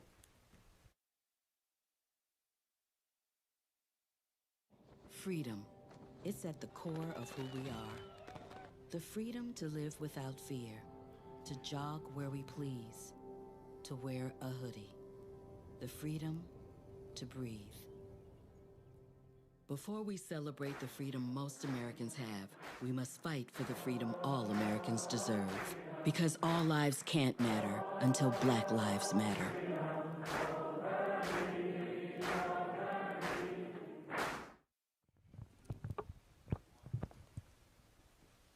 Hello, everybody. Welcome back to the break. I mean, the calm. Welcome back to the break. Welcome back to the calm. All right. Oh, I love this. I'm so funny, right? Oh, God. Welcome back after the break. Welcome back to the break, actually. Y'all know what I'm saying, right? Okay, I have a question for both of you guys. Okay. Now, they said on the show that the march is like a well-oiled machine, right? Oh, yeah. And we all know that machines sometimes need a little maintenance. Could you tell us who are the few that are the loose screws in the band? Or what are some things you could work on as a band? If you don't want to name Juicy. drop. Go ahead. Oh man, I knew he was gonna put me first.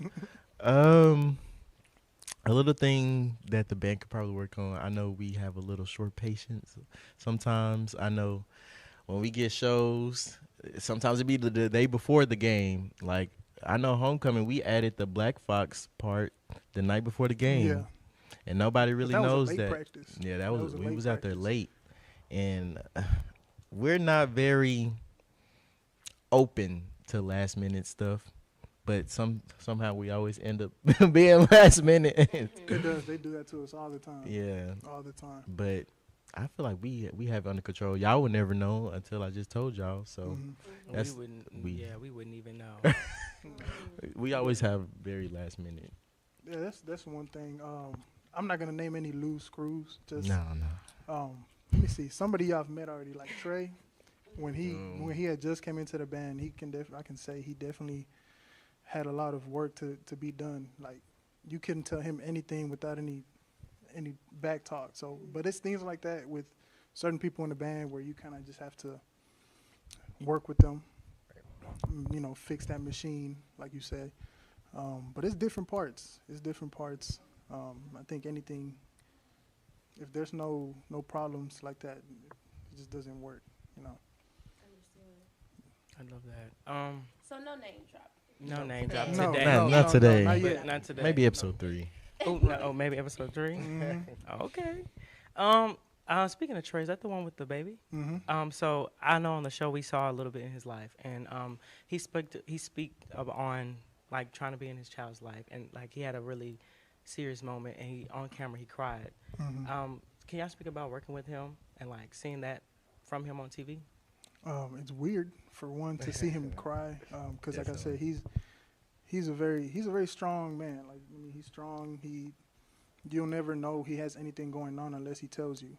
And he has a lot of things that's going on in the background, but he still makes it to band practice. He still makes it to the performances. So, but it's just weird. I'm glad he was able to open up about wanting to be a father for his daughter, like actually wanting to be there in her life. So I'm glad he got, the show gave us a chance for people to see that side of band, because this is things that happen in other HBCU bands as well. Yeah, I mean, like Jesus said, we don't really see that side of Trey very often. Trey is a hard body. Anybody that come his way, he can handle it. And to see him be that vulnerable, to see him be that open, it's like, okay, well, maybe he does have a little soft patch in his heart, just a little bit. And so I get what you're saying. Like, it was good to see him in that light. It was. He's he can be a hothead sometimes, and he can have a temper, but to see him be soft, and a reason behind his softness is he has a kid. You don't really see often college students that want to be in their child's life. They're trying to continue to be in college and have fun and do whatever they were doing before they had a kid. And Trey, he's just adjusting to that new life while also getting his education. So I'm happy about that. It was very heartwarming. Like, it really was, seeing him step up to the plate and wanting to be in his child's life. You don't see that from a lot of fathers. Right. And just for him to be a young man in college, having a lot of responsibility, even in the band, Right. handling that responsibility was amazing. It was very honorable. And if he's watching, I respect that so much, like on a 100% level. Like, it was great. I love that. That was beautiful. Okay, I do have one last question. Mm-hmm. Because when they said that we got voted number 8 by ESPN, Mm-hmm. what were the thoughts, please? Oh. Tell us quick. Oh, What were the brother. thoughts? Like I live mean, reaction. No, for me it was a smack in the face for real. Yeah. Because we're not used to being past 5, really top 3 is where we're at normally. Right. So it was just a smack in the face for me. I've never known the storm to be so low, because even in high school, when I first seen the marching storm, I was like, dang, like who are these? These are students that's doing this. And so to get here and be number 8, I'm like, well, dang. What like what happened? And it's the storm's energy is here, but people don't see how much work and how much effort that we put in, and it's more than a show. People see the 10-minute process on the field, but they don't see what we did last night or the night before that, staying to 12, 1 in the morning, and putting in no extra hours. So to be number 8, but we eventually came out on top. Y'all number one I of think- us. Let me just say that. Y'all number one of us. Thank you. Thank you. Cool. We deserve it. May I have your mic? Thank you guys for interviewing with us. We are so thankful that you guys came. We loved your responses. You gave everything that needed to be gave, and we love the honesty, for sure. Now we're going to go over. May I have your mic, please? Thank you. And we're going to hear from our audience members. Uh-oh. May you come up and come speak with us?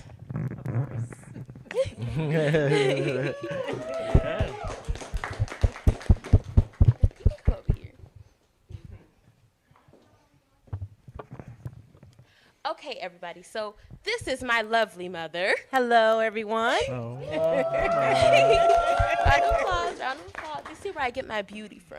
Okay. What did you think about the show? I love the show, actually. I mean, it's been a few years since I've been in college, but I went to an HBCU. Which one? Which one? I went to Clark Atlanta University in Atlanta, Georgia. We love So Clark. I am a big HBCU fan. So I love the show. I mean, you're right. Things have changed, since my years in college. Since but 88. Yeah, so it's exciting to see our young people doing well, carrying out the traditions of some of the HBCUs of the past. So I loved it. It was wonderful. Okay, so when you seen the marching band out there, did it bring back some memories? Did you go to the games? What did you do? I did all that. I went to the games. Now, I wasn't on the band, and I wasn't like a marching.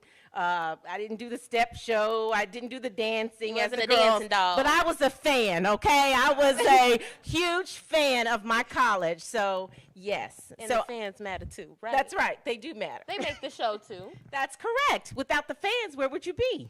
So what did you think about your college experience? So how was that back in the day compared to now? I love my college years. As a matter of fact, I wish I could go back, but but I had to progress on in life. But as a college student, I remember all of the good times. Like some of the most memorable times for me were just like hanging out with friends, going to we didn't have anything called the bistro, but I think ours was called the cafe or something like that, and just hanging out, studying.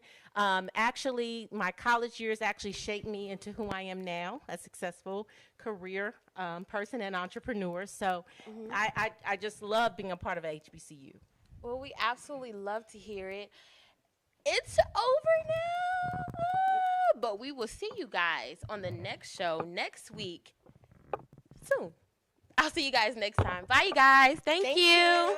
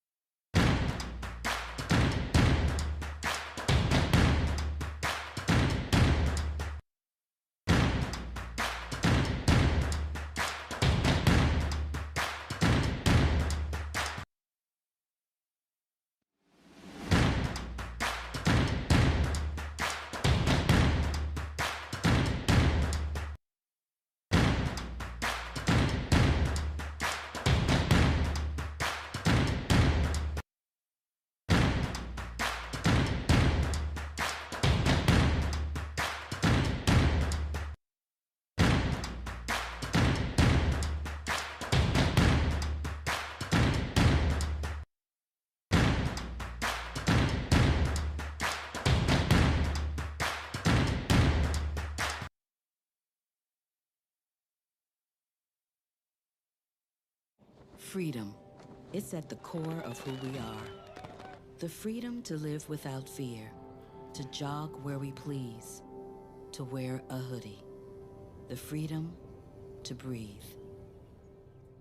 Before we celebrate the freedom most Americans have, we must fight for the freedom all Americans deserve. Because all lives can't matter until Black lives matter.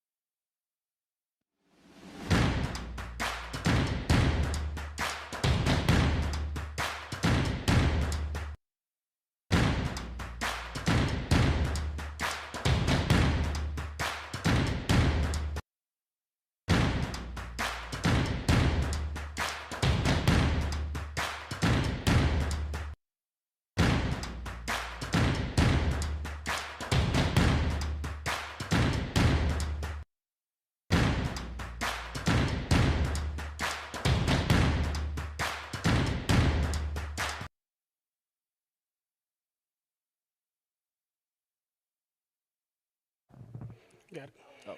And welcome back to National Signing Day 2022. I'm Drew Brewer. Josh Crawford, you feel what I'm saying? Locked in. It's been a long day. Both of us know. How long we been here, Drew? What, five and a half hours? Woo. Too long. Not too long. Never too long when you love what you're doing. So, we've been, like I said, we've been up here all day. National Signing Day, top high school products, junior college products as well. We're coming on to sign their lives way to become Panthers. So let's check out our social media feed, our Twitter feed to see what's happening. My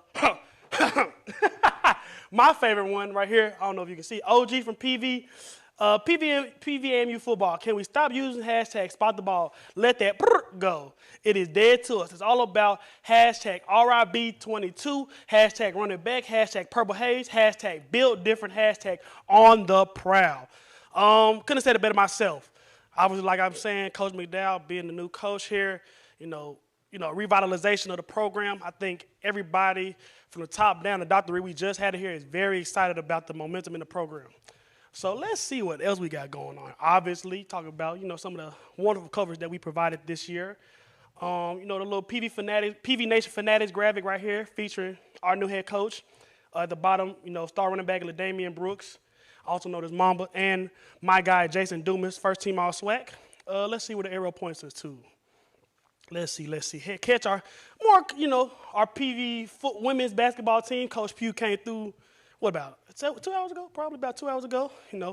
PV women's basketball shutted us out. Didn't know Chief Keefe was signing. That's okay. That's pretty cool. This is the women's softball coach right here as well.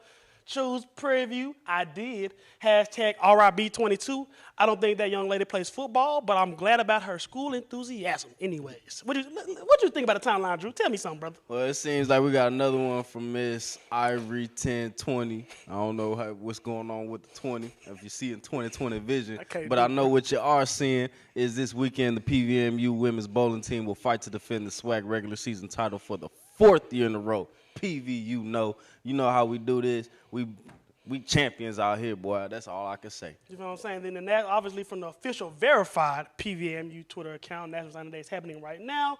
Watch all the action from Twitter 7. But if you hear my voice, you're already doing that, so you're a good soldier. You're a good PV fanatic. But you feel what I'm saying? My bad. We talked about Coach Pugh came here, a couple hours ago, talked about the women's basketball. That is cool. You said the lady been doing that thing on the court. They got a 6'4" girl from Philly. Check her out. But you feel what I'm saying? Again, Drew, we start off with champions, bro, and we come back with champions. Tell me who we got, bro. So we got the coach from the men's basketball team with Carmine right here today. Carmine, what you got for us? Thank you so much. I'm joined here by the head basketball coach, Coach Smith. Thank you for coming. It's a pleasure to have you. You got to switch right there. Try that. Thank you for having me. So let's go straight in. With it being National Signing Day, what does a typical recruit for Coach Smith look like? Classy young man that we're looking for, that interested in obviously getting an education, having a great basketball experience, and obviously just having some grit and some toughness about them, and just wanting to come in and be an outstanding example. Obviously, we have a championship program here that we've built. And we want to continue to bring in quality young men that can keep us moving in that direction of being champions. Of course. So talk to us about some of the recruits that you got coming. Well, for us, we didn't.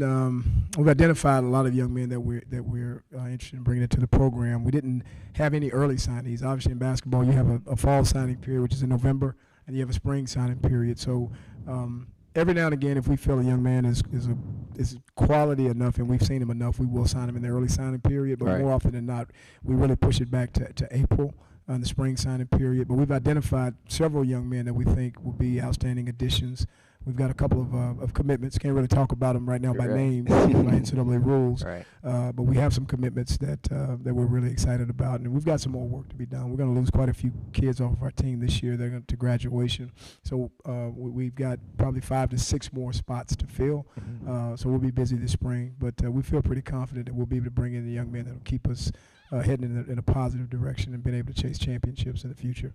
Right, so that's good. So you were talking about, recruitment, and do you typically recruit from a certain area? Are you a Texas athlete? I know Texas athletes typically say that they're, the best athletes, and then you have, the Cali athletes who think that they're the best athletes. So do you typically recruit from an area or just based on talent? We get the best available ones from all over. I mean, I'm a person that, I believe it's great basketball all over the country and all over the world. Even internationally, we tend to dip our fingers in the international pool as well. If they're quality enough, and if we can get a chance to see them and spend enough time evaluating them, we'll bring kids in from Europe, but all over the United States. I'm a Louisiana guy, born and raised, and I know he's got great talent there. You left that one out, the great state of Louisiana. But we typically try to get the best available student athletes from wherever. But obviously, Texas is a pretty rich tradition for having great athletes, both football and basketball, and obviously our roster is pretty much comprised of Texas kids. But we expanded out. We got a kid from Chicago. We got a couple kids from New York, Mississippi, obviously Texas, a few kids from Louisiana. So we go and try to get the best available ones, and that's a wide range in our recruiting base. Right, which typically makes sense. You want to get a wide range of players who can add different various talents to the team. So that's great to hear. So let's talk more about you and your personal life and coaching. So I know you in 2016. There might have been some changes. I don't know, which I'm going to ask about. So you were made a head coach. So talk about what that experience was like in 2016 when you rose to head coach, and how it's been thus far. Well, I was obviously here as an assistant, for 2.5 years, and then I was promoted to interim head coach. And It's a good dream come true. You know, I mean, I've always, you know, aspired to be a head coach. Obviously, the circumstances in which I did were very unfortunate, and I took over for Coach Rim. They felt the change was necessary, but I felt because of my experience as being an assistant and you know, coaching at the AAU level, I felt I had enough experience, and I felt like I was ready. I think a lot of guys, when they get an opportunity, I think everyone's in a rush to be in charge and to be in the top spot and be in that head seat. But sometimes they can rush it, and it doesn't go as planned. But I think my patience and perseverance and just working, and when my opportunity came, and the good Lord provided me the opportunity to become a head coach, I felt like I was ready. I think we hit the ground running when I took over as the interim. We had a small plan in place, and we implemented it. And fortunately for me at that time, the young men that were part of the team, you know, we were having a tough season, but they believed in. I always say the believe in comes first. If you have people that believe in you, then the buy-in is second. It's a lot easier when people believe in your vision as a leader, and they did, and they welcomed me, and they were very coachable, which I really appreciate. I'm indebted to those guys to this day. And we kind of lit a fire under them, and we were able to string a few wins along. And at the time, Ashley Robinson and George Wright was our president. Ashley Robinson was our athletic director. They felt enough. They believed enough in me to make me the permanent guy, and we just kind of hit the ground running. And I think we kind of raised the bar pretty quickly. I think in year 3 we were conference champions, which, I mean, that's kind of rare that to happen so quickly. I didn't know it would happen that quick, but I knew that we would get it turned. But I didn't know that's the 2018. That's the 2018-19 group. Yeah. The 2017-18. I think we had a solid team. We got close, and close but no cigar. But the following years when we kind of got it going, and we've kind of had it going since then. Had a little bit of a few blips this year, but I think we're gonna kind of get it corrected here and get it going again, and keep this thing moving. Right. Well, you know, the season is starting, so you know it's a very young season. So I am excited to see what y'all do in the future as well. So going back to that 2018-2019 season, because I know it was a pretty historic season for y'all. So talk about that and the mindset that you and the team went into that season with, and what kind of made that season different amongst others. That was an interesting team. But I will tell you this: I have to be honest. I felt that 2017-18, like I said, we were close. We got to the Final Four of the semifinals of the conference tournament, ended up losing to Texas Southern. But we went out the following that same spring, and we went out and we recruited 2 young men that I felt kind of changed the landscape. That was Gerard Andrus and Devontae Patterson. Went out and went to the junior college route and brought those 2 kids in, and they were just culture builders. I mean, they were tough, hard-nosed. I mean, they were grown men. But they were 20 years old. They were young, but they were grown men, and they just really helped to change this culture. I mean, it was like a workman's mentality. Everybody brought their hard hat and lunch pail to work every day, and they battled. They practiced hard every day. And the interesting thing about it, we were 1-11 in the non-conference season. So it was like, man, we weren't winning a lot of games, but as soon as conference kind of rolled around, I mean, we took off. Tapped in. I mean, we ended up finishing out, went 17-1 in the conference, and ended up winning 21 out of 22 games. So it was like a season I think we were probably one of the best teams in the country at any level, and it was just a magical season. But again, it always starts with the leader, and obviously they believed in what I was preaching. So they believed in and they bought in. And then our staff, I've had one of the best. I've been blessed to have a great staff. Each and every year that I've been here, guys that are sacrificed, that they all want to be head coaches, but they all know the role of being an assistant coach. And they've made my job so much easier. They've worked hard, they've recruited hard, and they've managed and taken care of the players that we've had here, staying on them about the academic piece. And, just being good people, working hard, coming early, staying late. And just being an outstanding example out in society. So I'm proud of our program. We have a program. Some coaches have teams. We have a program. We have a culture here that we are really proud of, that we've been able to establish. And it's just been a great experience up until this point. But we're greedy. We want more. We don't want it to end. Definitely. We like winning. We want to keep this thing moving forward, keep this train going, and that's what we're committed to doing. Which makes sense. So going back to that point where you talked about the players buying into the vision and, you know, you having those players who step up and become the leaders on the team? Who are those guys that you kind of look to as your leaders for your young team amongst, you know, freshmen and seniors? I think Juwan Daniels is obviously the guy. He's the elder statesman. He and Dwayne Cox are two guys that have been here. This is both of their third years being here. And Juwan's such a hard worker. He's a kid from New York, and I think it was a little bit of a culture shock for him first coming here, being from New York, kind of coming to this region of the world. But he's been a great example in terms of coming early, staying late. And Dwayne Cox is our defensive stopper on our team, and just a great young man, very quiet, humble kid, doesn't really talk a lot, but brings his hard hat, his lunch pail to work every day. So those two guys stand out. And Jeremiah Gambrell is another young person. This is his second year in the program by way of Western Kentucky. He's a transfer, but he's a local Houston kid. And you know, just a great kid. I mean, easy to coach, works hard, and I think those guys are kind of the pillars of our program right now, the ones that we look to for. You know, leadership sometimes can be a little misleading. Those guys aren't the most vocal guys, which Juwan is probably a little too vocal at times. But Dwayne and Jeremiah are not very vocal, but I think they lead by example, and that they show up every day and they work and they're very coachable. So those three guys, as they go, we go. Right, which makes sense. So I was doing a bit of you know, research, of course, on you and things like that. So what is it kind of the culture that you set up amongst the basketball team? Because I was saying that that for, you know, out of state and away teams who are coming to Prairie View to play at the Baby Dome, that, you know, the Baby Dome is one of the roughest places to play. So what do you think makes the Baby Dome kind of like a you know, a tough win to get on the road? I think it's just the mentality. We practice so hard. I mean, it's almost like, I don't know, man. It's like a football practice out there sometimes. And just our mentality, you know, how hard we go.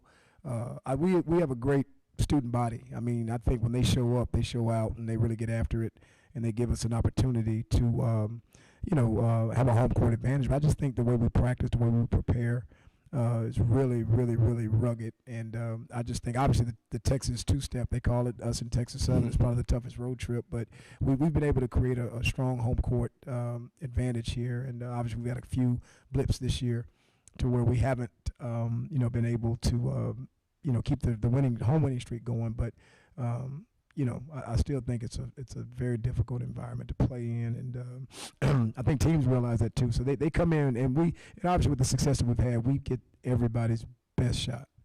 I mean, I watch some teams when they play against one another. You're like, man, you know, they're playing okay, but when they come in and they play us, It's like they're playing their absolute best. Yeah. I mean, so it's everybody's championship game, everybody's Super Bowl, if you will, championship, if you will. So, but they know when they walk in this building, it's a tough place to play. So we're always going to expect a quality game, a great game plan from our opponent. Yeah. But even with that, it's still going to be difficult for them to beat us in here. We feel good about being at home. Yeah, which, you know, I love that about your mindset and your mentality going into the game. And even when they come here, they know, okay, we finna play Prairie View, so we got to put on our A game. So what do y'all think typically is your mentality going into the games, or even going into, you know, the season, in which before y'all even starting, y'all are, you know, just practicing and, you know, building the camaraderie amongst, you know, new teammates and things like that? What is the mentality? Well, I'll tell you, our foundation, I'll speak about that first. We have 7 pillars to our program, and we talk about the first 4, enthusiasm, energy, effort, and toughness. And then the bottom 3 are preparation, approach, and execution. Right. So these are the things that we talk about all the time. And we're a defensive unit first. We're a defensive program first. You know, we're one of the top defensive teams, I think, the last 4 years in the nation at creating turnovers, getting steals, getting deflections. So as our defense goes, it obviously gives us offensive opportunities. So, you know, just being in great shape. You know, these are things we talk about, having toughness. You know, we playing basketball here at Prairie View in our program, it's almost like a preparation for life. We say life is going to be tough. When you get out of college and you get out into the real world, it's going to be difficult. So we start preparing these guys through basketball for life. Yeah. And those two kind of go hand in hand. So, you know, really working hard to be in the best shape that you've ever been in, being a tough-minded team, being a great defensive team, and being very unselfish on the offensive end. Yeah. If we share the basketball, everybody can have success. So to be selfish on defense, because I want everybody to try to step up and be the best defensive player out there and challenge each other to be who's going to be the best defensive player, but to try to be as unselfish on offense and share the ball and get the ball to the person that's got the hot hand. So, I mean, I could talk about a lot of things, but that in a nutshell is pretty much who we are as a program here at Prairie View. Yeah, so you were talking about the you know, them being on the court and playing, you know, defense and wanting to be the best defensive player on the court or whatever the case may be. So how do you keep that healthy level of competition amongst your players and not like let them get, you know, too much of a big head or an ego after a big game or things like that? I'm pretty good at humility, keeping them humble. Yeah. You know, I tell them that, you know, you're only good as your last game. There's always someone out there that's trying to knock you off. And our practices are so competitive. We never have a set starting lineup because if guys slack off, somebody else is going to move ahead of them. Right. So we create a healthy competition at practice to where they can kind of stay focused and know that I got to come out here every day and win practice. I got to come out here and be the best effort guy in practice every day. And if I'm not the best guy here in practice, I won't get an opportunity to get to the game. Because we say that we want our practices we structure our practices for that to be the toughest environment, to be the toughest competition they're going to face all year, because we get after it with each other every day, push each other every day. The conditioning, the drills, the defensive drills, everything's a competition at our practice to make sure that these guys are staying on top. Because again, you can start at one game and the next game you may not. If you come back and you don't give it in practice, somebody else can move ahead of you. So that's pretty much how we keep them humble, keep them focused, and keep them moving forward. Right, which makes sense. You know, they know their spot isn't secure, so it's like, yeah, they're just like they're continuing to work and improve so that they can keep that spot that they have and that they covet. So let's shift back to you, going back to, you know, when you were playing in college at U of H. How was that for you, and what was that experience like in developing who you are as a coach and how you coach your players? It was a dream come true. You know, growing up in small Bossier City, Louisiana, it was a dream of mine to have a chance to play at the University of Houston. And growing up, you know, as a young kid, 7th, 8th grade, I think, and that's when they had, you know, the Phi Slamma Jamma days with, you know, Akeem Olajuwon and Clyde Drexler and Michael Young, all those great guys. So obviously me watching that, they had a young man, I should say, a player that was from Bernice, Louisiana, which is right down the road from where I grew up. And I see this guy from Louisiana, you know, right down the road from where I live, and he's flying through the air and he's dunking and making all these spectacular plays. And I said, man, I want to do that. I want to be in that position one day. So that's kind of where it all started. And the guy's name was Benny Anders, you know, who was kind of a forgotten person, you know, after Olajuwon and Drexler and all that. But that's when that's when the dream and the desire to be a Cougar started for me. And obviously I didn't start out there. I went the long route. I went to Northwestern State University for a year, and I went to Tyler Junior College for a year, and then the University of Houston came in and gave me a chance of a lifetime to be a part of their program. So it had a great impact on my life. To play big time basketball. I always dreamed of playing on ESPN and CBS and ABC, all the major networks. I had an opportunity to do that. They gave me the opportunity to do that, and obviously to have a chance to move on. Have a pro career. I mean, the University of Houston, that experience did so much for me. It has a lot to do with where I am today and the success I've had as a coach. What I got from that experience in the 2 years that I was there has a profound impact on my life. I'm thankful to God for that opportunity, for Him allowing that to happen. Yeah. For them allowing it for them to give me the opportunity to be able to get that experience. It's been an unbelievable, has had an unbelievable impact on my life, and I'm eternally grateful still to this day that I got an opportunity to do that. Yeah, that's great. And you talk about the opportunities that it provided. So I saw that you played pro ball overseas. So I know we have international players who are in the NBA, and they talk about how gritty and rough it is to play overseas, and how they kind of come to the NBA and it's not as rough as they were accustomed to. So what was it like playing overseas amongst those different people internationally? The fortunate thing for me was that I was in countries that English was primary language. So that's first and foremost. That's one of the things that a lot of the guys have a hard adjustment if it's not English is not a top 3 language, and so they struggle with that. But I think that there's a misconception here with a lot of our young people that America is the only place that has ghettos, and I say that I'm trying to be as respectful as I can. Some of those individuals come from very tough environments over there in terms of facilities, and some of the arenas over there don't have heating and it's cold. Some of them don't have air conditioning when it's hot.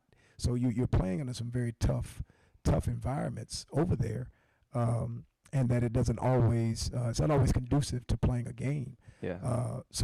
And I think the reason that a lot of these young people, they come here and they're so locked in and they're so committed to the game is that they're appreciative of the opportunity. Yeah. They're appreciative of the facilities. They're appreciative of the way they travel, the hotels and things like that. But for me, I had a great experience in some of the places that I went. They took very good care of me. Like I say, English was the first language, so it wasn't a language barrier. The food was pretty much what I was used to. Yeah. So for me, I had a great experience in the places that I played. And I encourage every young person, if they can't make it to the NBA, to spend some time overseas, and it does help you. It gives you an opportunity to grow as a person, to see things outside of just the lenses of here in America, because sometimes we get a little bit narrow-sighted and we think that this is the only place that exists. But it's a lot of positive things that go on abroad, and I really am a better man today because I've had some international experience, and it just broadens your horizon, makes you a little bit more deeper, a little bit more complete, and I'm thankful that I had the opportunity to spend time over there the time that I did. Yeah, my father, he always talks to me about traveling overseas in the future to just kind of get more of a greater scope of the world and things like that. So that's great that it's kind of helped and inspired you to be who you are today. And that's truly a blessing, you know. So let's go back to the 2018-2019 season. You know, it's one of those seasons that's hard to avoid because I know it's one of those seasons that I think every coach kind of dreams about it.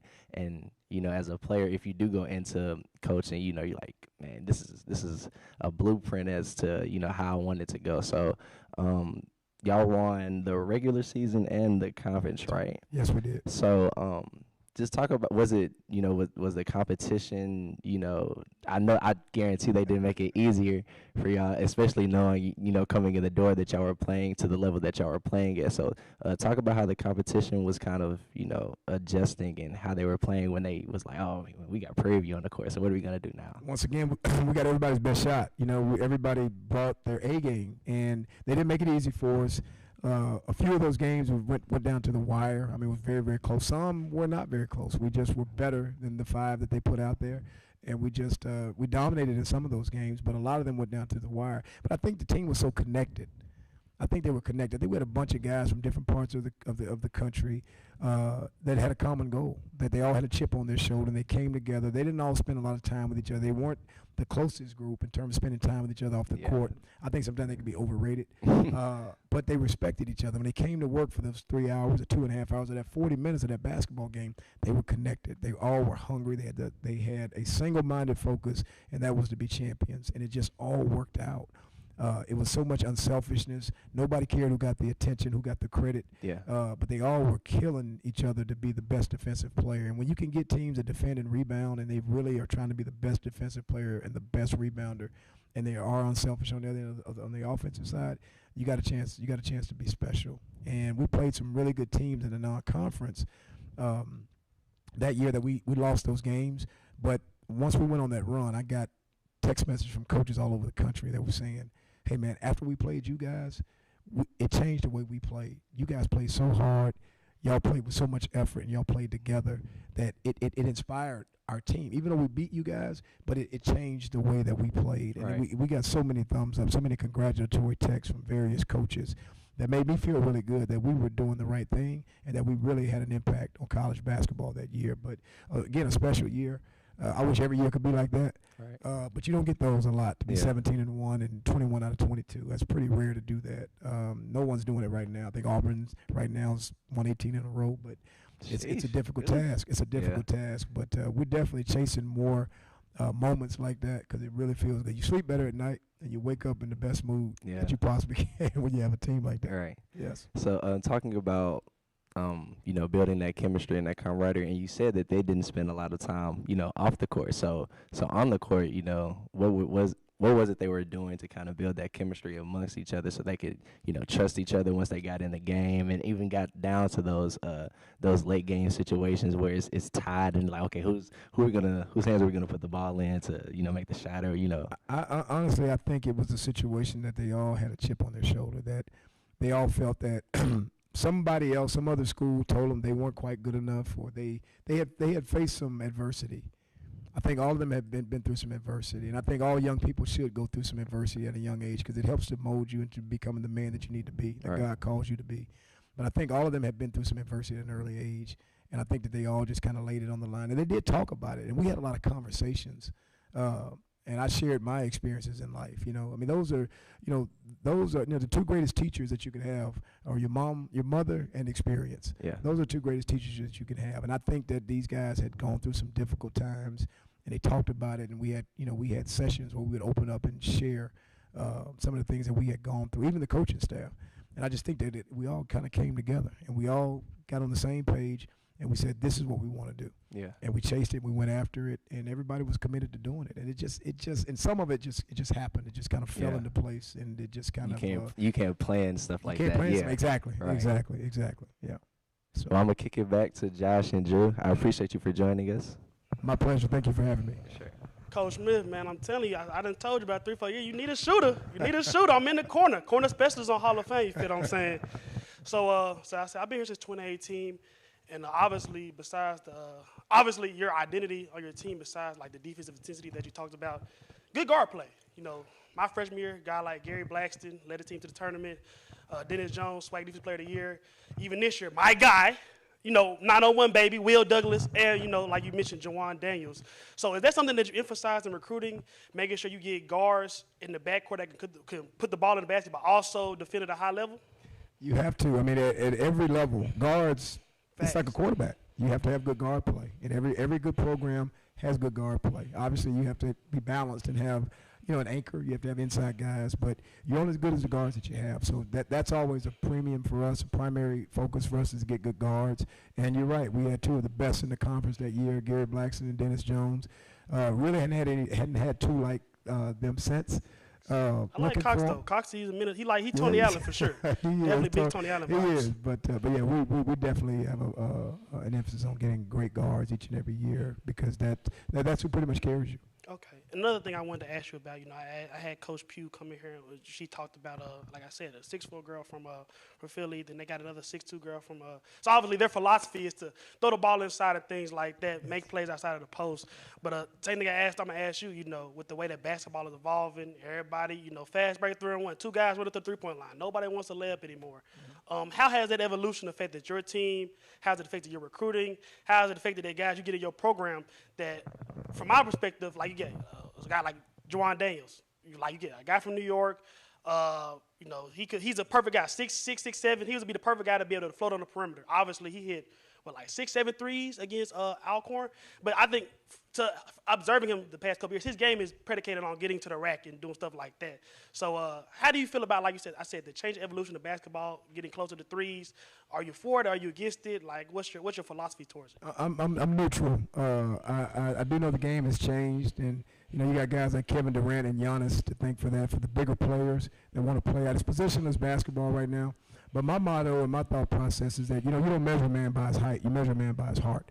And the big man, traditional big man, the 6'11", 7-foot player, doesn't really fit with the way that we play. Because everything with us is about pressure, trapping, rotating, and they don't really move, so they actually slow you down. Now, Coach Pugh's style is a little bit different. Obviously, she's more of an inside presence and get the ball on the inside, and I think that works too.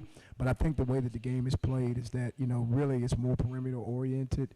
We want our players to, 6'7", 6'8", probably about as big. Now, if you got a 7-footer in your back pocket that can shoot threes and they can run, it could be like a Chet Holmgren or Kevin Durant or Giannis, will take them. Not going to turn them down. But it's just very hard for them to be able to change ends of the floor and play the way that we like to play. But it's positionless basketball. We always say that, if we have a 6'2" guy switch out on a 6'8" guy, it's about your heart. It's not about your height. So put your heart on the line and go guard. That's a good. So with that being said, without putting your heart all into it, I know with the unfortunate loss to TSU, the 1-point loss, how have you guys been able to look from that loss and see to how better yourselves coming in for the season? Like, how did that loss really get your guys to understand, like, the concept of what they need to do to be better, or just to understand, like, nobody's just going to give it to them. You got to really go out there and show your heart. Now, it was a hard-fought game. You guys did your best out there.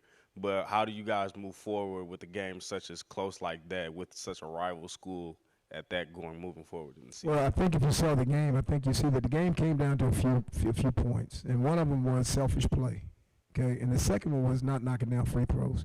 We were the second in the conference in shooting free throws, and we were 16 for 27. So if we hit half of that, you win the game. I don't think that they beat us. I think we beat ourselves. And I pointed this out to our team and saying, hey, you know what, when you don't do the things that we talk about each and every day, it can creep up on you. The shot's not always going to fall. You're not always going to be where you need to be offensively, but the things that we predicate ourselves on is playing unselfish basketball, which I don't think that we did. I thought we played selfish. Some guys were selfish, to be very honest. And again, we didn't knock down foul shots when we needed to, and we put such a heavy emphasis and such a big premium on doing that each and every day. We work on foul shooting each and every day. But when you have guys down there that are kind of talking, because you shoot, it's a concentration thing. It's like putting, right? Right. And you have to be quiet. You have to put yourself and get yourself in a space to where you're locked in totally. And I don't think that we really did that, and it cost us. The sun did come up the next morning. I know everybody in Panther Nation is, oh my God, we lost to Texas Southern. We beat ourselves. We feel like we're a better program than Texas Southern. Obviously, they won the conference tournament championship, but you know we've been the big dog in this league the last 4 years, and I feel that we're gonna regain that top spot here before too long. I feel really good about it. I think our players understand the importance of doing, first of all, doing what you're told. That's important. All of us have mothers, right? And I know all of us remember the statement, "Mama, why? Because I said so. Because I told you to." So I'm not a mother, but I'm more like a big brother and a father because we do the things we ask you to do, and we feel like we have a chance to be successful. So we're going to redeem ourselves coming up this weekend. We feel really good about the Florida trip. We got Bethune-Cookman and Florida A&M, and in Texas Southern, we got one more chance at them this season. So check us out on March 2nd over at Tigers. Y'all heard that now. Arena. March 2nd, we coming back for you, Texas Southern. You didn't peep the Hall of Fame Black Parent University dropped that there. Mama, why? Because I said so. That's a Fendi fact right there. Facts. So, you talked about, you talked about the close loss to TSU, but you did make a very good point talking about being the big dogs around the SWAC. PV and TSU have been exchanging NCAA tournament berths since I've been here, like you said, 2018. And like you said, I think we got in, 3 out of the past 4 years? They got it, last year, but all the other years. Well, 1920, we felt that we were the representative, but because of COVID, they canceled the tournament. But we felt that had it been an at-large, we would have been there 2 years in a row. Okay. But, of course, they canceled the tournament, so we went 18-19, no one 19-20, them 20-21. 21-22, yet it remains to be seen. But we like our chances to have a chance to get in there and make some noise. Will. My boy number 5. Y'all get them 50 free throws for y'all leave the gym. You feel what I'm saying? Coach Smith ain't playing. One more question before I wrap up with you, Coach. Obviously, this applies especially to you just because of the how do I want to phrase it? There's the popularity, the magnitude of your program, the transfer portal. Obviously, you have a lot of roster turnover every year because you got a lot of seniors. Like I said, you have always established star players. You have a secure pecking order. Even like I said, going back. G Baby, Devontae Patterson. Now, I would say Juwan, Will, Dwayne. Those are kind of like the heads of your team, head of your snake per se. But in terms of like I said, you having to kind of essentially be the caliper of the SWAC. You got to reinvent your roster every year. How do you do that so confidently? To the fact, like you said, essentially 3 out of the 4 last NCAA tournaments you've been a part of. And how does the transfer portal? How do you utilize it? How does it affect you now? I tell you what, I'll be honest with you. I really focus a lot when I recruit to try to get into the house. If I get on the couch and I get next to a grandmother, it's a wrap. Bag secured. I feel what you're saying, Coach. It's a wrap. Yeah, I'm gonna win that. I'm gonna win that battle. That grandmother's gonna fall in like with me by the end of the night, and she's gonna feel really good about letting little Johnny come to Prairie View and play for Coach Smith. So I feel really good about it. If I can get in the house, like that old saying, once you're inside the house, you can go to any room you want to. Get that foot in the door. If I can get on the couch, I can make some stuff happen in a positive way. Secondly, the transfer portal. The transfer portal, I think it's kind of tricky. The transfer portal is there for a reason, and I don't think it's always the players wanting to get away from the program. Sometimes the coaches want the players to get away from the program because they're not a good fit. We've been fortunate enough to be able to get some good ones. Will Douglas being one, we got him out of the transfer portal, and he's paid big dividends. Wrong, Coach, hold on. He's from the 901. You feel what I'm saying? Come on now, Memphis, baby. Come on now. Went to my rival high school, but still certified bucket getter from SMU. You feel what I'm saying? Keep going, Coach. He is, but we've been able to dip into it a little bit and have some success with it, and we will go to it again. But I think sometimes getting players in your program and being able to develop them, I think is equally as important. We don't recruit a lot of freshmen, but we will do that. But we like to try to get guys in there that have, you know, two years or better. You know, the one-hit wonder can sometimes work. Last year, Cam Mack was a big fish and came in and had a huge impact for our program. That was the best point guard in the league last year. Not named Michael Weathers. I thought the kid at Texas Southern was the overall best point guard in the league. But we like to try to get guys in for more than 1 year. And a lot of these guys are entering the transfer portal as grad transfers and so forth and so on. And like I say, I don't throw a stick at that or throw stones at getting that type of player. But for players that have a huge impact here in our program, we need to have them for more than a year. So the JUCO route is something that we do a lot.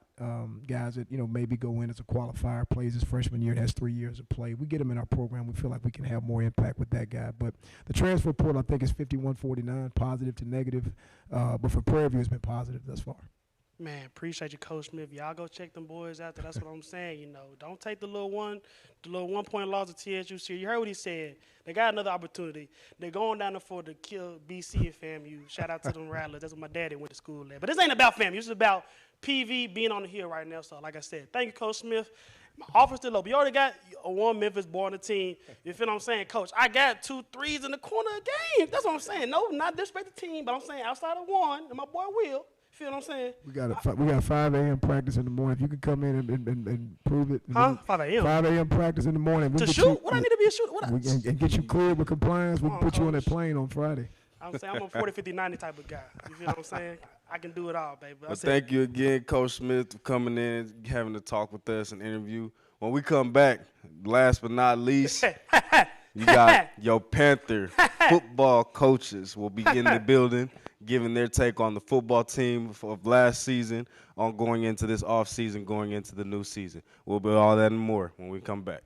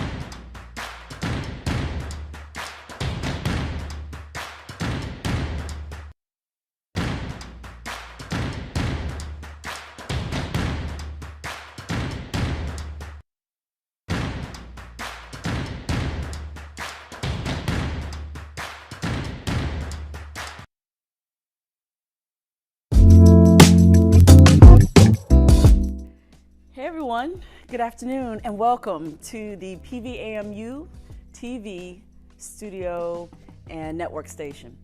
My name is Teresa Dalvest. I'm an assistant professor of communications here in the Legacy Hilliard Hall, one of the most renowned and most beautiful spots on our campus here at Prairie View. I'm also the director of film and television production for our program, and I'm excited and incredibly pleased to share with you the newly renovated TV studio. I started here in January of 2017, and one of the first stops in my orientation to this program here was the TV studio. And it was an amazing space. Upon arrival, I thought, wow, I know the students are gaining so much experience and knowledge about television production, film production, and gaining the tools that they'll need to be able to contend in the industry. What I learned, though, was that that studio was built in 2011, 2012, and was in dire need of renovation and technological updates. And so I wrote a grant for a Title III, a grant proposal for a Title III grant, and we won the grant. And over the last 4 years, we've been planning and designing and finally executing this new studio. We had a great collaboration with Urbano Architects based here in Houston, as well as with Broadcast Studio Designs Incorporated which is an amazing international company out of San Diego. They've built sets for major affiliates with ABC, CBS, NBC, Fox, you name it, and they've built it. And so doing my research on their company, I learned that some of the stations that I grew up watching in Virginia were designed by them. And so that's who I wanted to work with in putting together this look. I'm going to give you a really quick tour, and then after the tour, I'm going to give you an invitation to come and spend time in the studio, work with us and create content and help us amplify the stories of Prairie View. Right here, what you see behind me is this amazing media wall. It's 6 monitors in a virtual orientation that was inspired by WTTG in Washington, D.C. Again, growing up, watching the news and different programs from WTTG, when I saw their set, I was instantly inspired to replicate that as best I could. The difference between our wall and the wall at WTTG is that their mural is a static photo. It's just a big JPEG from end to end. It doesn't move. It has no video components to it. And that was the difference we made with our particular wall. So as you can see, our logo is animated on the monitors behind me. We can make one big panoramic view. We've seen the football stadium, for instance, go from end to end in this space, and it's amazing. It's just, you feel like you're standing out on the 50-yard line. And then a monitor in the middle that just kind of helps glue the whole picture together. In my tour, you'll see also that we gained inspiration from all the colleges from around the university. For instance, this treatment, this kind of marbleized look, was inspired by the Clark Building, where juvenile justice and psychology is. We lifted some inspiration in the hallways of the Agriculture Business Building, AgBiz as we commonly know it. This dark slate you'll find on the first floor in different places of that building. It's one of my favorite textures around the building. Again, athletics will enjoy having their football players, their soccer players, their basketball players highlighted in each of these panes, or a panoramic view of the football stadium with this big massive wall. If you look, we have these wild walls that move. We have 3 that are on casters. The windows over there, as well as the clear surfaces that you'll see picked up, for instance, on our new anchor desk, are inspired by the engineering program. And then finally, I don't know if I have enough room with the cameras on this side, but let's do it over here. Walk with me, if you will. On the back side of the 2 larger walls, we have inspiration from the School of Architecture.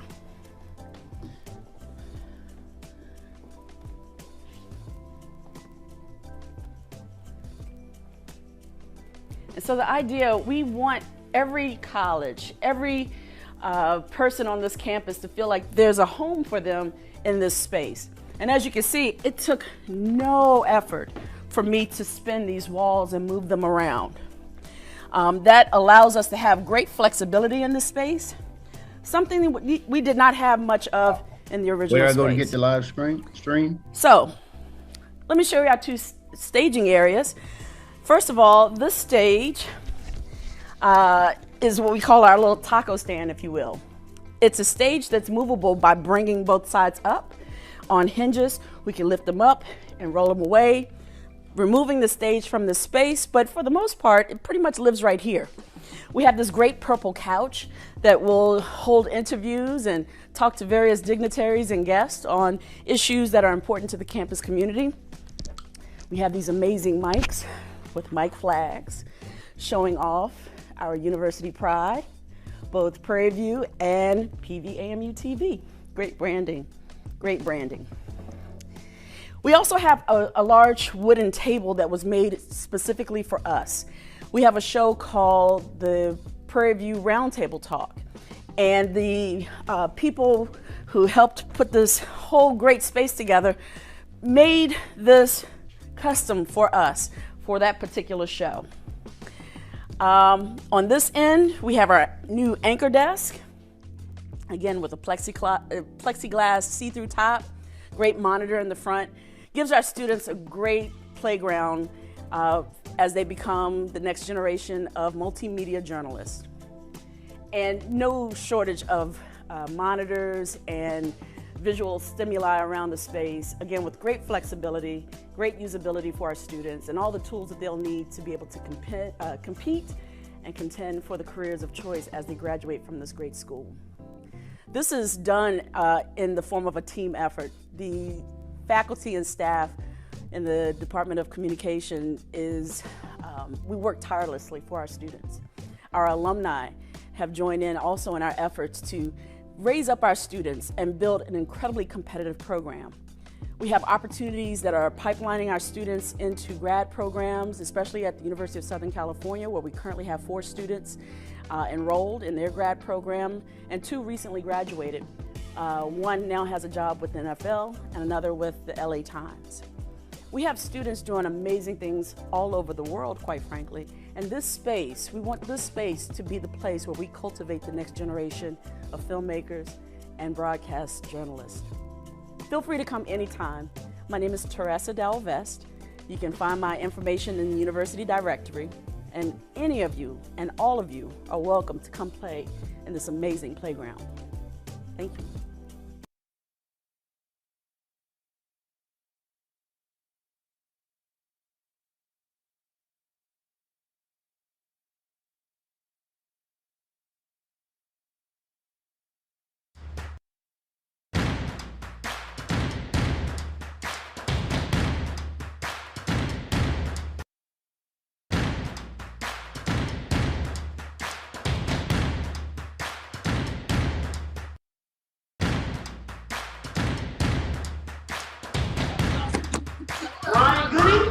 Y'all show y'all new faces.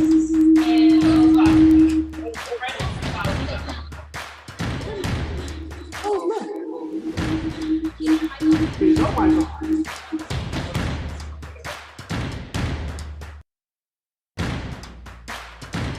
Bubba and Fred.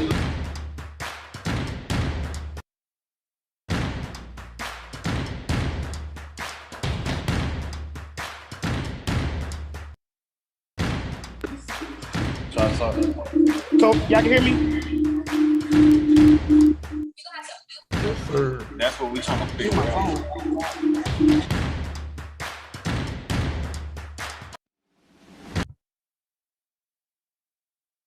Freedom. It's at the core of who we are. The freedom to live without fear, to jog where we please, to wear a hoodie. The freedom to breathe. Before we celebrate the freedom most Americans have, we must fight for the freedom all Americans deserve. Because all lives can't matter until Black lives matter.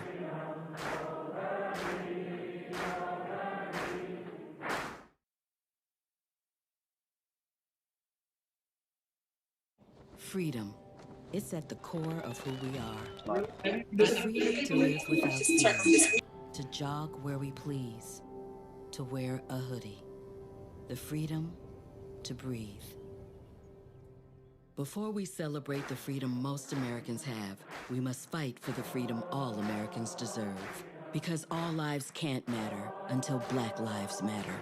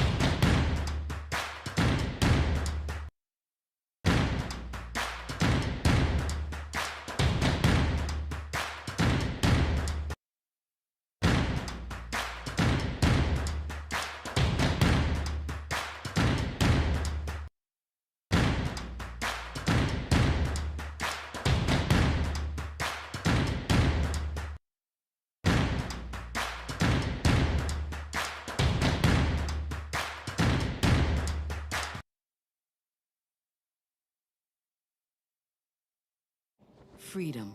It's at the core of who we are. The freedom to live without fear, to jog where we please, to wear a hoodie. The freedom to breathe. Before we celebrate the freedom most Americans have, we must fight for the freedom all Americans deserve. Because all lives can't matter until Black lives matter.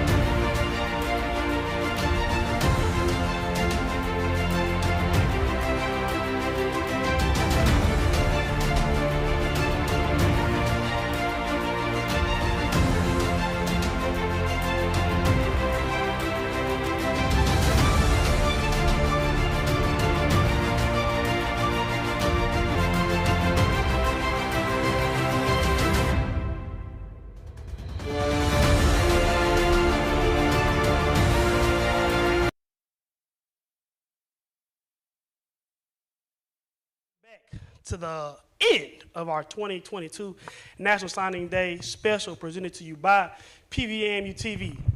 So, these are some very special guests that I got in the building with me, all people that I know personally, guided me here to PV. So let me ask you real quick, just some logistical things. Coach Bubba, Coach Fredericks, Coach Fosterman, can you hear us, sir?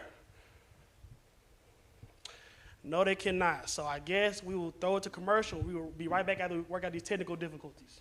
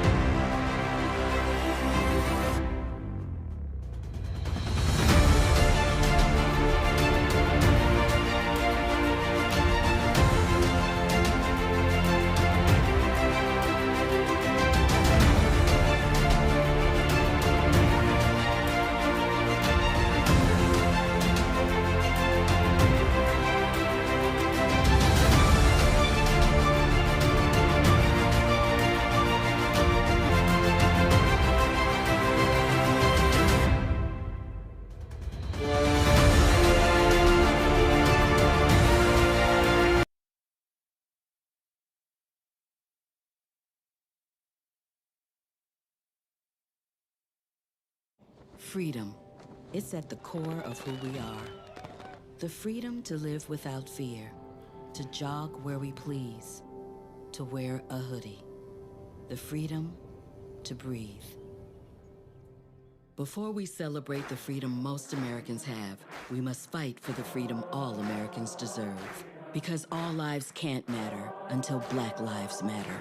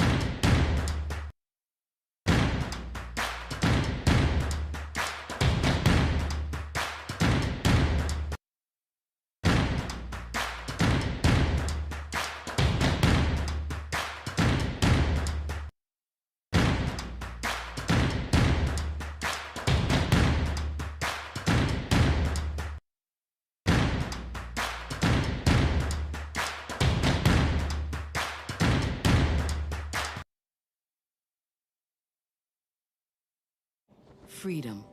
It's at the core of who we are.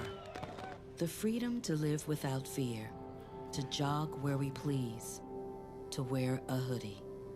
The freedom to breathe.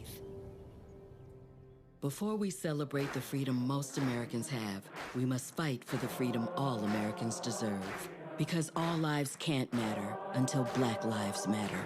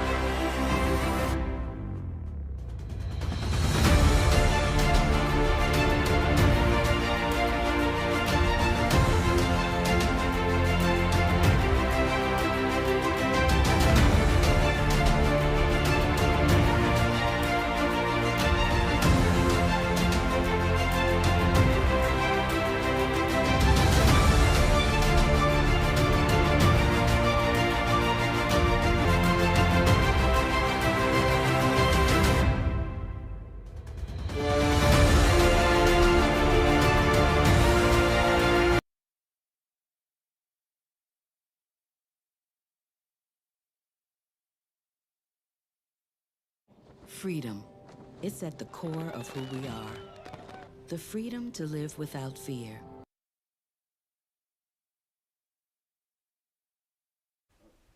And welcome back to Panther Sports News with National Sign Day at PVAMU-TV. Before we get started, coaches, can you hear us? If you can hear, can you give a thumbs up, please?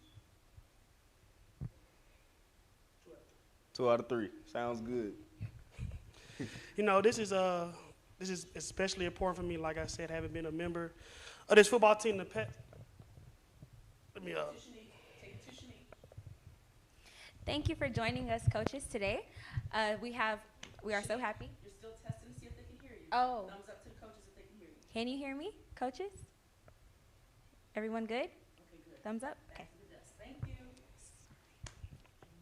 Back to the desk.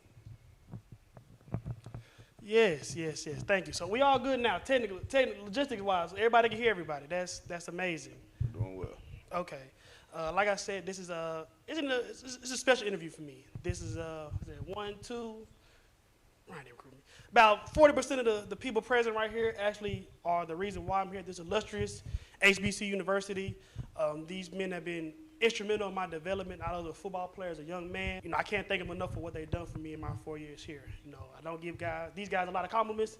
Usually give them a hard time. Was giving them a hard time before we started, on there. But, it's hard for black men out here, like I said earlier. So for them to be influential and to pave a way and continue to be a light in not only mine but any other young black man's life is a special thing. So introducing in studio with us, Coach Ryan Burton, Coach William Middleton. Coach Burton, Shanique, tell us who we got in the couch with us.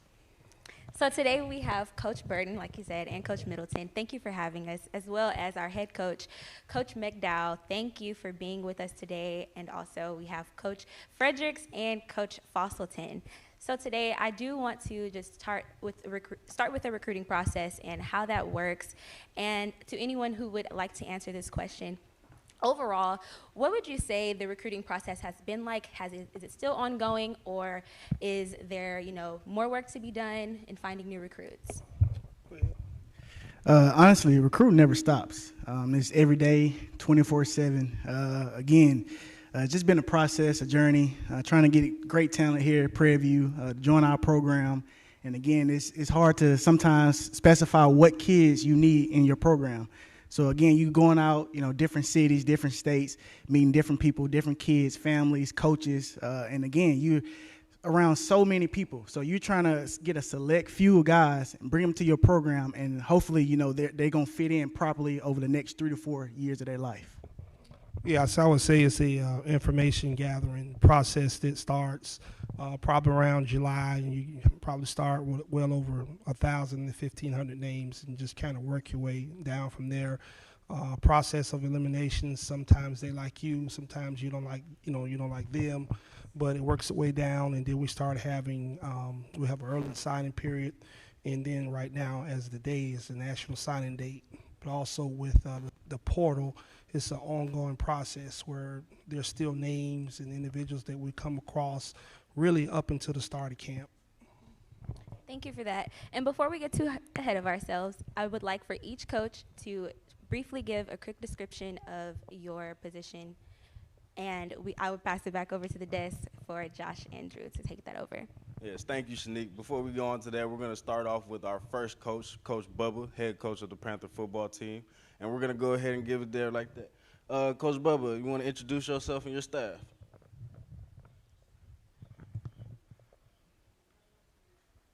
I'm a head football coach, new head football coach here at Prairie View University. My offensive coordinator is Mark Frederick. Special team coordinator, linebacker coach, Alvin Fosselman. We call him Brock. All right. DC is Todd Middleton. He's going to be coaching the D-line. And Ryan Burton, who shared the secondary with me last year. He's also going to be coaching the safeties and nickels this year. All right. And we got Marcus Bradley, who's not here yet. He's going to be on his way. He'll be coaching the running backs. And we got Ashton Green, who will be coaching the offensive line and tight ends. We have Hurley Brown, who's coming in, should be in within a week. He's going to be also coaching the secondary as well. And Reggie Moore, who's going to be coaching wide receiver. And Reggie was here previously with under Willie Simmons, who was at Colorado. Again, will be joining us. Thank you for that. Thank you for that, Coach. Yes. Okay. Thank you for that, Coach, for just a good review of your coaching staff and everything like that. And so from there, we're going to go on, move it into Shanique, and we're going to go on for the coaches that are here at the moment. Shanique, what you got for us? Well, first I would like to address Coach Bubba McDowell. Of course, you are new as a head coach, but you are not new to Prairie View. You've been here with us for 11 seasons, and you were assistant coach, for 4 seasons before that. So could you tell us what led you to be a head coach here at Prairie View, and what was that journey like for you?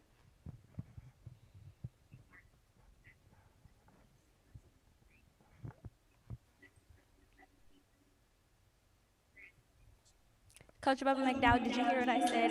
I can repeat the question if you need me to.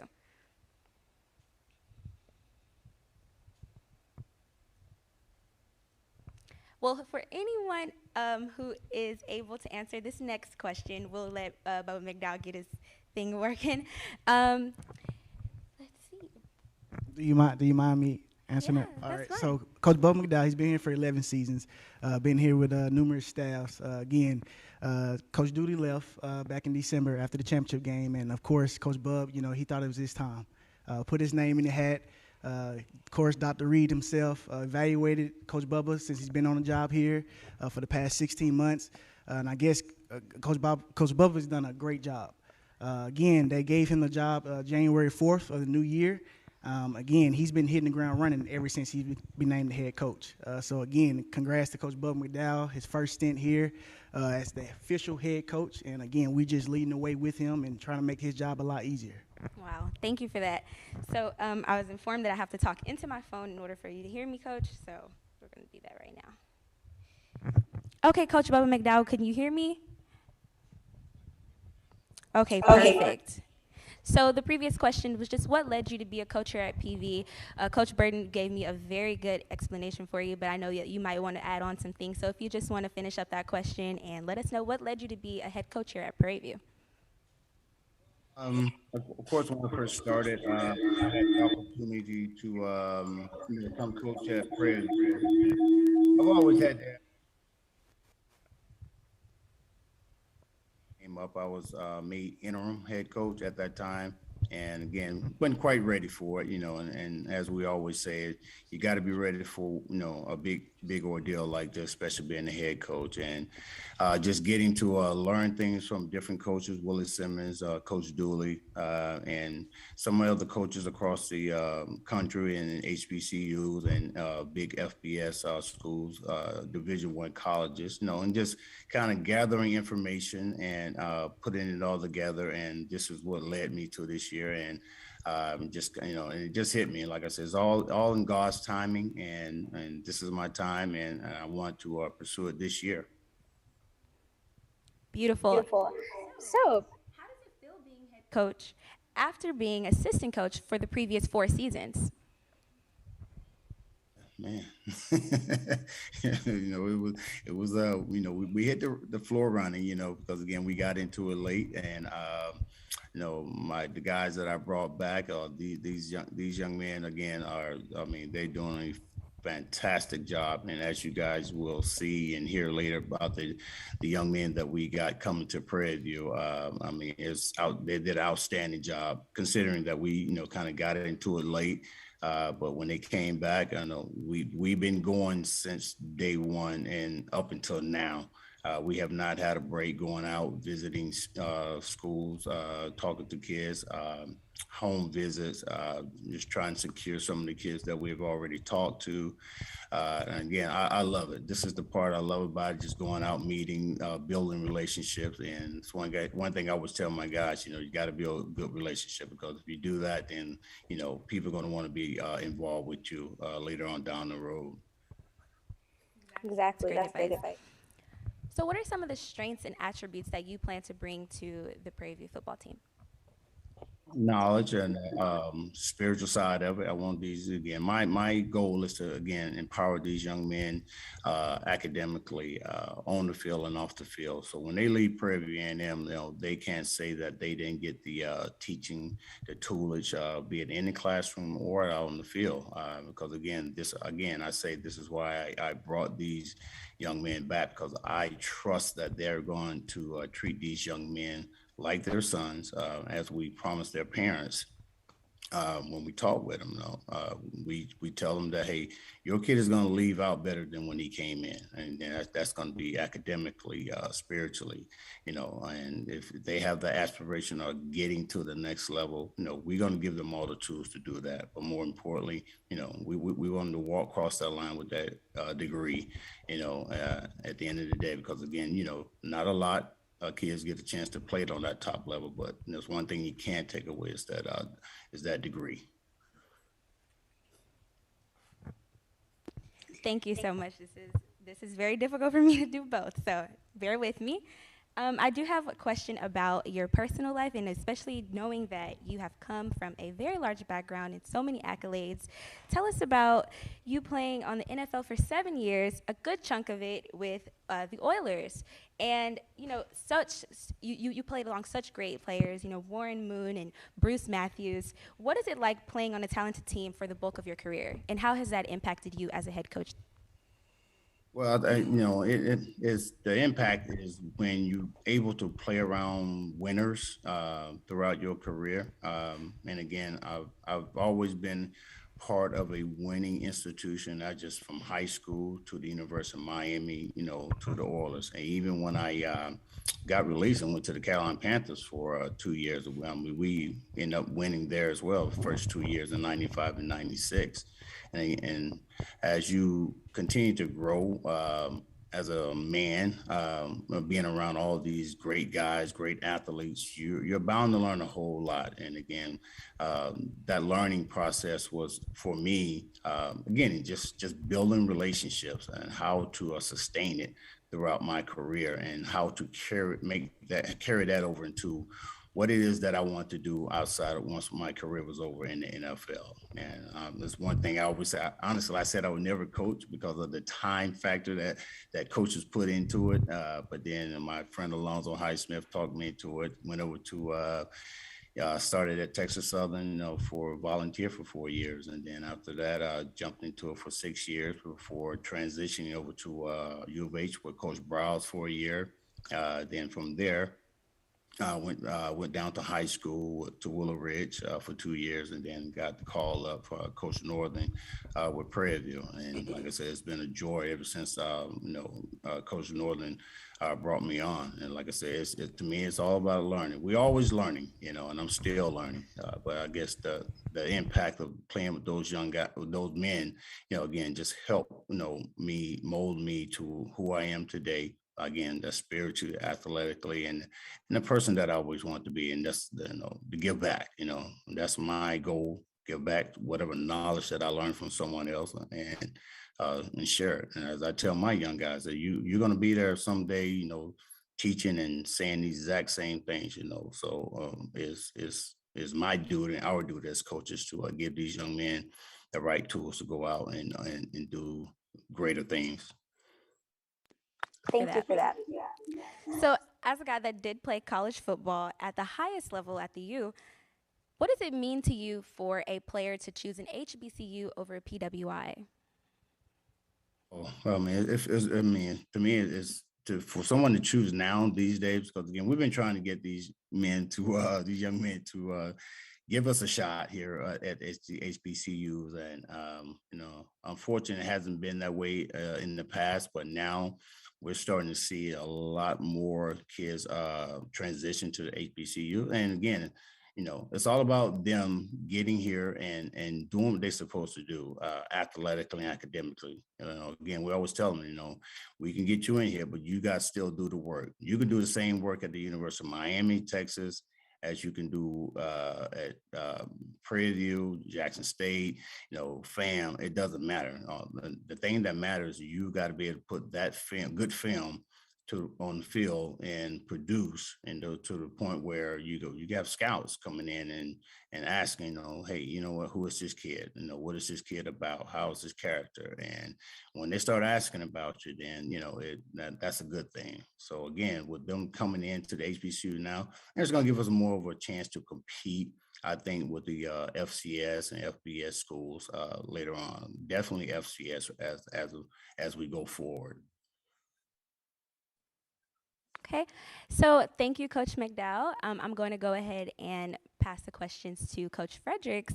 And Fredericks, I just wanted to ask you, how much did Bubba being named the permanent head coach influence your decision to stay at Prairie View? It had a huge impact. A great relationship with Coach Bubba over the years. Really enjoyed working for him and following his vision and matching it with mine. We're going to take Prairie View to some great heights.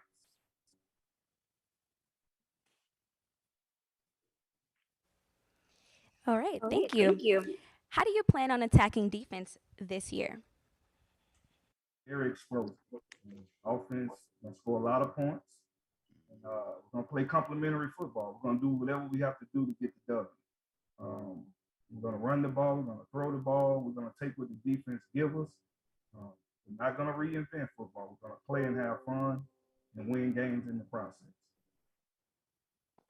Okay. How do you think the transitions of the staff, including reintroducing new offensive line coach Ashton Green, will impact this season? Got a great relationship with him. I've worked with him before. He's been here before, so we're just coming right back together. We're just reuniting, and we're going to try to pick up where we left off. We had one of the top offenses when he was here, and we plan on returning to that as well. Let's keep it going. Thank you for that, Coach Fredericks. So this next question is open to anyone who would like to answer, and I still have Coach Burton and Coach Middleton here with me. So are there any newcomers to the team who you hope can make an immediate impact? Well, I would say on the defensive side of the ball, we have Miles McKinney is a defensive end that has outstanding speed that can get to the quarterback. He's got a great skill set. And Dejon Brooks also is a transfer from Eastern Michigan. Both those guys are very, very athletic. They're tall. They have great range, and they get to the ball with bad intentions on their mind. So we're really, really excited to look forward to seeing what they can do. Draftee, Super Bowl champ, that's what these guys remind us of, that kind of talent. So but with those two guys, in there and again, coming on both sides of the ball, we're going to make some things happen. Okay. Would anyone else like to answer that?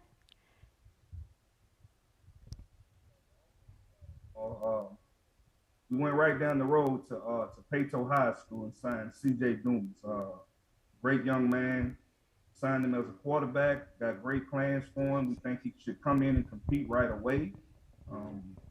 Also, we had a chance to go down to San Antonio, sign Navon Cooper, a speedy receiver. Also, out of the Garland, Texas area, we signed Ellis Rogers. These guys, I'm looking for to come in and play, as well as Lawrence Armstrong, kid from Shadow Creek. We're talking about speed. When we say speed, we added some speed on offense. And at the running back spot, we added Connor Wisher from Zachary, Louisiana, 3-star athlete. Actually turned down a PWI and chose Prairie View. Also, we added a big-time tight end from San Antonio, Dylan DeMayer. Got great plans for that young man as well. He's going to fit well into the offense and the scheme of things. And then up front, we had to add some beat. We signed a kid. He locally, but he's at a JUCO right now from New Mexico Military, Curtis Strickland. Also, we added Jalen Cooper from C.E. King, another old lineman, and Joel Rose to round out the offensive side from Kahoma Junior College in Mississippi. So well-rounded. We returned 9 starters on offense, so we didn't need a lot, but we added much-needed depth in certain areas, and the competition is going to be good, and y'all should see some great things from the offensive side of the ball. Great. Yes. Thank you for that. Just picking up from Coach Frederick. So it's special teams as well. One thing that we wanted to do, talking with Coach Bubba, was we wanted to be better in the return game. I thought we got a chance to really get out, this recruiting time and bring in some guys that we thought that could change the field position for us offensively. Went down to Zachary, the Echo, Connor Wishman. I think he's a really good return guy. We also went South Houston, the Shadow Creek area, and we pulled Lawrence Armstrong and DeJuan Lewis, who also have great return ability. So, and then we look at Navon Cooper from San Antonio, another guy, speed guy who can catch the football and do great things with it. So we think we really got better on special teams as well, adding those guys to our football team. Amazing. That is amazing. And as you guys can hear, we got speed on both sides. Again, as Coach Frederick said, 9 offense coming back, 9 on defense coming back. We should be very explosive on both sides of the ball. And as Coach Brock alluded to, even more so at the with those special teams unit. Great. Thank you so much. You should be able to hear me now. So, with that being said, now that you've mentioned your recruits, are there any returning players on the team that you're excited to have back? Definitely defensively, we returned 9 starters, starting with Jason Dumas, who is the best defensive lineman in the SWAC.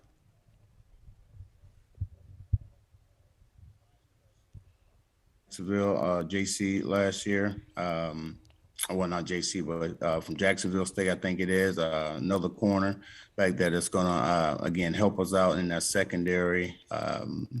Trasheed, linebacker, like I said, we call, Coach Rock being a little modest right now. He hadn't said the boom squad yet, but that's his boom squad from linebackers. And as I tell guys, my secondary, as me and Coach Ryan would tell our secondary, you guys better take these dudes out to lunch every time you get a chance, because that front 7 with the D-line, with the Dumas, Troy James, Dante, and again, with the added addition with Miles, and Dijon Brooks, oh man, we're going to be really good defensively. We should be faster. We got some kids coming back off of injury that we're hoping to get back real soon, at least by training camp. And again, you guys heard it. You heard it from his mouth with, Coach Fred. We got some guys coming back. Trezon, again, 7-1 as a starter, the QB. We got the young bug, Dumas going to be backing him up. And, well, I would say back him up, but he's going to be competing. He has a really good chance of coming in and playing a lot. Jalen Howard, little speedster slot guy, a phenomenal freshman year last year, Spiller.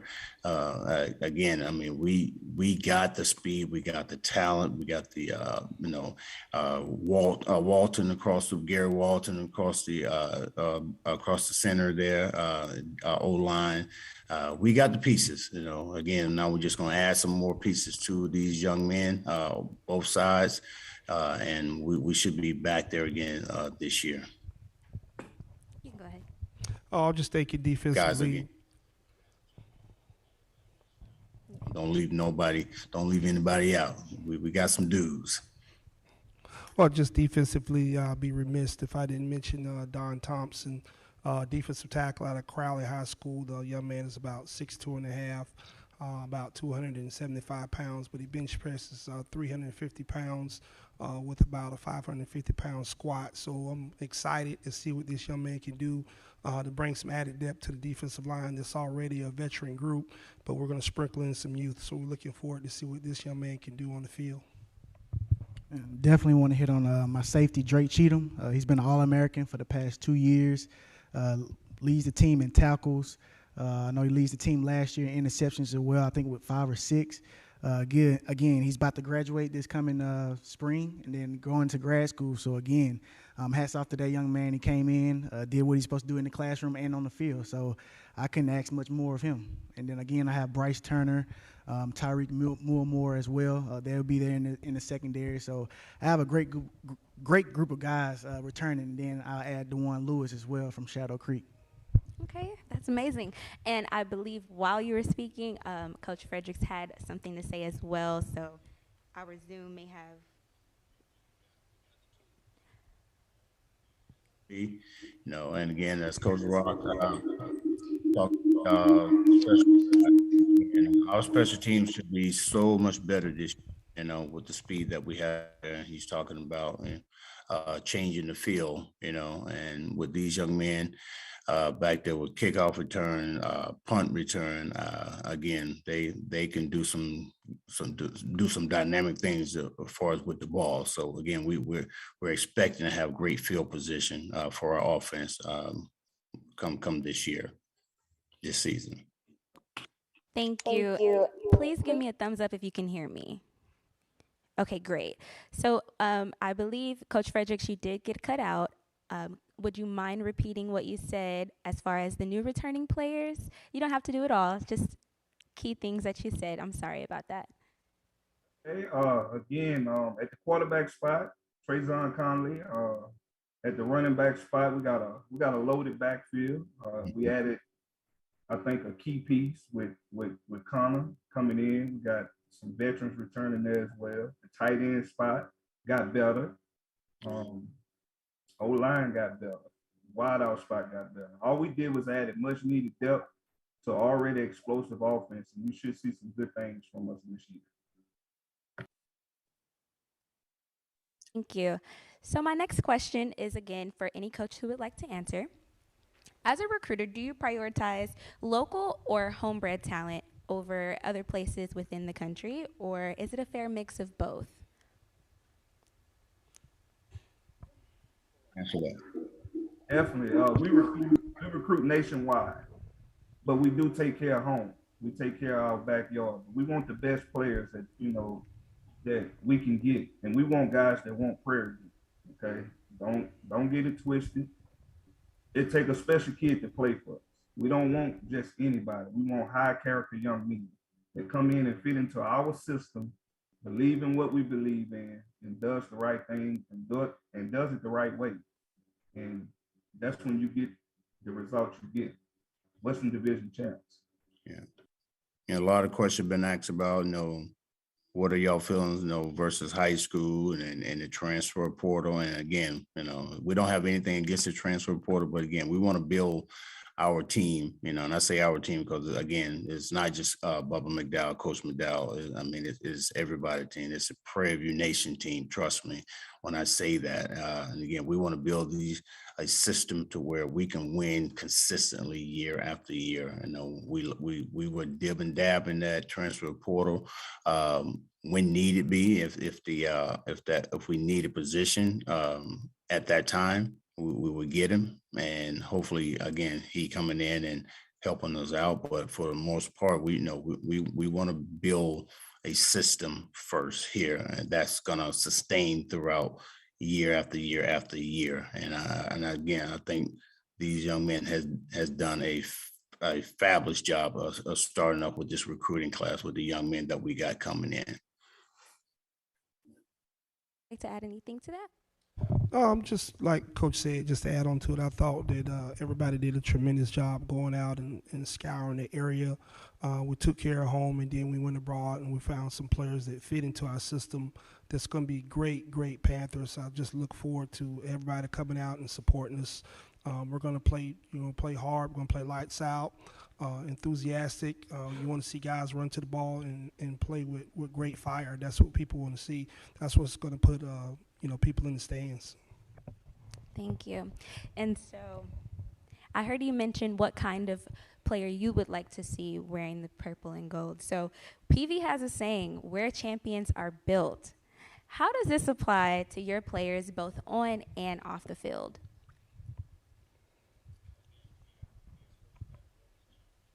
Again, they come in, raw, some more talented than others.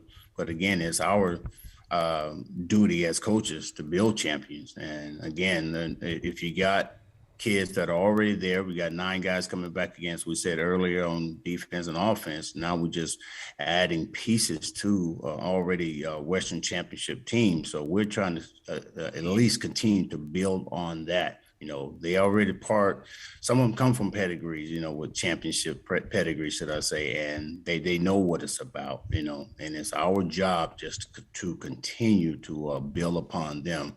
And again, like I said, we want to build this PV Nation up to a point to where, hey, you know what, we want to sustain it year after year after year, not up and down, not up and down. We want to be able to, be like, and I'm just using this, because that's where I went to school. The years when I was at Miami, it was just year after year was winning those championship titles. We want to be able to play for these titles every year, year after year. And again, just to have a chance to build champions with these young men, championship caliber type athletes that, again, coming in and helping to get us back to where we know we're going to be able to go to. Again, it's going to be great for us and great for the university. Thank you. And for our viewers, one last time, could you remind us of all of your recruits, if you can, from that you've recruited this year for this upcoming season from each line? We're going to take it. I guess I'll speak on Donnie Thompson, defensive tackle from Crowley, outstanding student athlete. Dejon Thompson, Dejon Brooks from Eastern Michigan, another defensive lineman, and then I'll comment on Miles McCaney, defensive end from Upper Iowa University, also from Ohio, outstanding player. Ryan, you can talk about the secondary, guys. In the secondary, we have DeJuan Lewis, again, a talented young man at safety. I'll be coaching him. Again, he's a 2-star athlete. He actually chose us over a lot of, FBS programs, Nevada and Texas State. Had a commitment party last night with his family and friends, so I'm greatly to have him here with us. He's a winner, Shadow Creek area high school, so again, he knows what it takes to be a champion. We have also Dejon Brooks as well, as Coach Middleton talked about. He'll be a transfer coming in on defensive line with experience that can fit in right now and make a difference for us. We also have Donald Thompson as well from Crowley, Texas. Keep going. We also have Connor Wishman, again, 3-star running back. He's going to be in that group of running back pile that we have experience there, so he's going to be able to mold and learn from those guys. And, again, if we can get him in and play, 4 games at least, not even thinking about redshirting him, but get him in on special teams as well. We also have C.J. Dumas. This guy here, he's a champion. Played at Peyto High School. He's a state champion at quarterback. 6'2", 190. Great arm, great accuracy. Curtis Stripling, again, he's a guy right now that can come in and play at center. Center spot, our guy just left, 5-year starter, Danny Garza. So again, he's coming in to fill big shoes as well. We also have, let's see here. We also have Dylan DeMel out of San Antonio. He'll be a true freshman coming in, but again, 6'3", 225, a guy who can play inside, outside. He'll be able to line up at the tight end position for us and make some big plays, especially on special teams as well. We also have Ellis Rogers, receiver. Again, we lost a lot of receivers last year, so it'll be big time for him to come in and make a difference for us, standing at 6'1", about 190. Also, we have Jalen Cooper, again, another freshman from C.E. King. He's a guy that will be coming in and mold him as well, learn from the guys that's in front of him. Joel Rose, this is a guy that's coming in as a transfer. So, again, we're looking to bring him in and start or compete day one that he's get here. Any transfers we have coming in, we're not looking to sit them. We want them to make an immediate impact as well. Also, we have Lawrence Armstrong, another receiver from Shadow Creek. Again, guy who knows how to win, guy who's going to come in and compete. Again, that room is really open, so again, he has big shoes to fill as well. Miles Mahaney, again, a defensive end from Detroit, Michigan. Talented guy, 6'4", 230. He's going to come in and rush the passer as well. Again, with experience, coming in as a grad student. Navon Cooper, another guy from San Antonio, receiver, 6 foot, about 170, a speedster. He's going to make a difference for us as well, not on offense, but as well as special teams as well. Well, thank you. Coach Fredericks, did you want to add anything onto that? Coach Fredericks, would you like to add anything?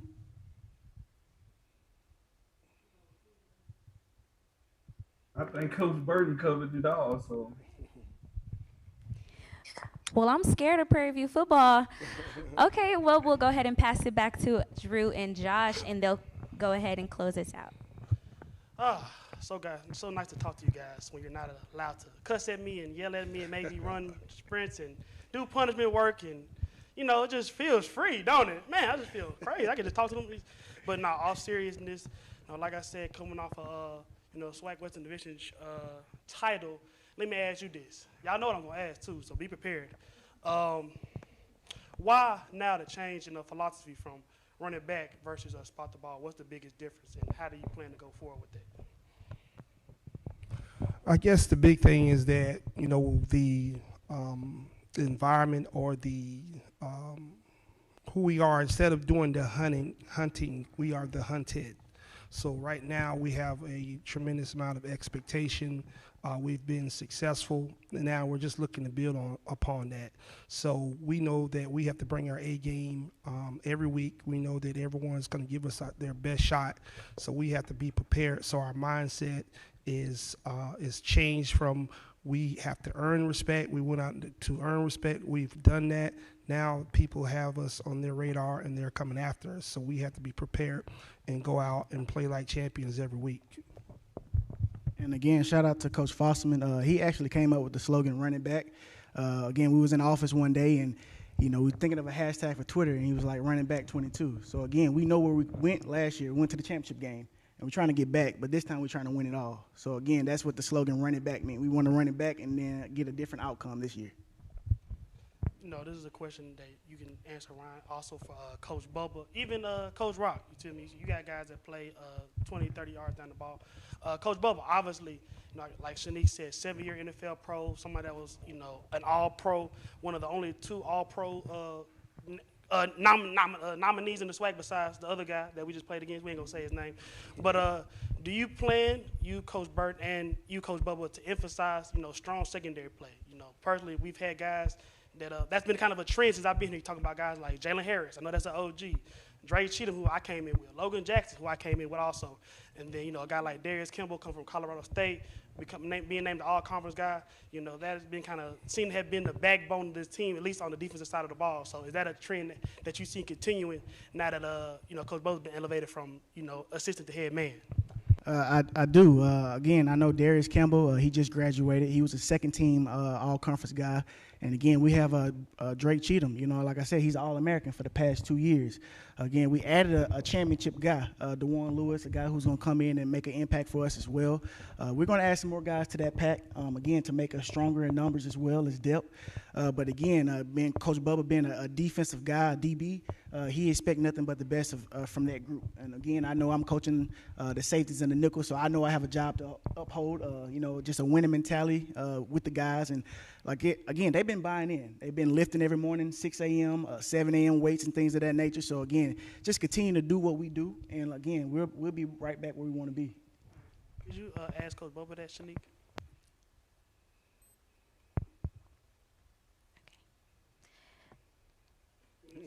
Yeah, you got to say. Oh, Coach Bubba. No, I said if somebody is a long-time NFL DB, you know, having had recruited and developed guys like Jalen Harris, Drake Cheatham, Logan Jackson, Darius Campbell, do you plan to continue to emphasize strong secondary play as a backbone of your defense and of your team? Absolutely. I'm gonna be like a Nick Saban. Gotta call me. You know, although I'm still a head coach, you know, that's my baby back there. So we definitely gonna be emphasizing, you know, better play back there for sure. And again, like I tell them, you know, you got to continue to get better in the secondary every day. What makes your job easier is, again, that front seven, the linebackers, those DNs putting pressure on guys. And now once that happens, you know, you got to be able to be in position to make those plays. And we've had times where we gave up a lot of plays where we probably should have led the country, honestly, you know, 2 years straight. Now, had we caught all the passes, that was our interception that was thrown to us that we dropped. But we will get better at that in the backfield. I promise you that. And, you know, better days are coming for sure. Well, thank you, Coach Bubba, and thank you to all the coaches for coming in today and giving us a little more insight on how you guys want to run the program. And, you know, running it back 2-2, we all for it. We gonna be right there with you, cheering it on, and we hope we can take it home this year. So with that being said, we go end of the day with the National Signing Day of 2022 here at Prairie View A&M University. My name is Drew Brewer. My name is Josh Crawford. And this is PV. You know.